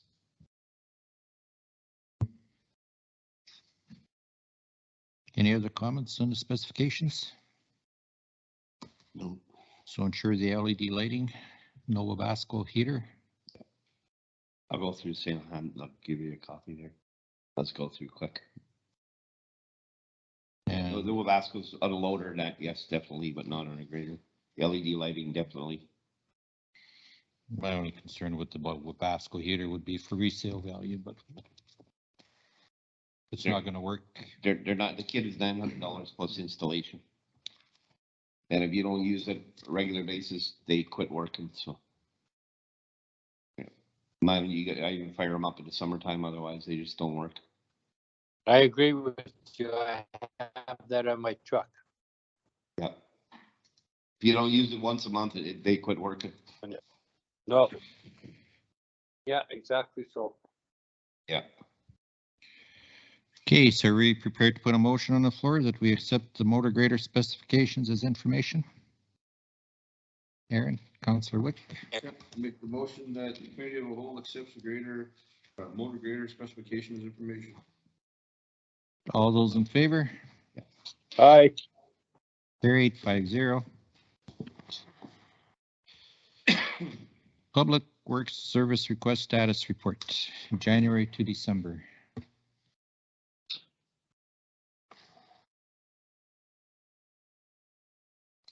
So as 2022 has come to a close, we wanted to provide council with the overview of the service requests we received last year.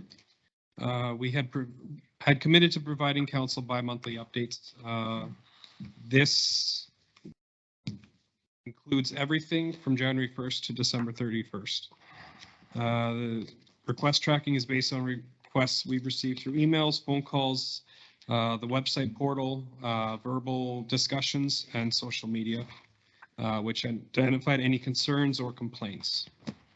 Reporting on, in 2022, reporting on service delivery shortfalls. The delivery shortfalls column tracks misses. Example of this would be where a grader beat operator receives a request to go back and clean on an approach where a snow windrow had been left from a previous pass. For the above mentioned time period, the service requests indicate that overall 97% of the concerns or complaints have been closed. In addition, only 2.27% of calls represented a service delivery shortfall. As mentioned, we recommend both members of council and the public utilize the service request portal located on the county website or at the email address servicerequests@lamontcounty.ca. Council received the last status report on November 7th that reported statistics for the month of August and September.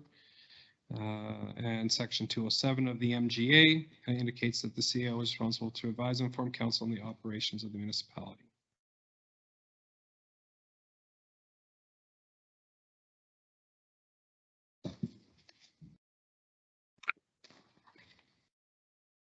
So, go ahead, Darby. So similar to how it's been presented in the past, we provided service requests as a county as a whole and then also by division.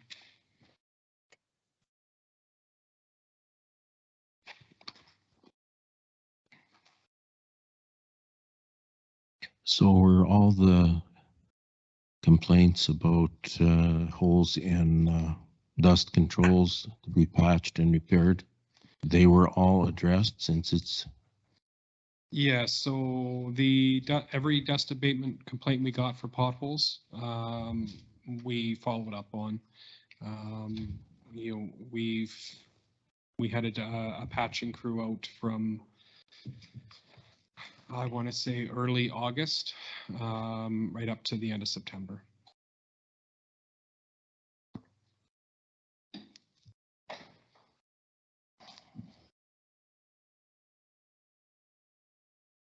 What's the plan for 2023 regarding pothole patching and stuff, Darby? So for 2023, we've included for a third employee on the potholing crew, as well as we're currently in the process of getting a tender package ready for a 2-ton truck that can pull a trailer, utilizing our skid steer, as well as a small steel wheel packer that we'll be purchasing this spring as well. And we will have a dedicated patching crew from basically from the time snow melts to fall. They will also be same crew when there's not potholing repairs to do. They'll be the ones that are replacing signs, doing brushing, So it'll be our catch-all crew doing all the general maintenance work. One of the two seasonal positions that council approved.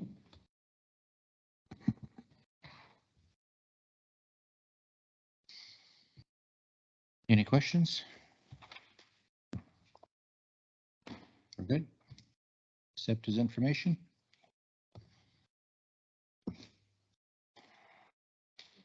Roy? I move that Committee of the Whole accept the Public Works Service Request Status Report as information. Questions or concerns?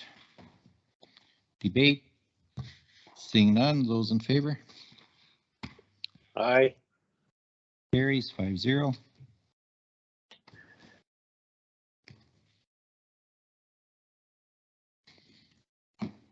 Item 7.4, Reserves Policy.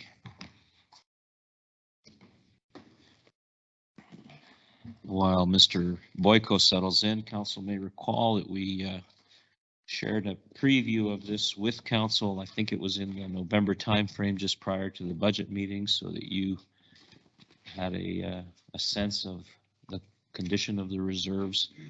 And at that point, we indicated we'd be bringing this policy for some further discussion with you. Go ahead, Rodney. So thank you, Mr. Jarowski. So again, this is council has seen this policy. This is mostly a just a cleanup and consolidation of a number of policies to make it a little easier to address any changes. So one of the things that we did want to bring to council's attention and on some of the changes that we might need. So this is in committee of the whole, and we'll take back these any recommendations from council back to the new policy once it's approved. But page 112 of 256 is where I'm looking at. One of the things that we'd like to do on our policies right now is to consolidate on the reserve listing where there are no other current corresponding policies. And the examples that we have here is the Heartland Implementation Plan. It's a professional fees reserve that's got 73,000 in it. Heartland Project Team, again, professional fees of 25,000, and a projects reserve of 205,000. And so that's just more cleanup and consolidation. Some direction that administration would like is there certain reserves, and that's in Schedule A, that minimum and maximum balances that council would like to adjust or add in. You'll see that there's a number of them that don't have any minimums and maximums. And what we can do is, if there is not a desire to limit that, then we can just put it as NA in there. But the idea behind having minimums and maximums is that it gives administration guidance when we're doing things such as the tax and utility rate mixes, as well as future tax bylaws, that gives us some direction as to where council would like to get that those balances to. And then the last one would be to close the church preservation reserve.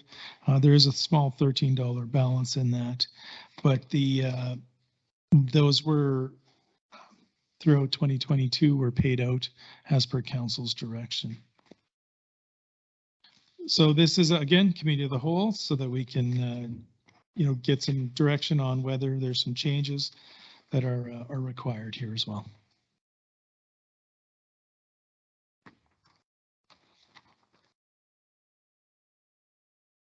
So any questions or concerns? Is there a bigger printout for Schedule A, or am I missing it? Yeah. I'm lost where mine went in this package.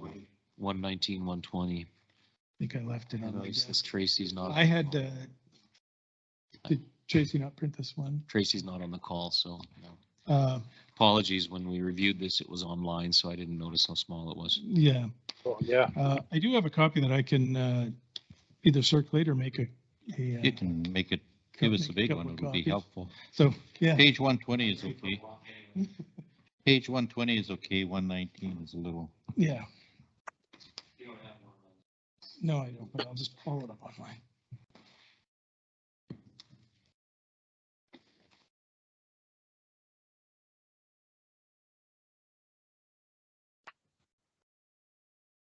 While we're doing that, does anybody have any concern about some of the consolidations of policies? Not really. And or the closing of the Church Preservation Reserve? No, I think that's all right.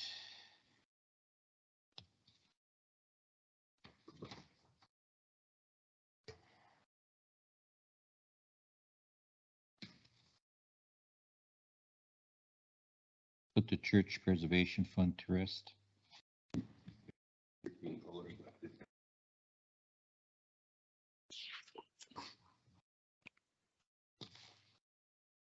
The project reserve, that's just open reserve for any kind of projects? General? It was one that we didn't have any detail on. So we're, the assumption was that it's most likely with the Heartland projects. So again, reserves are at the will of council. So this is the idea behind that is what does council want to see in their further strategic plans, and what do we want to save up for, and that kind of thing. So we want to make sure that there's an alignment between these reserves and what our future strategies are. If it's for items from the past, then you know, a lot of times we can just close those out. Just in the heart, nearly three.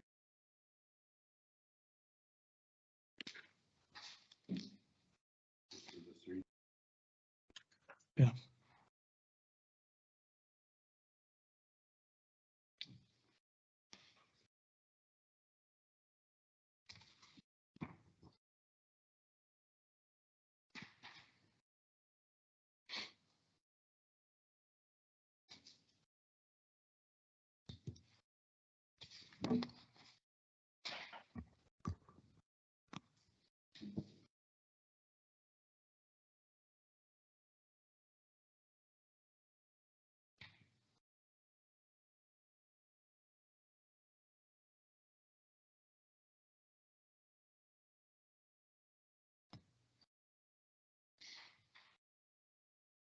My apologies. Once we get those larger sheets, then it'll be a little bit easier to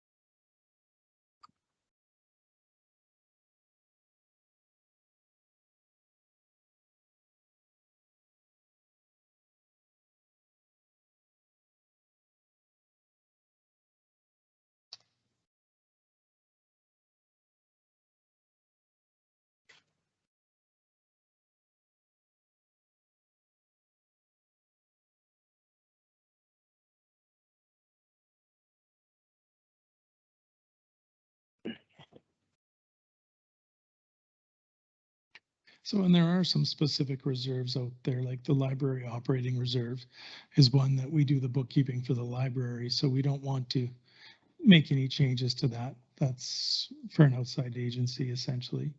And the Regional Emergency Management Reserve is the same thing. This is one that's going to be presented to council from the committee there, and it'll be matching up with the other emergency management partners.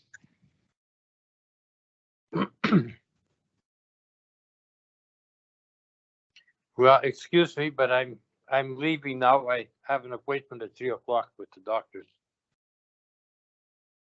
Okay, thank you, Dan. Thanks, Dan. Okay. Good luck there.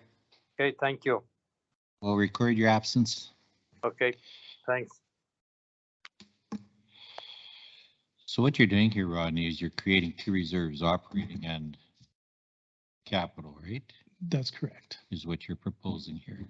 Yeah, so they'll be broken down into those two categories. And then as council, if council wants to add a reserve in a budget or throughout the year, then we'll just utilize the updating this schedule with keeping the rest of the policy intact for how we're going to manage the reserves.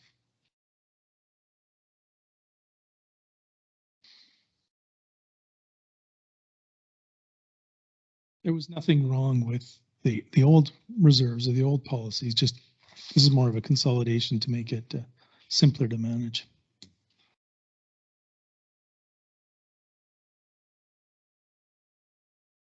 Especially since we decided we were going to do a consulting policy or fees anyway. It's easier to have them all as one. Yes, absolutely.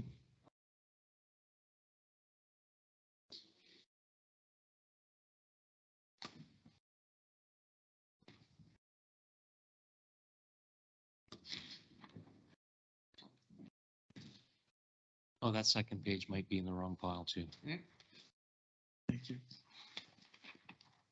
That's the same as this. Thank you.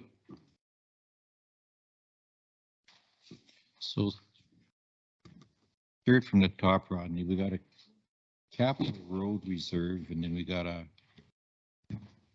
straight operating reserve.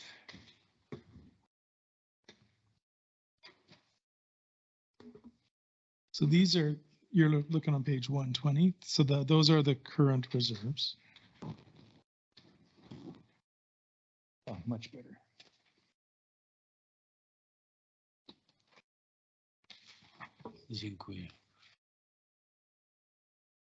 So, and when I would say about that, so is what we would need to know from council is, do we want to have a specific road construction reserve? Is this an important amount for council to have? And do we, in the past, the road construction reserve, there was a desire to have a $500,000 annual contribution to that. So is that still in council's desires? Right now, when we look at what we have for budget and budget abilities, we haven't been able to put these contributions into reserve because we're essentially in an operating deficit. And so if that is the case, then we're going to have to look at, getting our operating deficit to a surplus so that we can be constantly updating these reserves with that.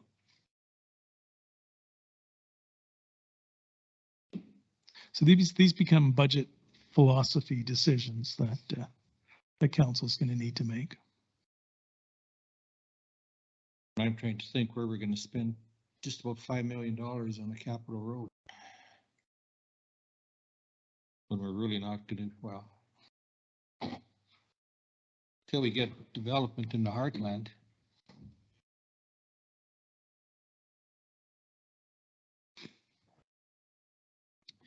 So it makes little sense to have a policy that dictates that we make a $500,000 transfer if we don't have $500,000 to transfer.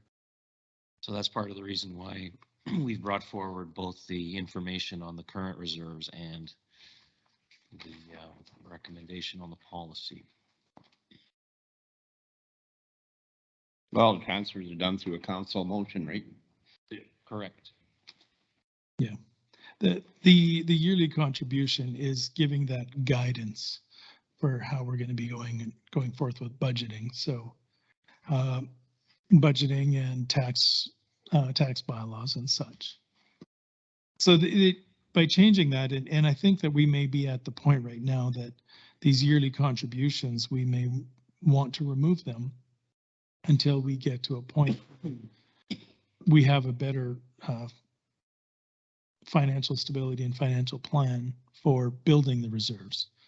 We're doing well right now with keeping everything moving, but do we want to does council want to start having more money being dedicated towards those reserves?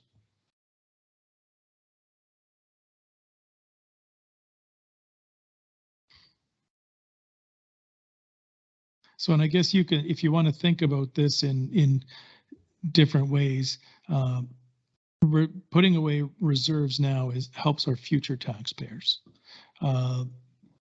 Borrowing takes from our current taxpayers as well for the projects that we couldn't afford to do now. So this just helps put away, it's a savings account, putting away money for future projects.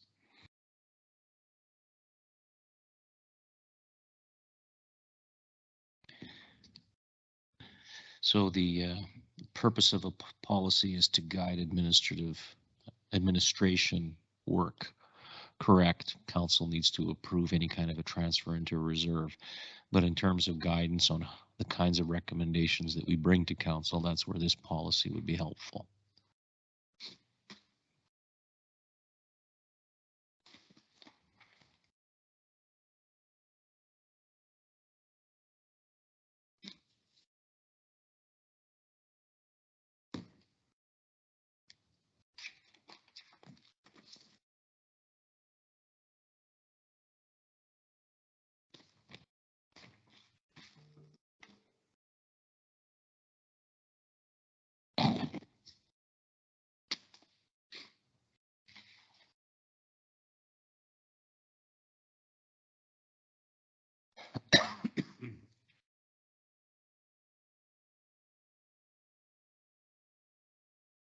This isn't going to be that easy of a project.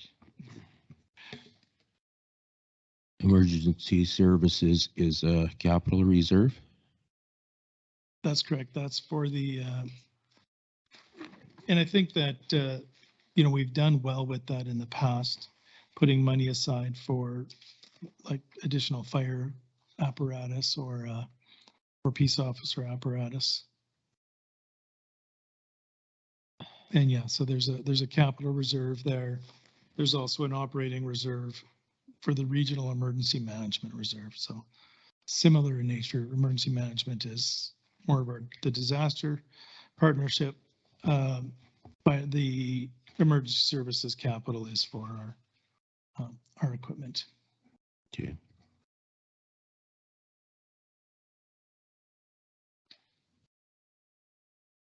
So just for clarification, Rodney, if you look at the first one, general operating, shows a minimum of 500,000, a maximum of $1 million. You take your current surplus at 50,000. Yeah. Looking at 25,000. So if it says your maximum yearly balance is $1 million and balance in the account is 1.7 million. Exactly. And so those are ones where in the past, we actually haven't been following the minimums that were set out in the policy. Minimums or maximums. Yeah, minimums or maximums that were set out in the policy. So yeah, so the past, it was the current surplus less 50,000. And that, so half of the current surplus less 50,000 is what was supposed to be put into operating. And then the other half of that current surplus less the 50,000 was to be put into the general.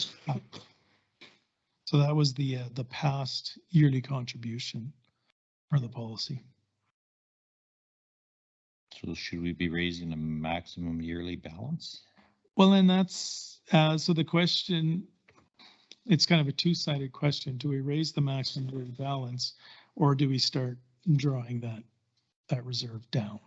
So the idea on that is to, again, giving that budget guidance that if we have too large of surpluses, then we need to be either allocating them someplace else or changing these maximums. So it's kind of a twofold question that I'll put back to council. So what is council comfortable with having in there is, should that maybe be raised to $2 million due to the fact that there's not a lot of gap between the minimum and the maximum in there.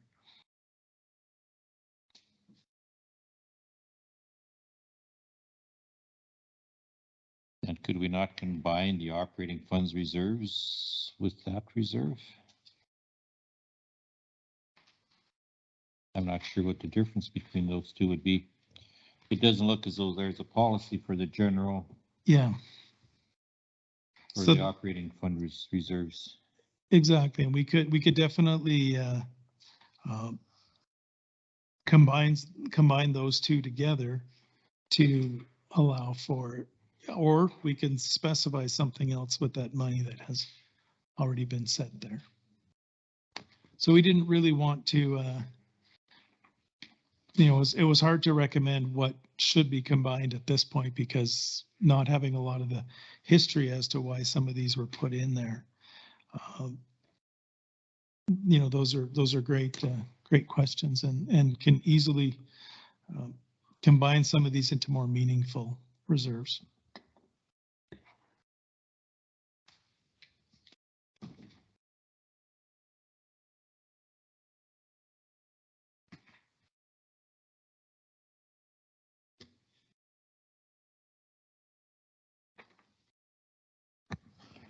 The tax stabilization reserve, that contribution, was that over several years? The 1.4 million? That was one actually that was set up last year. So it was all just one contribution? Yes, that was one contribution. Wasn't that a Roberta No. kicking a surplus into No, there? that was coming out of 2021 into 2022.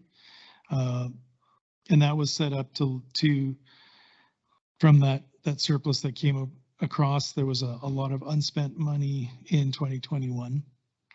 And so while a general operating and a tax stabilization are similar, those type of reserve, the tax stabilization reserve is to help us in essentially in between those times where we're doing our budget and then we're doing our spring adjustments. So do we want to temper some increases to tax rates? You'd use that fund to kind of buffer it a little bit. Well, so what you want to do is combine reserves. Is that what you're getting at here? We want the reserves to be meaningful for council. So if there are some reserves that are listed in here that don't make sense anymore, we should be pulling them out. If they're for projects that council doesn't see a priority anymore, then we should be moving those money to things that are a higher priority. For instance, right now, our number one priority being economic development, primarily in the Heartland, we want to be able to keep things like that Heartland Reserve. But when we look at some of the other ones, something like a projects reserve, well, there's no meaning to that projects reserve. It doesn't say that we want to have it for a road project, a water project, a drainage project. So we've got money sitting in a spot that doesn't really make sense to save it for that. So, even things like the clay levy fund reserve and the aggregate levy fund reserve, does it make sense to keep them in there, or do we want to say put that money into a road reserve because that's what it's for? Right now, the way it's worded, the money is going to go into those, but we don't have any guidance as to when council's going to want to pull it out. And if it's council's desire that that money goes in there and stays for a rainy day, then that's completely fine, as long as that's what we're telling, what council's telling administration and what this council is telling future councils, that's what we put that money aside for.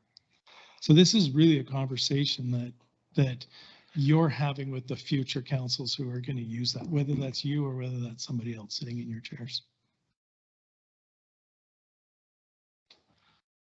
One of the things that Rodney expressed really well is it should be reflective of your strategy and council's primary goal, number one, enabling the rest is really why he's talking about combining some of those economic development dollars.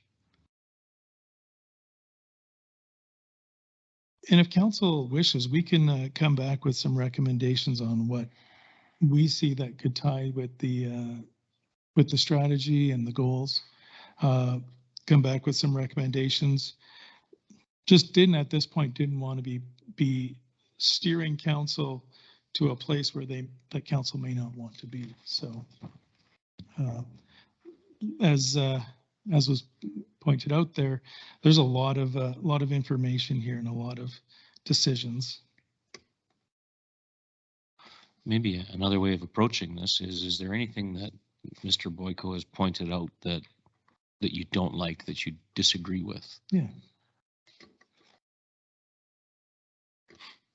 Well, I think we got 3 different operating reserves, and I think those could all be consolidated into a general operating. Okay, that's great.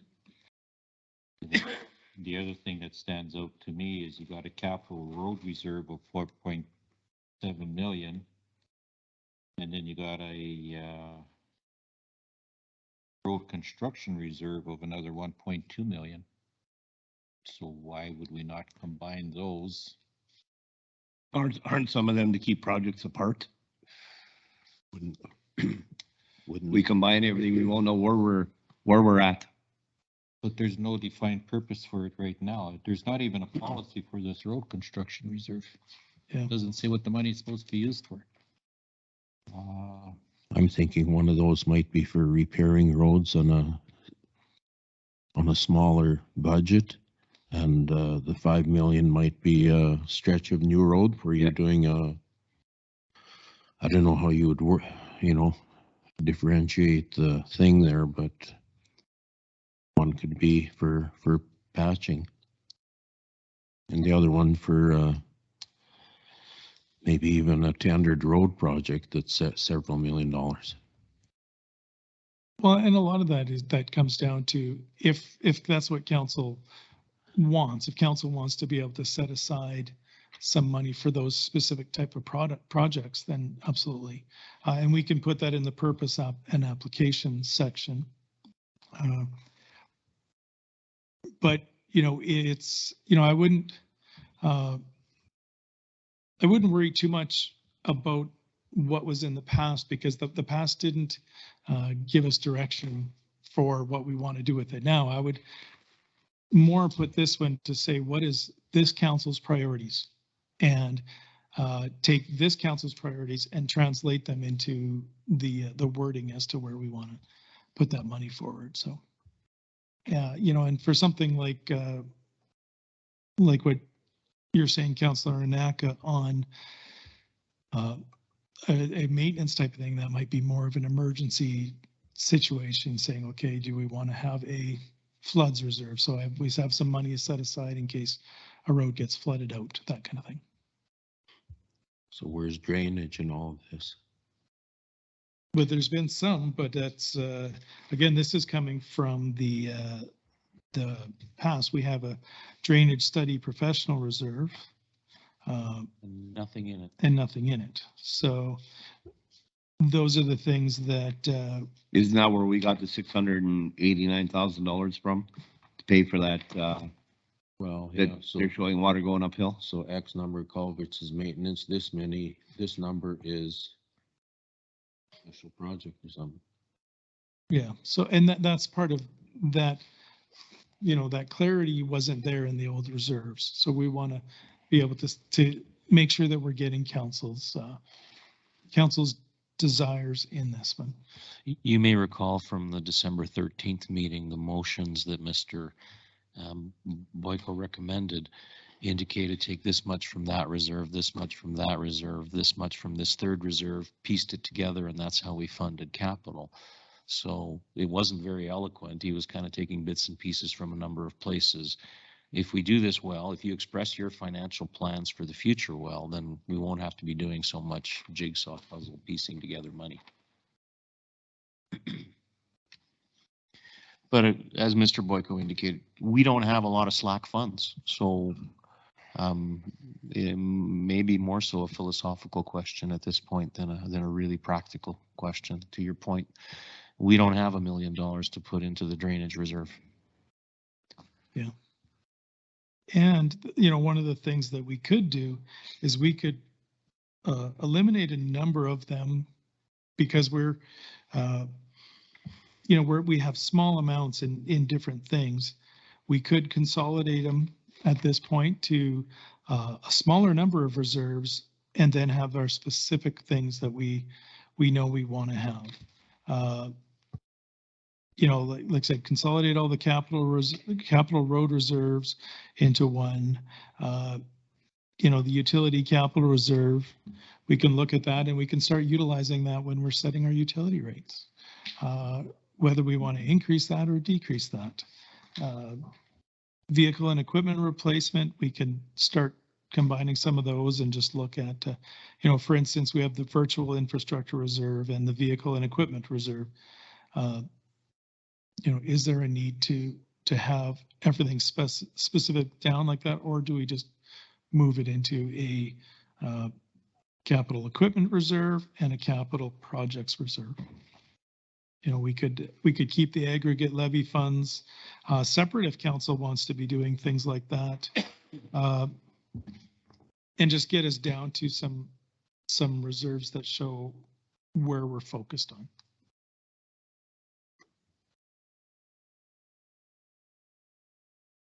So if we consolidate some of these and policies will be rewritten? Well, we'll be actually rescinding all of the policies and combining them into one, so that we have one policy that has the general guidance, and then the rest of the guidance is actually going to come from Schedule A to say what it's for and what balances we should be having. And then, of course, council will be getting, as part of its triannual reports all the time, what those reserve balances. So that's where council can keep an eye on what we have. So, Mr. Reeve, your comment about, you know, there's 3 operating reserves that we could probably combine, and I don't remember what the second one was, 3 equipment reserves, I think it might have been.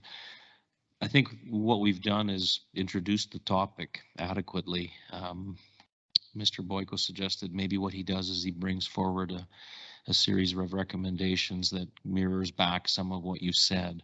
And if you're able to provide us in a committee of the whole kind of a setting, support for various recommendations to consolidate, to replace, to eliminate, then we would be in a better position to bring forward a policy statement. So I think we brought a little bit too much of a blank page today. Yeah. But, you know, we've heard some of your comments. Well, and I think we have to look at the dollar amount in some of these reserves.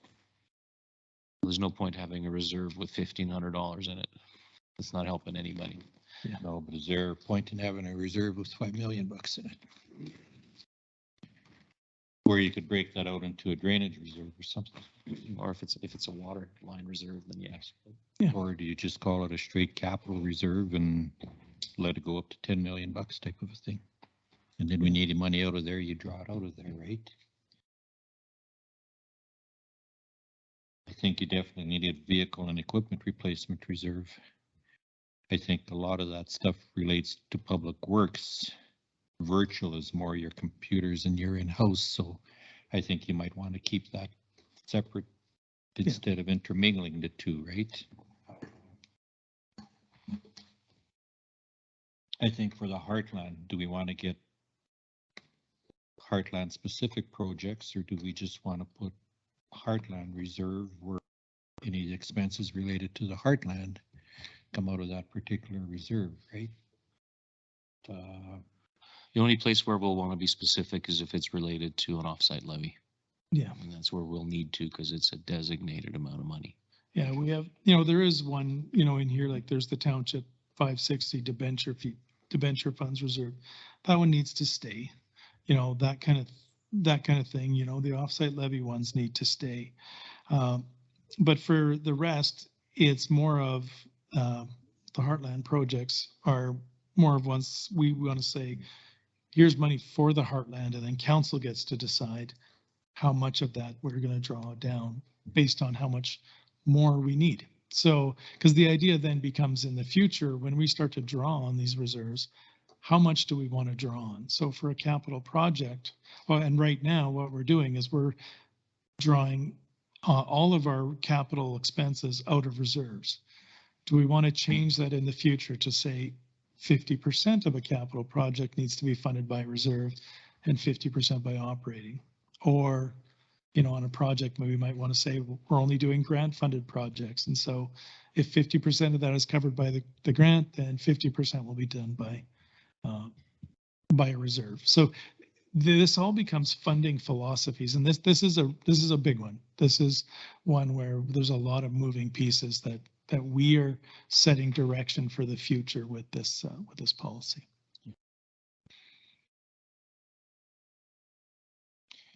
Yeah, I think this is pretty broad right now, right? Like very broad. And I think that, I guess I would like to take this home and play around or move some stuff around, but I think that putting it back in administration's hands to kind of consolidate this stuff with the path that we can follow as to what's moving where. I think also we got to look at the maximum and minimum limits that some of these reserves carry. But to me, a capital road reserve and a road construction, that should be one and the same. Yeah. To me, it's both related to road construction. So, you know, some of these are pretty straightforward, some not so much. I think when council set up the clay levy reserve, there was a specific intent that money was to be utilized to fix roads that were subjected to aggregate gravel haul, if I recall correctly. Well, yeah, and clay and aggregate have to be separate, because if you combine the two, unless you're making the deposits, nobody knows what's really going on, eh? And it's a little easier to monitor. Well, we didn't get anything for aggregate, and you know we've got three contractors that contribute most to it, and yeah, some of those have to be separate. Yeah, well, and this is for, you know, to the Reeves point, this is what are we going to use it for? To make sure we're collecting it, we do now have that report with our triennial report that helps council to be able to monitor that money's coming in, because otherwise there really wasn't a way to do it. But yeah, so which, you know, do we want that for rebuilding those roads that are needing it based on usage, or is this for an overall? Well, you know, so that's the direction that purpose and application section will provide. See, like the aggregate levy, like the concern from a ratepayer this morning about the issues with dust, health issues and that.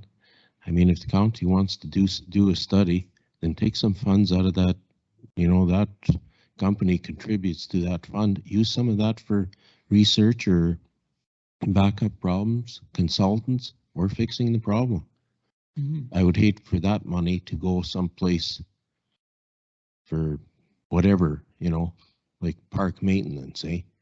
Right. You know, that's kind of like Lafarge drainage. That should be solved before you start spending money anywhere else, because you don't know what the budget's going to be for that. And that's aggregate related, eh? So. Yeah, so that's great information we can. So what if we took this today and instead of our motion saying to bring back reserves policy to a regular council meeting, that we bring it back to a future committee of the whole meeting With recommendations. with recommendations? Yeah.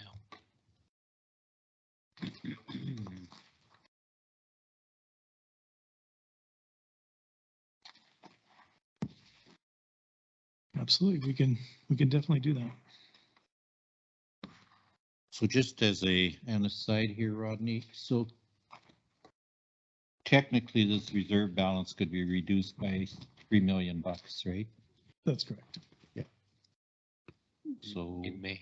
In May, which though would also be increased by a surplus in operations as that comes forward. So, okay. So while these may go down, we'll then have to decide where does it go back to. Yeah. Okay. Would be nice to have this reserve policy done by April. Yeah. Final approval of the budget. Yeah, that would, if we can have the final approval of the budget and this before the final approval, then that really helps for that future allocation. Yep.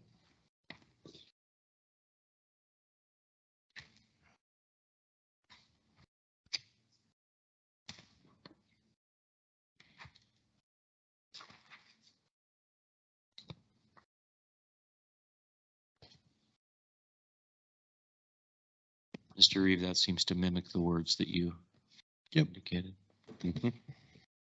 Someone prepared to make the motion on the board there? Put it on the table. Aaron? Yeah. Make a motion that committee of the whole direct administration to bring back reserves policy 7010.23 with recommendations to a future committee of the whole meeting.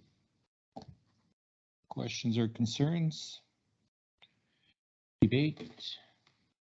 Seeing none, all in favor? Aye. Aye. That's carried 4-0.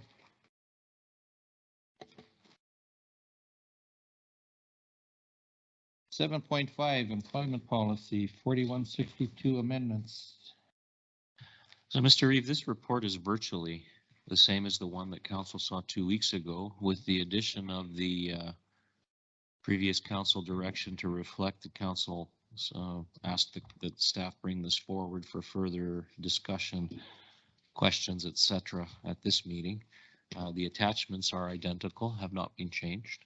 That's correct. The only thing that we're going to look for a place to address is that the employment policy make it clear that no employee should expect to charge their electronic vehicle at no cost at the county. I'm not sure where we'll stick that, but we'll find the right place. I think Mr. Boyko is ready to answer any questions you may have. Anything that you may have observed, having had the couple of weeks to review it more fully. Again, most of the changes are a matter of some typos, some what's the word I'm looking for, some improvement in wording for understanding, as well as some specific changes that are highlighted in yellow. Anything else, Rodney? No, that's correct. So again, yeah, this is a committee of the whole. So once council reviews or gives that recommendation, then we'll be bringing it back for a ratification in a council meeting. And just to kind of summarize what Mr. Tarnowski said, essentially what this is doing, this is taking one big omnibus policy, turning it into a number of smaller policies that are have a little bit more ease of review. The sections are numbered and points are made in there, and a little clarification of wordings and updating as needed. So this is more just in line of updating the policies to the current requirements. What did you do with the dress code? Did you take it out or are you putting it in? That'll be moved to an administrative policy.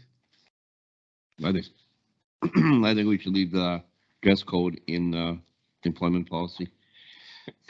The having something like a dress code is administrative in nature. I wouldn't say it's a governance level where you're giving that direction from council to the CIO to enforce. That is going to be one that, like we said, having something as like, ensuring hands are washed after after going to the washroom is something that we would want to address on an individual. You keep saying the hand washing thing. That's not part of the dress code. That is a separate thing. That's they're not telling you what you should wear into the bathroom. He's giving you an example, I think, is Mr. Boyko's intent. Some of those, the dress code section of it as well is not really, so would you, from a governance perspective, be directing the employees such as a grader operator or Mr. Dietz as he's coming forward to be coming in the clothes that he's currently wearing? the broad statements that are in our current policy are just not enforceable and really more relevant in an administrative area, providing that that allowance for the CAO to be able to put it in his prerogative that we've provided with the CAO bylaw. I'm just looking for that section in here just to give a couple of examples. In the old policy, it's on page 170 of 256.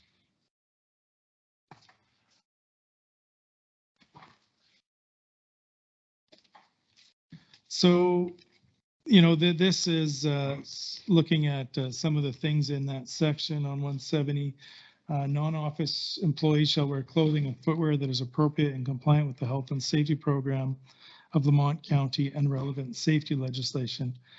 Well, those are statements that actually belong in the safety policy, not in the human resource policy. You know, a personal hygiene section in there is not necessarily relevant. But then we did have a problem with that this summer. So if you didn't have it in a policy, what do you do with the person? So again, that's part of an administrative realm. That is not a matter that would have come to a governance level, such as a council meeting. Those are things that are best dealt with on the in the realm that is more appropriate.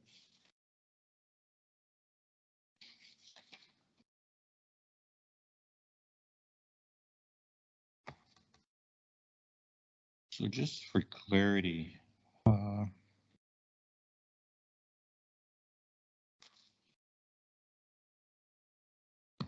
these separate policies here that we're proposing, which basically constitute roughly 30 pages, does that entirely replace the 70-some pages of our current employment policy? There are some sections in here that will be moved into the administrative policy section as well, like the one we were just talking about, the dress code. But yes, everything in here has been cross-checked and essentially moved to the ones that these are the governance specific sections, and then the other sections will still be dealt with, but just not in a governance role. And Mr. Reeve, the statutory holidays policy was approved back in September 27th. So that's a section that's already, yes, it's already approved. This is that project, Dave, that the contractor did for 10 grand, correct? He did some other work as well, but this is one of the projects that he did, yes. And having an up-to-date employment policy is very important in the fact that if there's conflicts between the policies and our practices, that we can then be, you know, on the discipline side of employees can be put into a very difficult position. And in the past, we've had a few cases against us that our policies have hurt us, and we were just trying to clarify that, or clarify those for the future to make sure that we're not in any conflict with any current legislation as well. Okay, now I have a question too on our on-call and callback portion of the policy. It's on page 131. So we assigned an on-call of $65 per day. However, right below it in 3.4, it says they come in for they're guaranteed the minimum 3 hours for the standards. But doesn't that seem like you're on call, you work 3 hours or more, then you're just getting regular pay. You're not on overtime, and you're not even getting the $65 that you were awarded if you decided to come in or not. So if you wouldn't, it's not if you decided to come in. So for those employees that are on call, they're paid that $65 because they have to stay within certain things. They have to be ready for work. They have to be able to respond. They're not going to be in the city or Calgary or that type of thing. If they are called in, they get their regular wage as opposed to the $65. And then there's another section that we don't want it to be that they come and go and they get callback money separately. So if you're in, you get paid for that day. So, and then it's just like a regular work day. So it's not overtime, it's not anything, you're just guaranteeing you're gonna be there for a regular day, so there's no real incentive for them. Really what we're asking our employee to do is commit to the county for Saturday and Sunday for $130 for the weekend.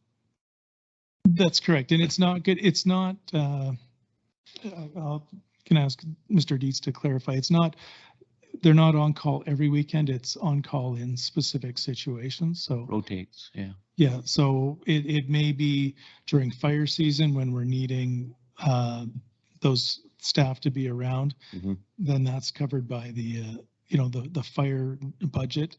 If it's a snow day or that type of thing, and we know that Saturday and Sunday it's forecast to snow, they get the on-call pay if it doesn't snow and they don't need to come in. So, but then they'll get all their, if they've already worked a full week and they're coming on Saturday, then they're going to be getting overtime for that day. So, Well, not really, because we work a Sunday to Saturday. We don't work Monday to Friday. Depending so that's how they get, if they were to miss a portion of the day, they only come in for a part day. They don't come in for overtime then. Right, depending on the need of the day. Yeah. Yeah, I have a question on page 129. And maybe I just need clarification on this, but the administration office works 35 hours per week. If you look at the hours of work, the Public Works building works 40 hours a week. 8-hour day, 7-hour day. So if you have two positions, and I'll use administrative support, okay, like the receptionist in the admin building and a deemed receptionist at Public Works that are on a fixed salary, because I assume those salaries are all fixed, not hourly. That's correct. How do you calculate it hourly? No, not paid hourly. No, they're salaried. The administrative support and are salaried. So how do you justify that person working in Public Works working for an extra 5 hours a week if her pay grade is probably going to be very similar to the person here? They still work 7 hours, and what they cover those others. So one person comes in 7:30, one person comes in at 8:30 to offset that. Leaves at 3:30. Yes. Yes, in Public Works, we have 2 admin assistants one starts at 7:30, one starts at 8:30, and ASB's admin assistant starts at 8:30. So we have an admin assistant there from 7:30 to 4. So how many hours a week do they work in Public Works? Our admin assistants were on 35-hour weeks. Okay, so if they're salaried, they're working a 35-hour week. They're 35-hour week. If they're hourly salaries, they work a 40-hour week. Is that correct? For the most part, yes. Okay, so then what about our senior management at Public Works? Are you a 8-hour day or 7.5 hour day? And I only say this, if there's 2 directors, one working here and one working there. I'm usually 9 hours a day myself on salary. 8 is only required though, right? Yeah. You choose to work 9. Yes. 8's the required. Whatever it takes to get the work done. And I appreciate in senior management to mean really there are no hours, right? Like it's still the job gets done. When we had that survey done, did they base it on a 35-hour week or a 40-hour week? Are you talking about the salary survey? The guy that did a study for us. Yeah. He based it on the 35 hours. He made all of the equivalents in there for depending on which counties he related to do.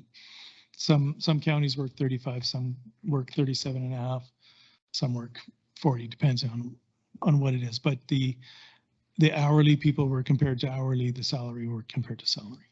So compared to the rest of the businesses in the county, counting the towns and stuff that are on a 40-hour week, they were pretty good then. We're in the 50th percentile according to his report. Compared to counties, but not compared to a bank or, Actually, Mr. Johnson did make references into the report comparison to other businesses in the area. Yes. I don't remember specifically, but there were references to that.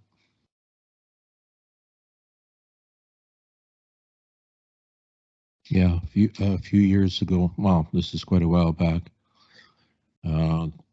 we did have to make an adjustment to a director at Public Works for the hour differential according to the grid, so.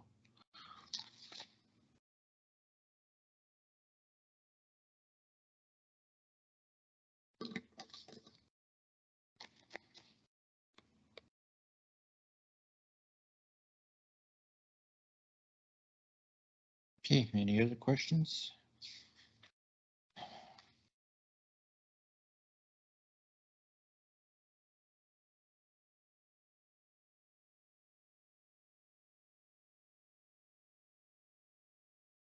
Okay, so all employees are back to work full-time, right? There's no working from home anymore?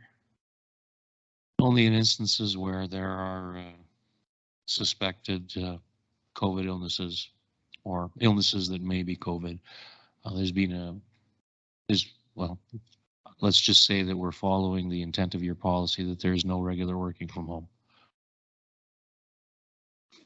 There is nobody regularly working from home.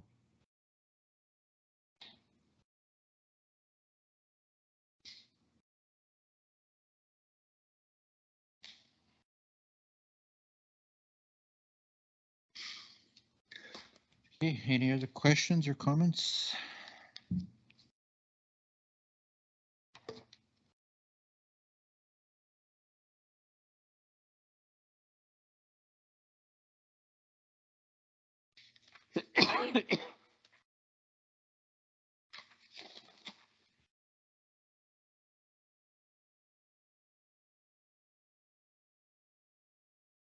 Seeing none, does someone want to put a motion on the floor? Before the policies presented to council for approval.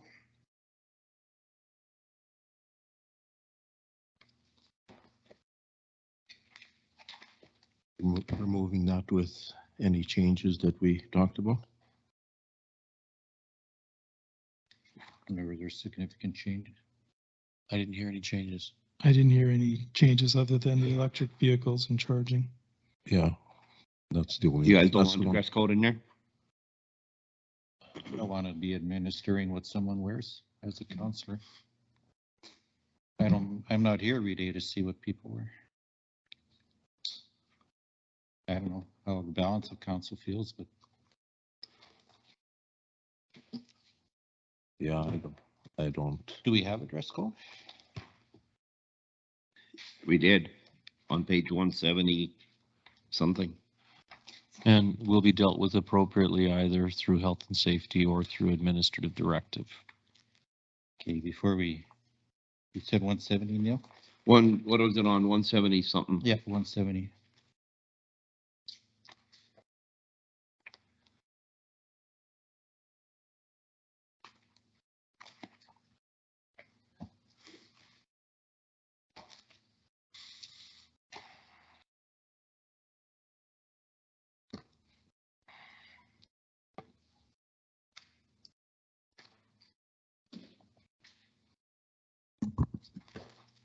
I have a quick question, if I can.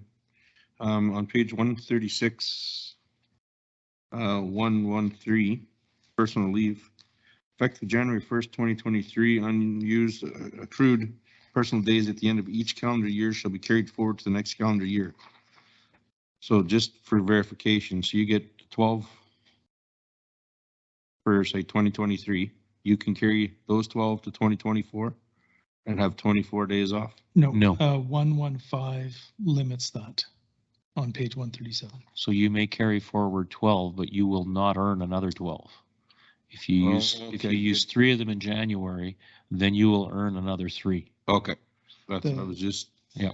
sorry, I didn't get that. I didn't transfer that over. Yeah, 113 was just a transitional clause to Okay. change the policy from 2022 to 2023. Okay, so just for clarity on this thing, because, so we've taken a number of items out of the employment policy, right? And we created separate policies. For it. Yes. Okay, there are things left over like the dress code, which is deemed to be in the realm of administration. Like I say, I think we're not gonna address any individual employee and the dress that they're wearing, or so to speak, not wearing. But what's left over in the current employment policy? Is there gonna be an administration handbook? Because somewhere, if you're gonna address an employee regarding the dress code, you gotta say, hey, look, here's our employment standards or whatever you wanna call them. Yes. This is what we expect for. Yes, absolutely, and there absolutely will be, yes, so. And it'll be one that, you know, for instance, there's things that were pulled out, like the workplace harassment and violence. That's part of our OH&S policy. We don't want the two conflicting.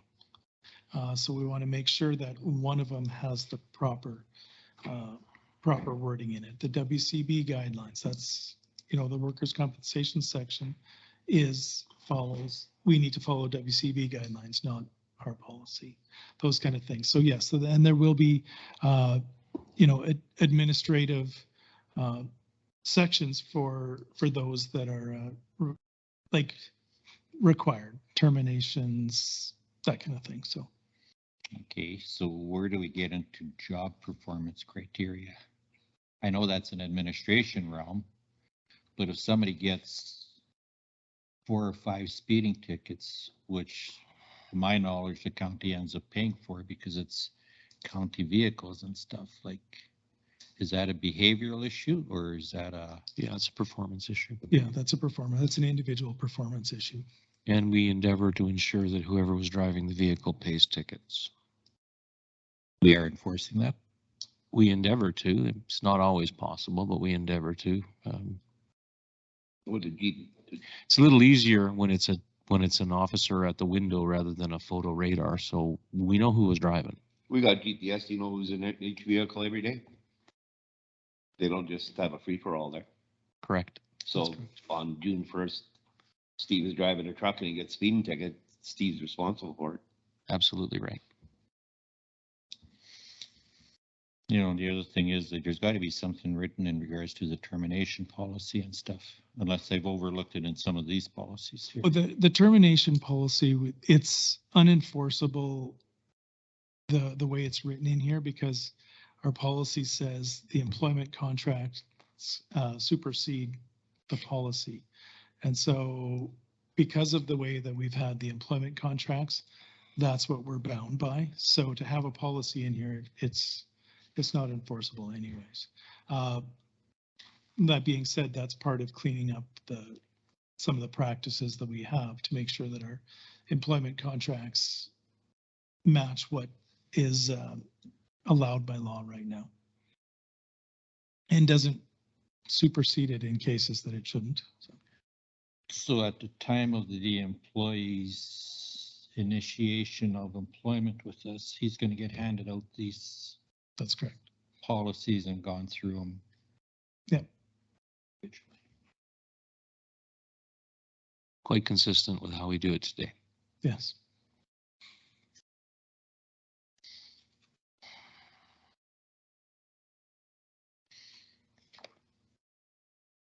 Yeah, just to further the Deputy Reeves' comment. I agree there should be a dress code, but I'm not sure it's our mandate to be enforcing it, right?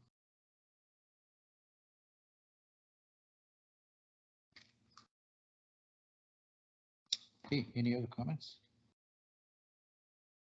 No. So are we prepared to make the recommendation? I can make that.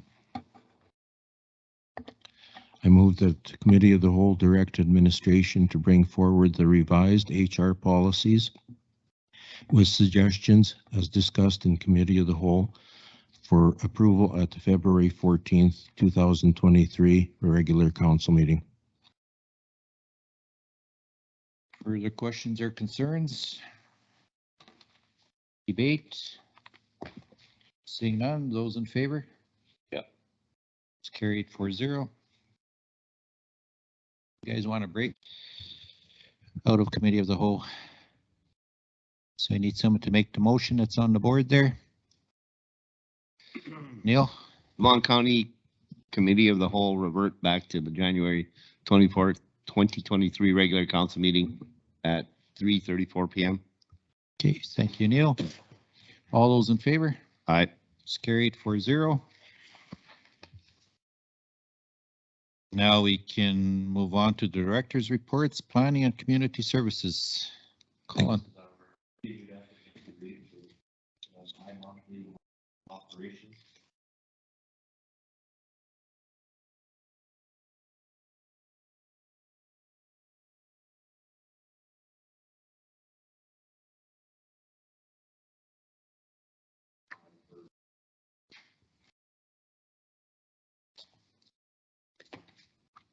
Thank you, Peter. Thank you, Mr. Eve, and good afternoon, Council. Yes, with the number of months that transpired, there's a fair bit of material here. I'm just going to skip the highlights, and wherever questions arise, by all means, I'll do my best to address them. If I can't answer, we do have some administration monitoring, or I can take away. So, I've categorized the update in the 4 areas of our division: community and adult learning, economic development, family and community support services, and planning and development.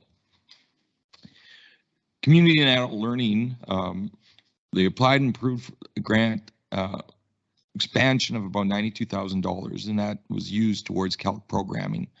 This is on top of the regular grant amount and was applied to all programs, providing a major focus towards the English as a second language. Consequently, English as a second language was resurrected and is being run in Mundare in partnership with the Easter Basket Society for Ukrainian refugees. We saw expanded service areas for calc programming, also to include the village of Andrew now. The program saw 2 new volunteer board members, sorry, the total of 3 new. We had 2 members that were replaced due to resignations, and a 3rd was added from the village of Andrew at their request. And we saw successful running of all the programs meeting at the needs of Lamont County learners. Some metrics in 2022, we ran 4 numeracy programs in 2 different communities, 2 adult literacy programs in 1 community, 1 ESL program, 2 digital skills programs in 2 communities, 2 skills for learning programs, and upwards of 10 clients utilized one-on-one tutoring for all of these categories. And we saw learner outcomes at a higher level based off the final report learner outcomes from the province. So for most reporting areas, meaning learner progress, skills used, or reduced barriers, we typically have seen 100% for outcomes. And finally, Mundare Senior Networking Group also received support to provide weekly digital skills for seniors. Under, I'll coin it economic development, but I'll call it economic development and heartland project management. A lot of staff have been very, very busy in support of initiatives we have to be able to develop in the heartland. Starting with meeting with Alberta Environment and Protected Areas to discuss the waterline application.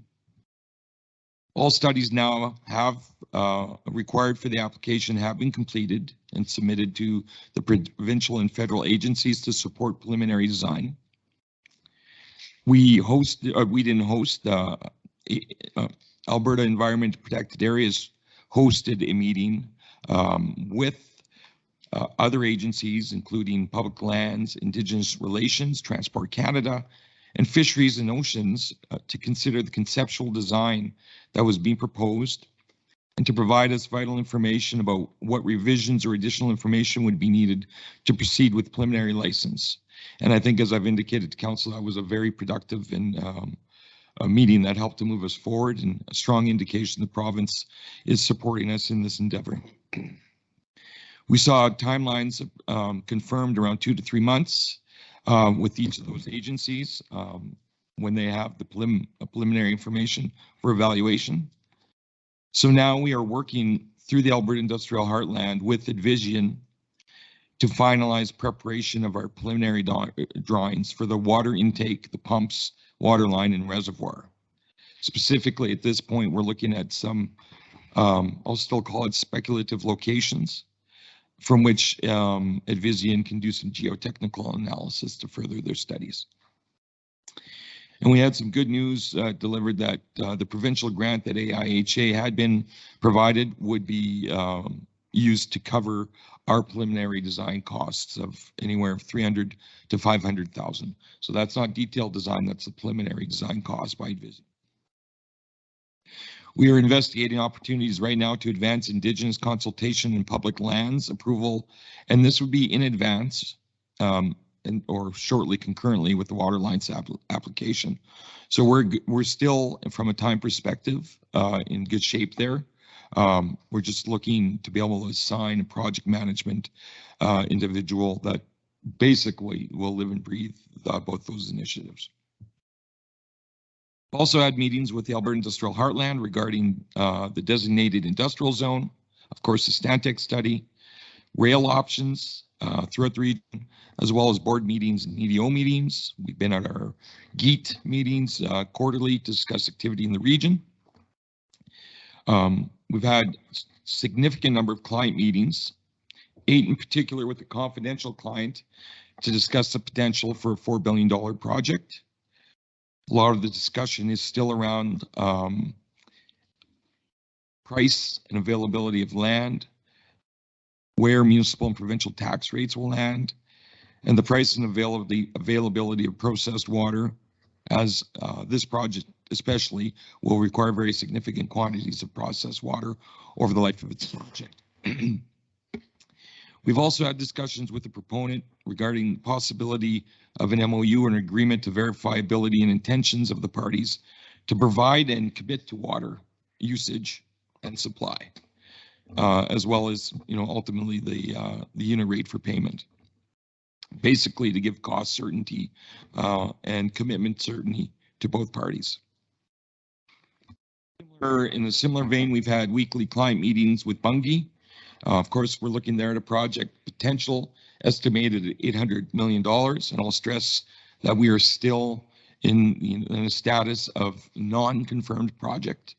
The Lamont County and the province are still in a position of vying to have this decision made favorably to locate in the industrial heartland. The scope there includes the canola crushing facility and 2 subsequent facilities for the processing of the crushed canola at food grade and for a biofuel base. We've had meetings with the proponent to support land acquisition and arranged for initial development permitting and the work that occurred for preliminary stripping and site grading and stormwater management.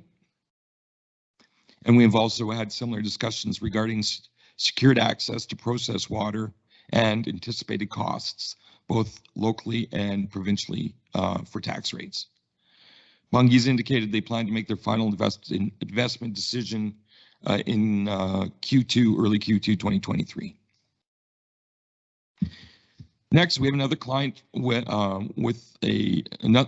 having meetings with another client considering about a $350 million initial phase project or refining development that will also require significant amount of processed water. However, that project right now, the investment is uncertain pending funding availability. And finally, we've had client meetings with 4 major industrial proponents, a 4th major industrial proponent, and we've met several times to discuss restarting the development permit that was issued 2 years ago This project has estimated initial phase, or its phases at about $350 million each, with a full build out being close to 800 million. And again, will require large amount of processed water, and are interested in looking at what guarantees they have for long-term competitive rates for water, as well as discussing local and provincial tax rates. With this client, we also have monthly meetings just to discuss opportunities in Lamont County in general. I mentioned earlier, we've been part of the designated industrial zone meetings discussing regional heavy industrial water, topsoil, air quality, infrastructure, and drainage.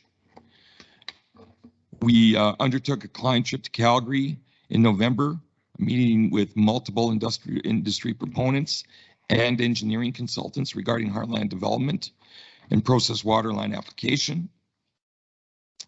There's also been administrative work through professional development, including Keldar leadership, respect in the workplace, health and safety, bi-weekly meetings in conjunction with planning and development to align in the heartland.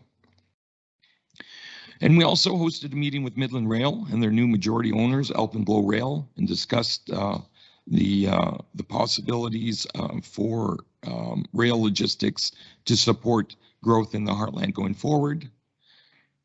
There was a tour of IPL's Heartland Petrochemical Complex. We've had meetings with industry, engineering consultants in the town of Lamont to discuss sewer expansion for the Heartland region. We obtained an amendment to the ACP grant, which allowed for $40,000 to conduct the sewer feasibility study, which has been completed. Before Christmas and just recently, we've had meetings culminating in a meeting with Alberta Environment to discuss stormwater management in the Heartland in support of the Bungie proposal. And that was with engineering consultants and Alberta Environment. We've been watching and attending mission and setting and communication workshops with Everything Hydrogen, dealing with the Edmonton Hydrogen Hub. We've had several meetings with other interests regarding rail and rail access. And we hosted we participated in a significant Heartland planning session with council, of course, to discuss industrial growth opportunities. And we've had discussions with Sherway Construction regarding regional projects and local resource extraction. And actually, it's culminated in us setting up a site meeting with a local extraction plant with SIL this week. There was attendance at Travel Alberta Tourism, a planning session, meeting with Go East of Edmonton to discuss next year's marketing plan, and finally attending the Alberta Hub Invest Alberta workshop.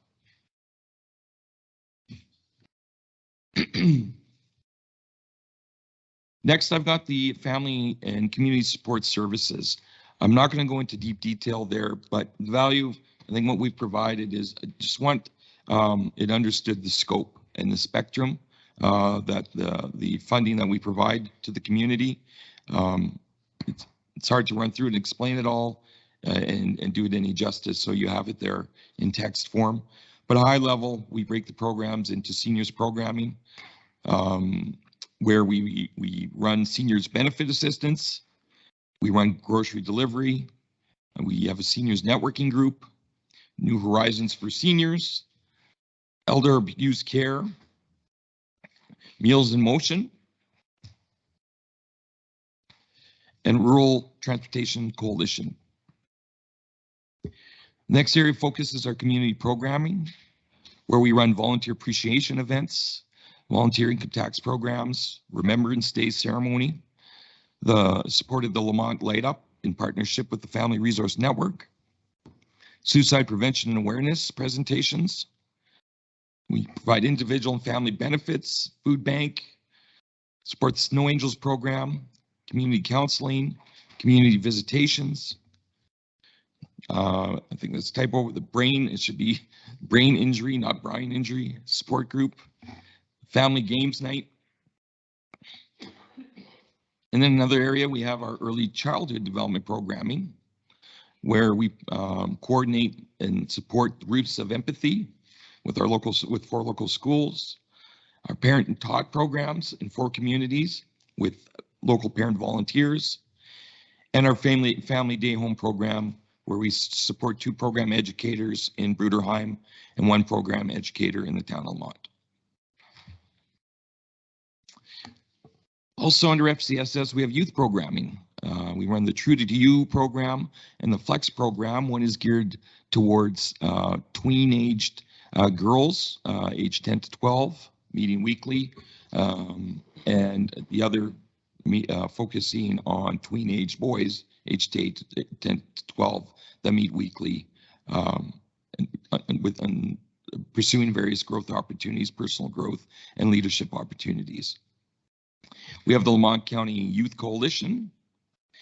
We conduct other youth programming that begins or accommodates children and youth age 7 and up, running weekly.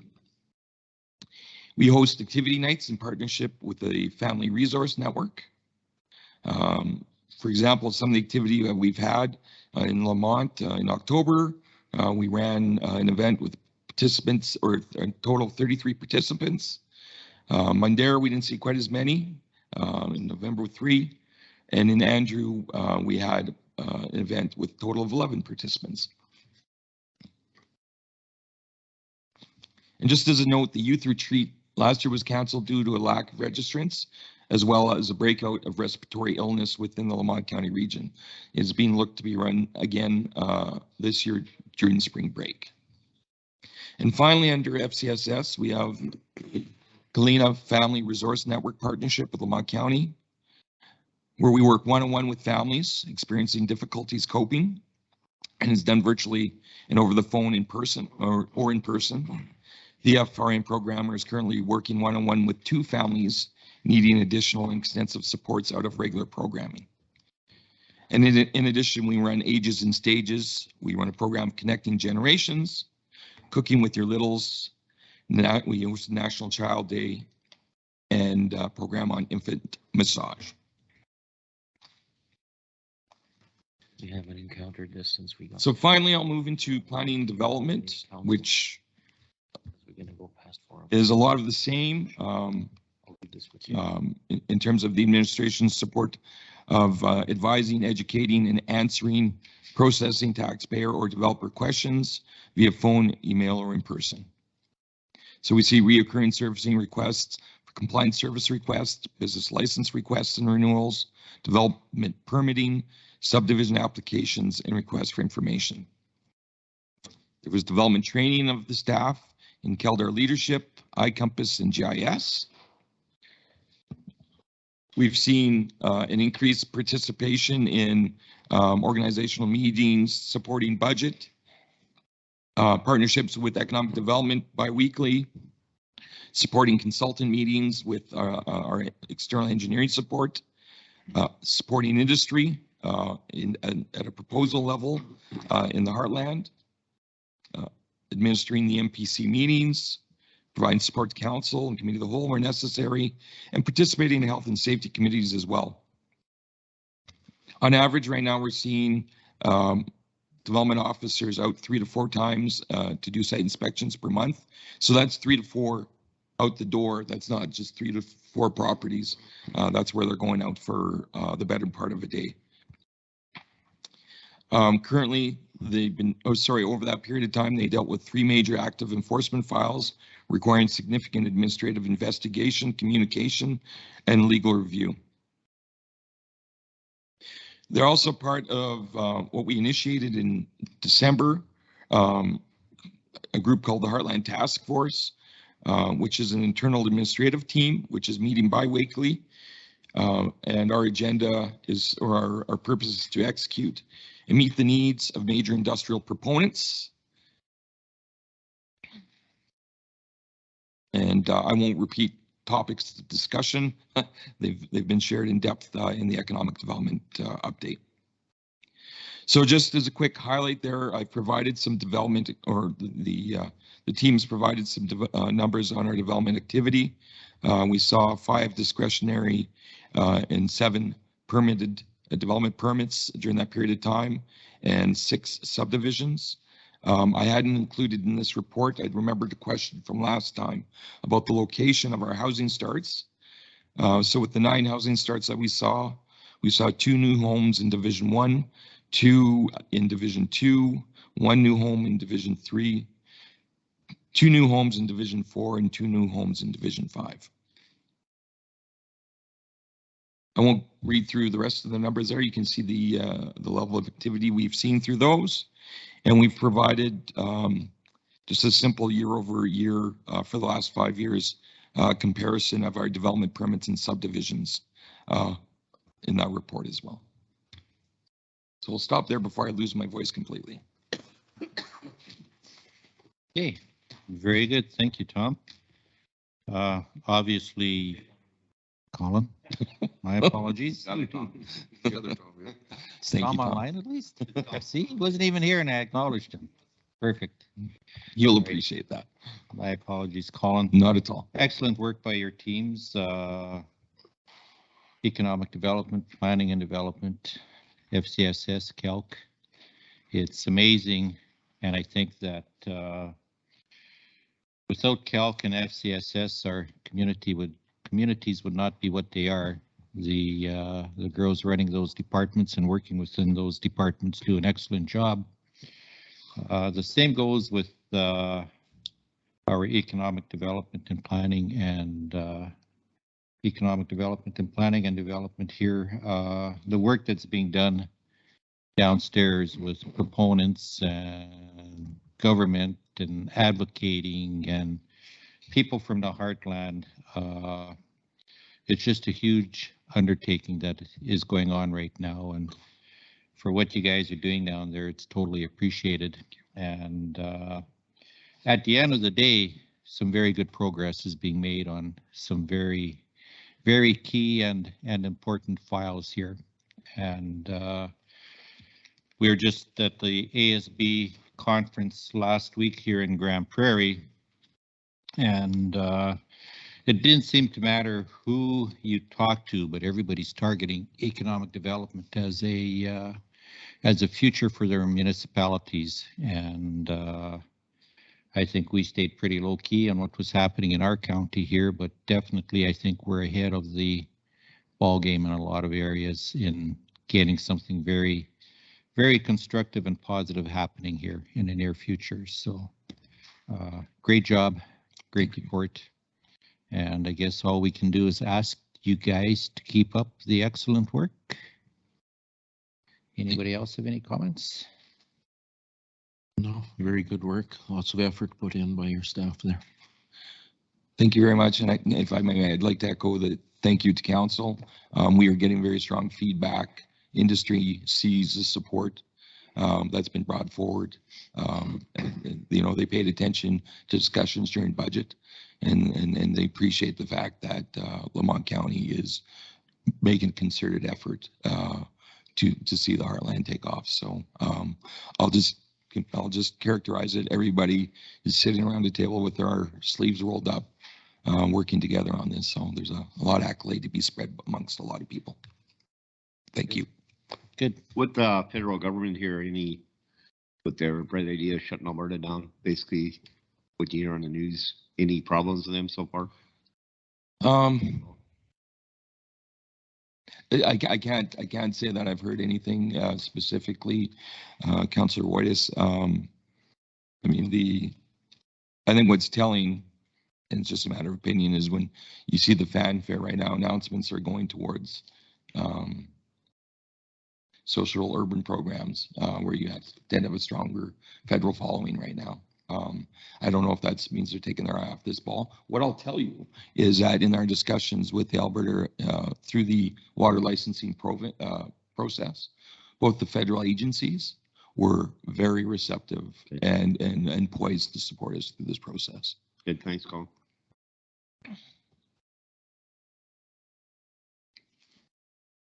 Where do we stand with some of the studies that we have to do, like with the Indigenous Peoples Fisheries and Oceans Act? Or are we making progress on those files? Or what we've taken over the first couple of weeks, Mr. Reeve, to do within the Heartland is, admittedly, there was a lot of balls in the air that weren't organized in the script. So we've dedicated our time over the first couple of weeks actually transcribing a project management model. We, like I said, we really got in depth with the Heartland Task Force. Part of that is assigning specific, not just people, but what's the approach going to be. We have some thoughts about, like I said, assigning or bringing in some support on the Indigenous and public lands. When we spoke, we actually met with Andrew Patton last week and had the opportunity to ask some questions on that. We don't have any concerns about that we're behind the 8 ball there yet. We want to make sure we get, we're well served by somebody that has experience in especially in the Indigenous relations. And I've got some thoughts about how we can resource that with the budget that you provided. So that's going to happen shortly. Okay. Yeah.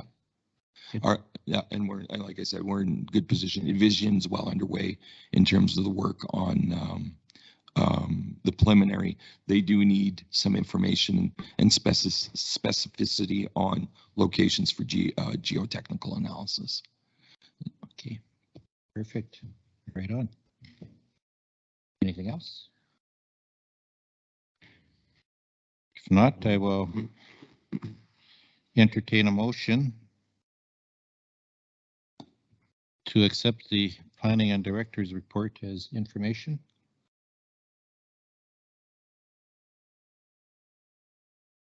Right. Okay, I move that I don't think there's a scripted motion there, right? Oh, okay. You'll have to ad-lib one. If you look at the bottom one, it kind of will give you a. I move that Lamont County Council accept the Planning and Community Services Department Activities Report, September to December 2022 as information. Any questions or concerns? Debate? Seeing none, those in favor? Yeah, I'm carried 4-0. Thank you very much. Thank you. Thanks, Colin. You bet.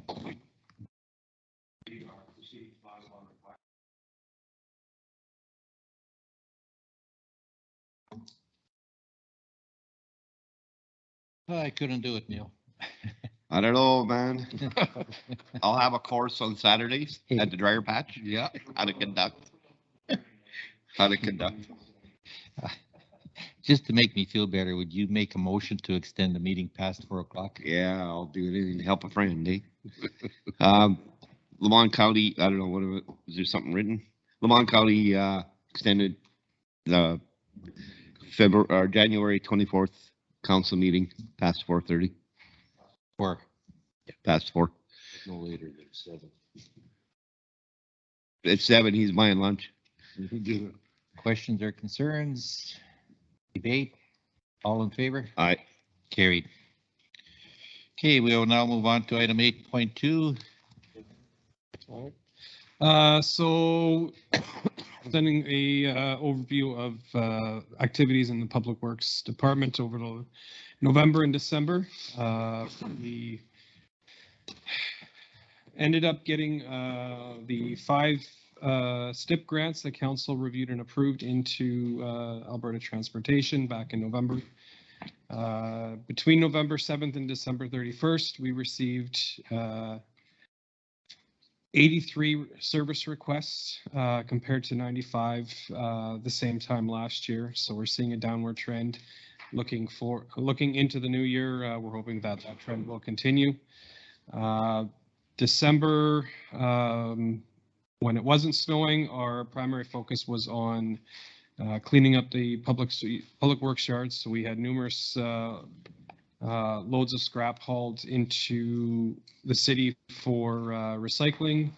We cleaned up our wood pile, burned it down, cleaned that up. Our yard cleanup is continuing into the new year as we look to put together a disposal list of equipment that's not utilized or underutilized. One thing of note is we had some staff members come up with a ingenious idea to attach sandvik blades to the ripper of a grader.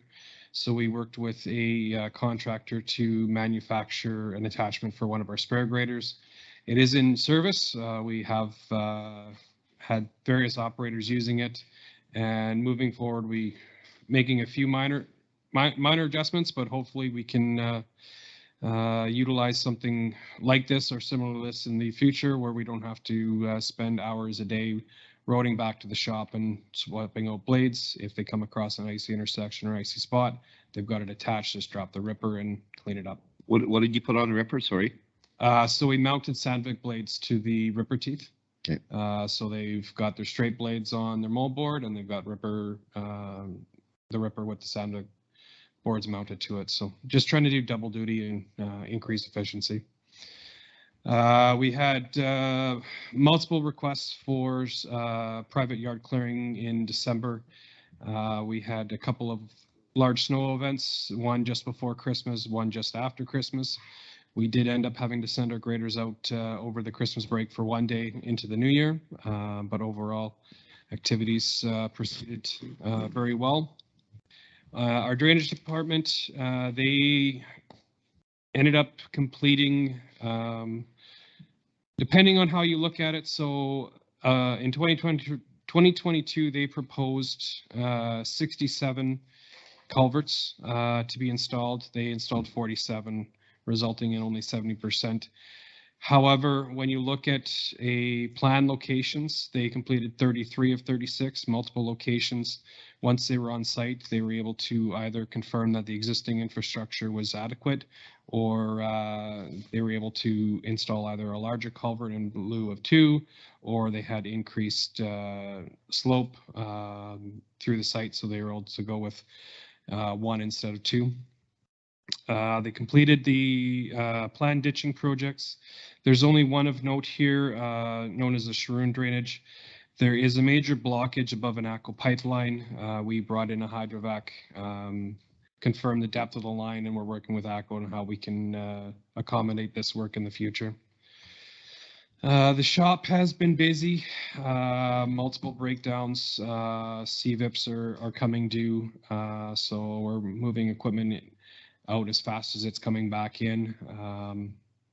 Our water utilities section, a couple of items to note. We did see increased water usage out of the Heartland station for pipeline pressure testing on the carbon capture line. We also experienced a planned outage, power outage at Hilliard. Unfortunately, the message did not get relayed to Public Works. We've since worked through that, and going forward, we'll make sure that our operators are well aware in advance of any power outage at any of our facilities. And in lieu of our utility operators' planned retirement in April, we are continuing to train an employee to take over for her. So we have set things in motion to have her fully trained and certified for April.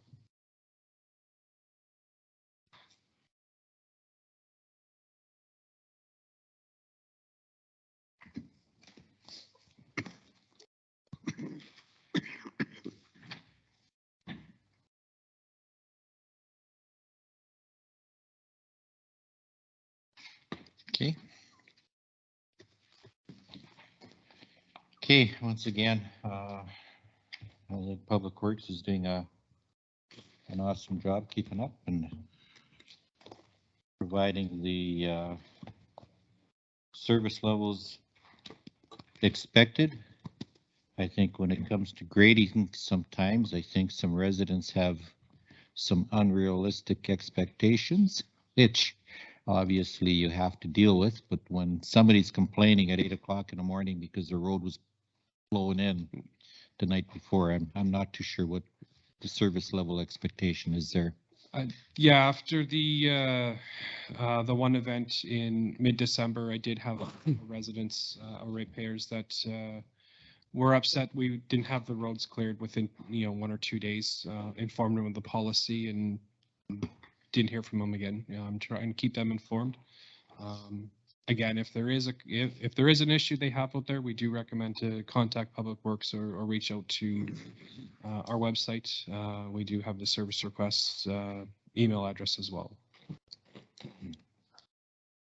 You also mentioned you're training someone to take over the utility Yes. water position. Is Our- that an internal person? Yes. So we've had a seasonal staff member who used to work for Strathcona County, came on with us in the spring, and the goal is to have her fully trained for our operators plan retirement in April, bring her on full time and take over. She's experienced in it. She just isn't certified, but we will ensure that she's working through the certification process right now. Okay. And the weather's cooperated in January here, I guess, from a. We've had a very pleasant January. We had a little bit of freezing rain here and there. Overall, not too bad. This warm weather does come with its own issues too, with intersections getting icy. So we've had graders out, scratching up the roads where needed. I did hear this morning there was some blowing snow up around Andrew. So we're continuing with our activities and checking roads and ensuring the roads are safe for the public. Anyone else have any questions for Darby? Oh, you guys are going to let him get off easy here. He waited all day for this. Yeah. All right. Well, thank you very much, Darby. And also comprehensive report what's happening in your department there.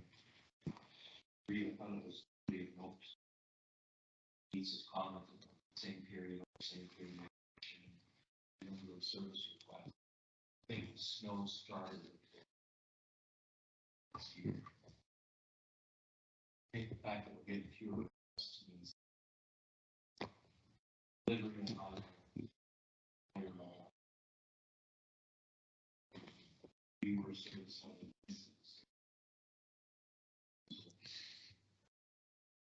Or maybe counselors are just doing their job. I agree, Mike. Okay. Did we accept the Public Works as information? No, we haven't. Aaron?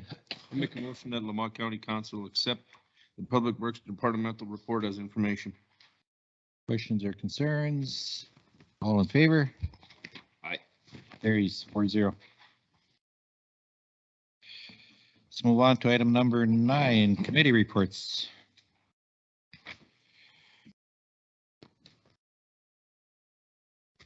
Ray? Okay, I've got 2 reports here. I attended the Beaver Hills Initiative meeting. It's the first one that I attended for, I think, in person for 2 years. Budget was discussed. Budget is basically the same as last year. Lamont County's contribution of $10,000 will be the same. They're still trying to get cameras to join the organization. There's a BHI evening reception on March 1st, and council is invited. I just have to forward the emails for that. The AGM will be conducted on the March 8th board meeting, and the Berkey's Ski Festival is coming February 10th to 27th in the area. And Elk Island Park is planning a major burn in April, and they will be coming to council to do a presentation. One thing of note, a national park does not need a fire permit from adjacent counties, so that's something to keep in mind.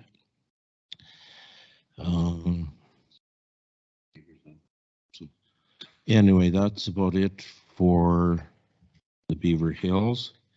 I did attend Seed Processors Convention. last week. So there were 3 board members present and the new plant manager attended. There are 67 seed cleaning plants in the province that are part of the organization. I attended a board member skill builder session, and that dealt with human resources and performance reviews. Also included in that was a session on identity theft and frauds. There was sales presentation by seed companies of new treatments for seed. There was a trade show of cleaning equipment, bins contractors. There were presentations made by 3 plant managers on their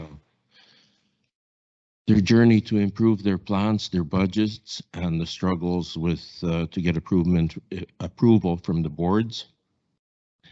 The keynote speaker was John Cornish, a Canadian Football Hall of Famer who spent 9 years playing for Calgary Stampeders and racked up some impressive accomplishments. He advocates for human rights, speaks out for LGBT and minorities, and is a regular volunteer with Alberta Children's Hospital. He's a fearless problem solver and someone who eyes up a barrier and says yes. It was a very good presentation.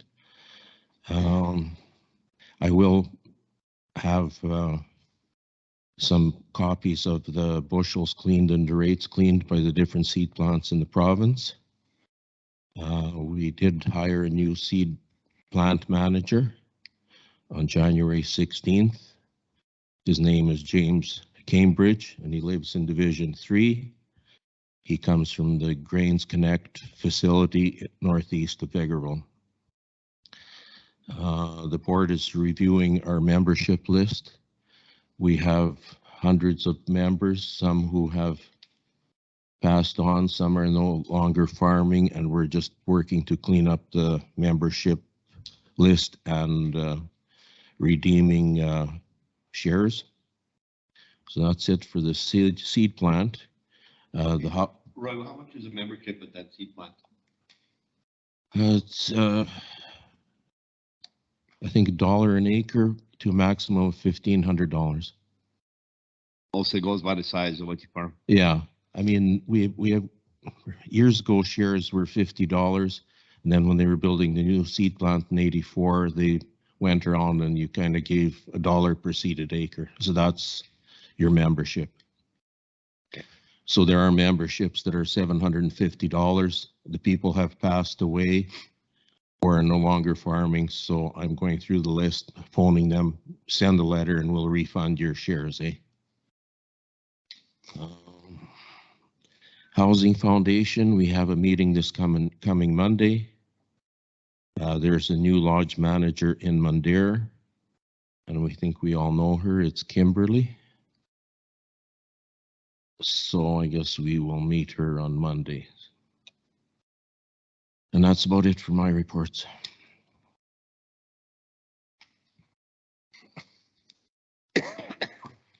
Thank you, Councillor Naka. Councillor Wick. I have no report for this one. Our meeting is, MPC meeting is tomorrow. Sorry, which meeting? Our MPC meeting is tomorrow. Okay. Okay. We had the Ag Service Board in conference in Grand Prairie. Had some good guest speakers and stuff. Few resolutions, some dragged on, but all in all, it was a pretty interesting 3 days. Had some pretty good speakers. Doug from the Alberta government brought a few people with him, so it made it really good. Something new to see there, and they had good attendance, I guess. And that's about her for me for right now. Okay. I think there's a handout, Irina. When I came back last Monday, one of the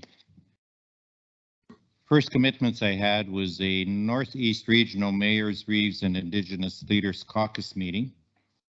And that That was at the Canuso Ridge Resort, which if you haven't been there, you're just about into Pearceland, Saskatchewan before you get to this resort. It's about 207 kilometers one way and essentially in the middle of nowhere, but quite a little resort. Ski hills, tubing hills, et cetera, et cetera.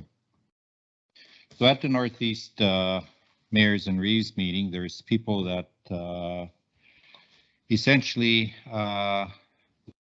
Cold Lake, MD of Bonneville, Frog Lake First Nations, Black Labiche County, Village of Murnum, Buffalo Métis Settlement, Village of Innisfree, Village of Chipman, Town of Bruderheim, Two Hills County, Smoky Lake County, Town of Mandera, Town of Athabasca, Athabasca County, Town of Lamont, Town of Vermilion, Village of Manville, Town of Vegreville, Town of Bonneville, Town of St. Paul, Town of Smoky Lake, and I believe I said the Smoky Lake County already. And I represented Lamont County. On their agenda, they discussed Highway 28 and 881. They discussed medical services and the lack thereof. We had a presentation from an individual from Emergency Services from the North Zone. And I'm not sure, but I think I may have sent a copy of his presentation yesterday. But for emergency services, they've identified 3 or 5 main points here. And the points that they've indicated here are, my apologies, I have to find my email here.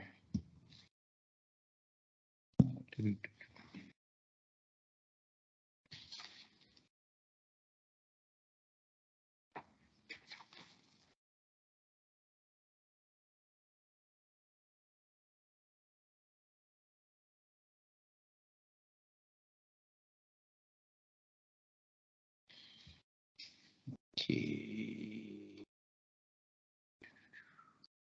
Oh. Just give me half a minute. Just not sure what folder I dropped that into.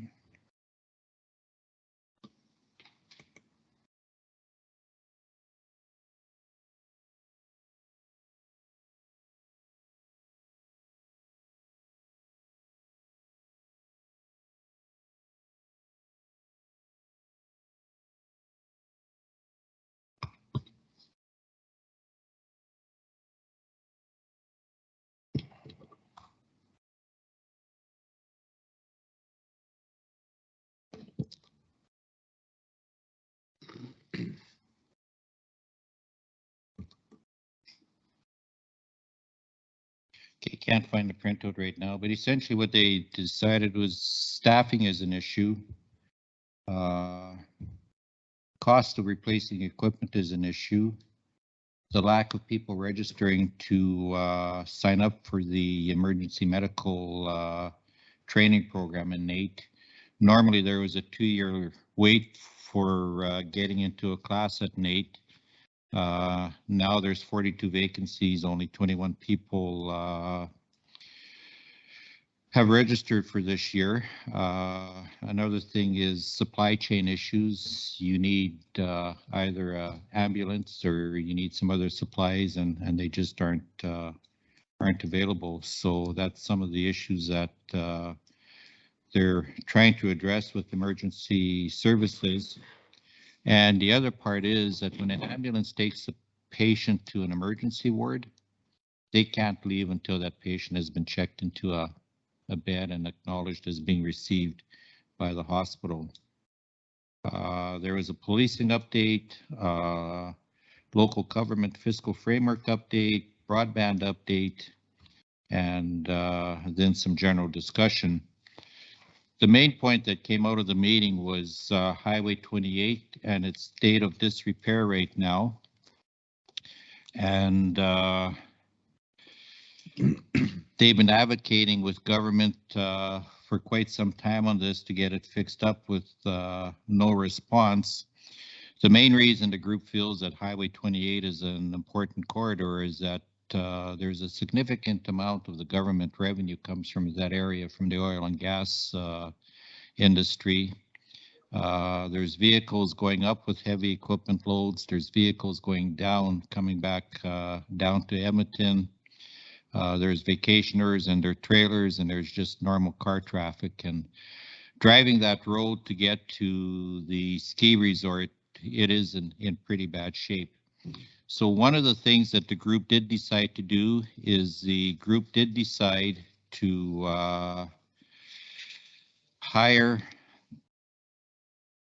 an advocate on behalf of the group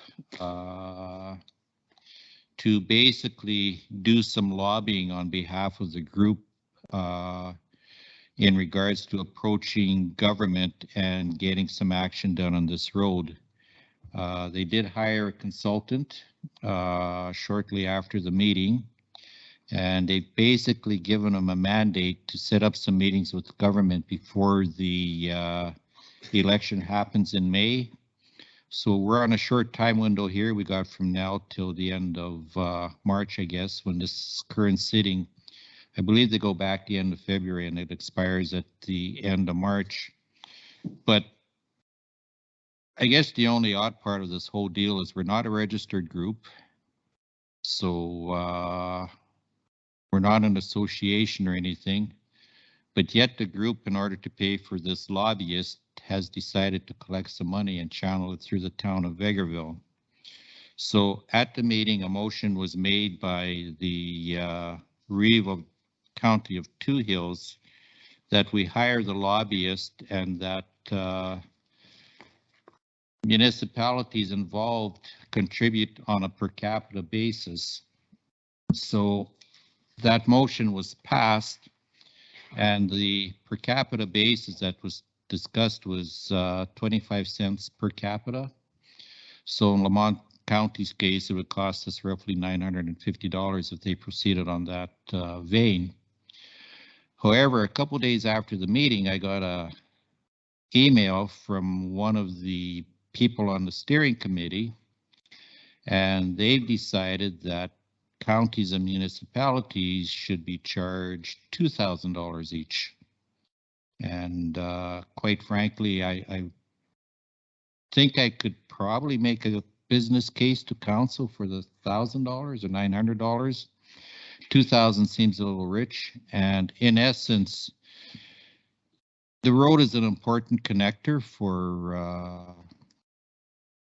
Alberta and for the province, and I guess for us also. But the ultimate benefit to us isn't as great as say it would be for Bonneville or Cold Lake or Smoky Lake or somebody in that area, right? So I will be coming back with a business case once we get more information to see if council is prepared to support the group with some funding to pay for this lobbyist. And not sure if that'll be the next meeting or the meeting after that. But right now, I'm advocating that they stay with their original proposal, that it's a per capita basis and not the type of governance that you are. So that was that Monday. Tuesday, I flew to Grand Prairie and joined Dan and Neil at the ASB conference, and I agree with Neil. A good conference, good speakers. And they treated us well there, I think. They had a shuttle bus back and forth. And Dan, Neil, and I got to know Hannah a little better. And I think she's going to do okay. Very, very personable individual. And one of the speakers spoke in regards to the cattle industry. That's not very favorable going forward if it continues the way it is. And then the first speaker on Wednesday morning, he spoke about the available land base feeding the world and how that land base is being utilized by urban sprawl or just natural melting of the oceans, flooding areas where the prime farmland is and stuff. So it was good. I'm not sure how the gala went. I left before the gala. I don't know, Neil, maybe Quick Dick McDick did all right? The gal was good. He gave the wrong show for the crowd. He gave the bar show adults. Every second word is F-bomb, but he was funny for 90% of the crowd and 10% left. But if you give the show he hadn't read yours, excellent, because he's agriculture, right? Agriculture, and I think he's a former grader operator or whatever, so I think he would lean towards that if you kind of pushed him in that direction there, so. Anyway, it's been a busy 2 weeks. Tomorrow, I attend a function at the Alberta Industrial Heartland. We're taking Minister Guthrie, the Minister of Energy, on a tour of the Northwest Refinery. And is that Friday, federal minister or provincial? Provincial. And Friday, we got our RMA Zone 5 meeting in Kinsella. If it's not on your calendars, please mark it. Good. Any other comments? Not accept committee reports as information. Roy? I move that the county council accept the committee reports as information. All those in favor? Carry Yep, 4-0. Yep. Correspondence, item number 10. First item is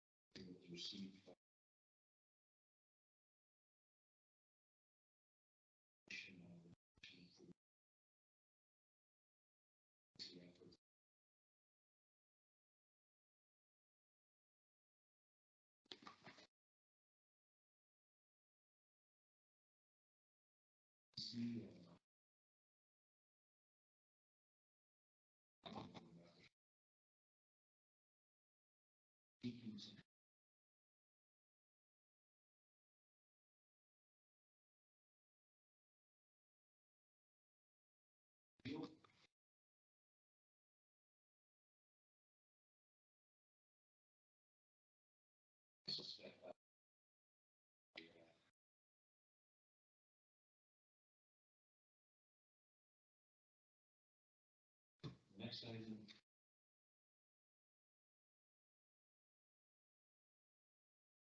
Parks.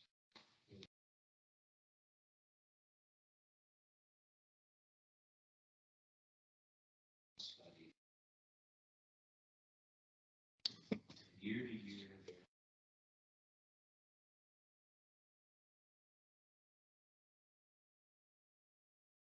We have further information to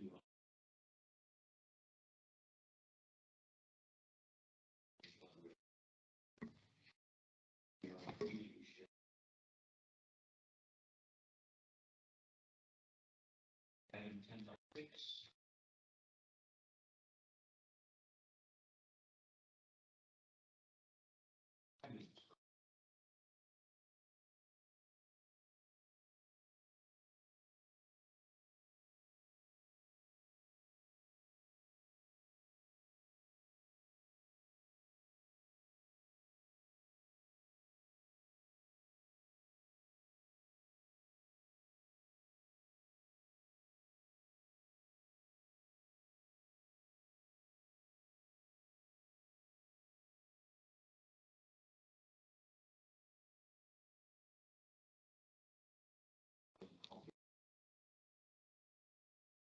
Yeah, I talked to Reeve a little earlier. I'd like to go on camera for this letter, so. Okay. So then before we go on camera so that we can let the administration staff go home here. Yeah, I don't think there's anything actionable. If I have a chance, I'll talk to Minister Guthrie one-on-one in regards to the well drilling tax.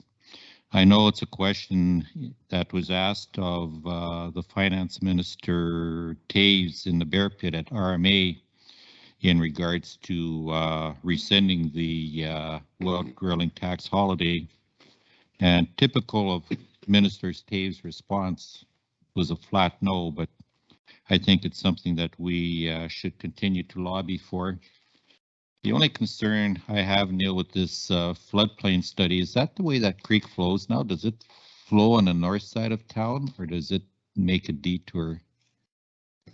They got 2 creeks through town. It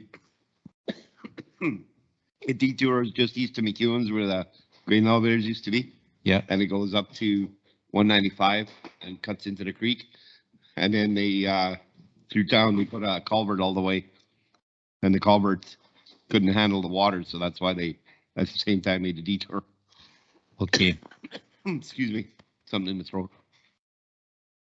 Because according to this map, it looks like the water is going on the east side of town here. It's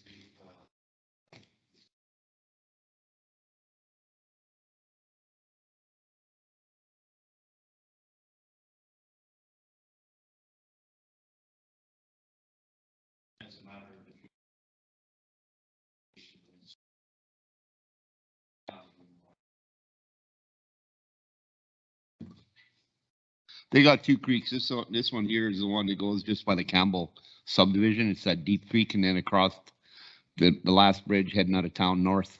Mhm. And it stays on the north side and it goes through Trevor Schinkinger's and then hits those 2 big culverts. Harold's and then goes into the Beaver Creek, Lamont Creek. It hits the Harold's. Okay. And then the other one that they detoured, they put a culvert through town and it goes around by 195. So this one's pretty accurate. It goes along. It ends up by 831. Okay. It's got fairly steep banks to it. Okay, any other questions or concerns on the correspondence? If not, I need a motion to accept correspondence as information. Councillor Wick. I make a motion that Lamont County Council accept all correspondence as information. All in favor? Aye.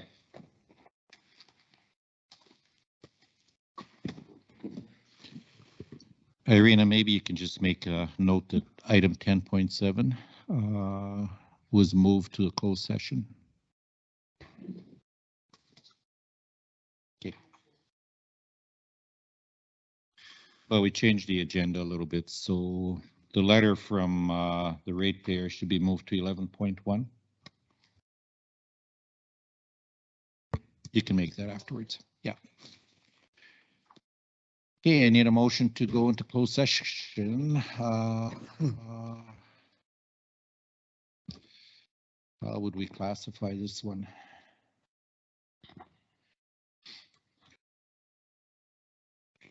Where's the land or whatever? Something to do with land.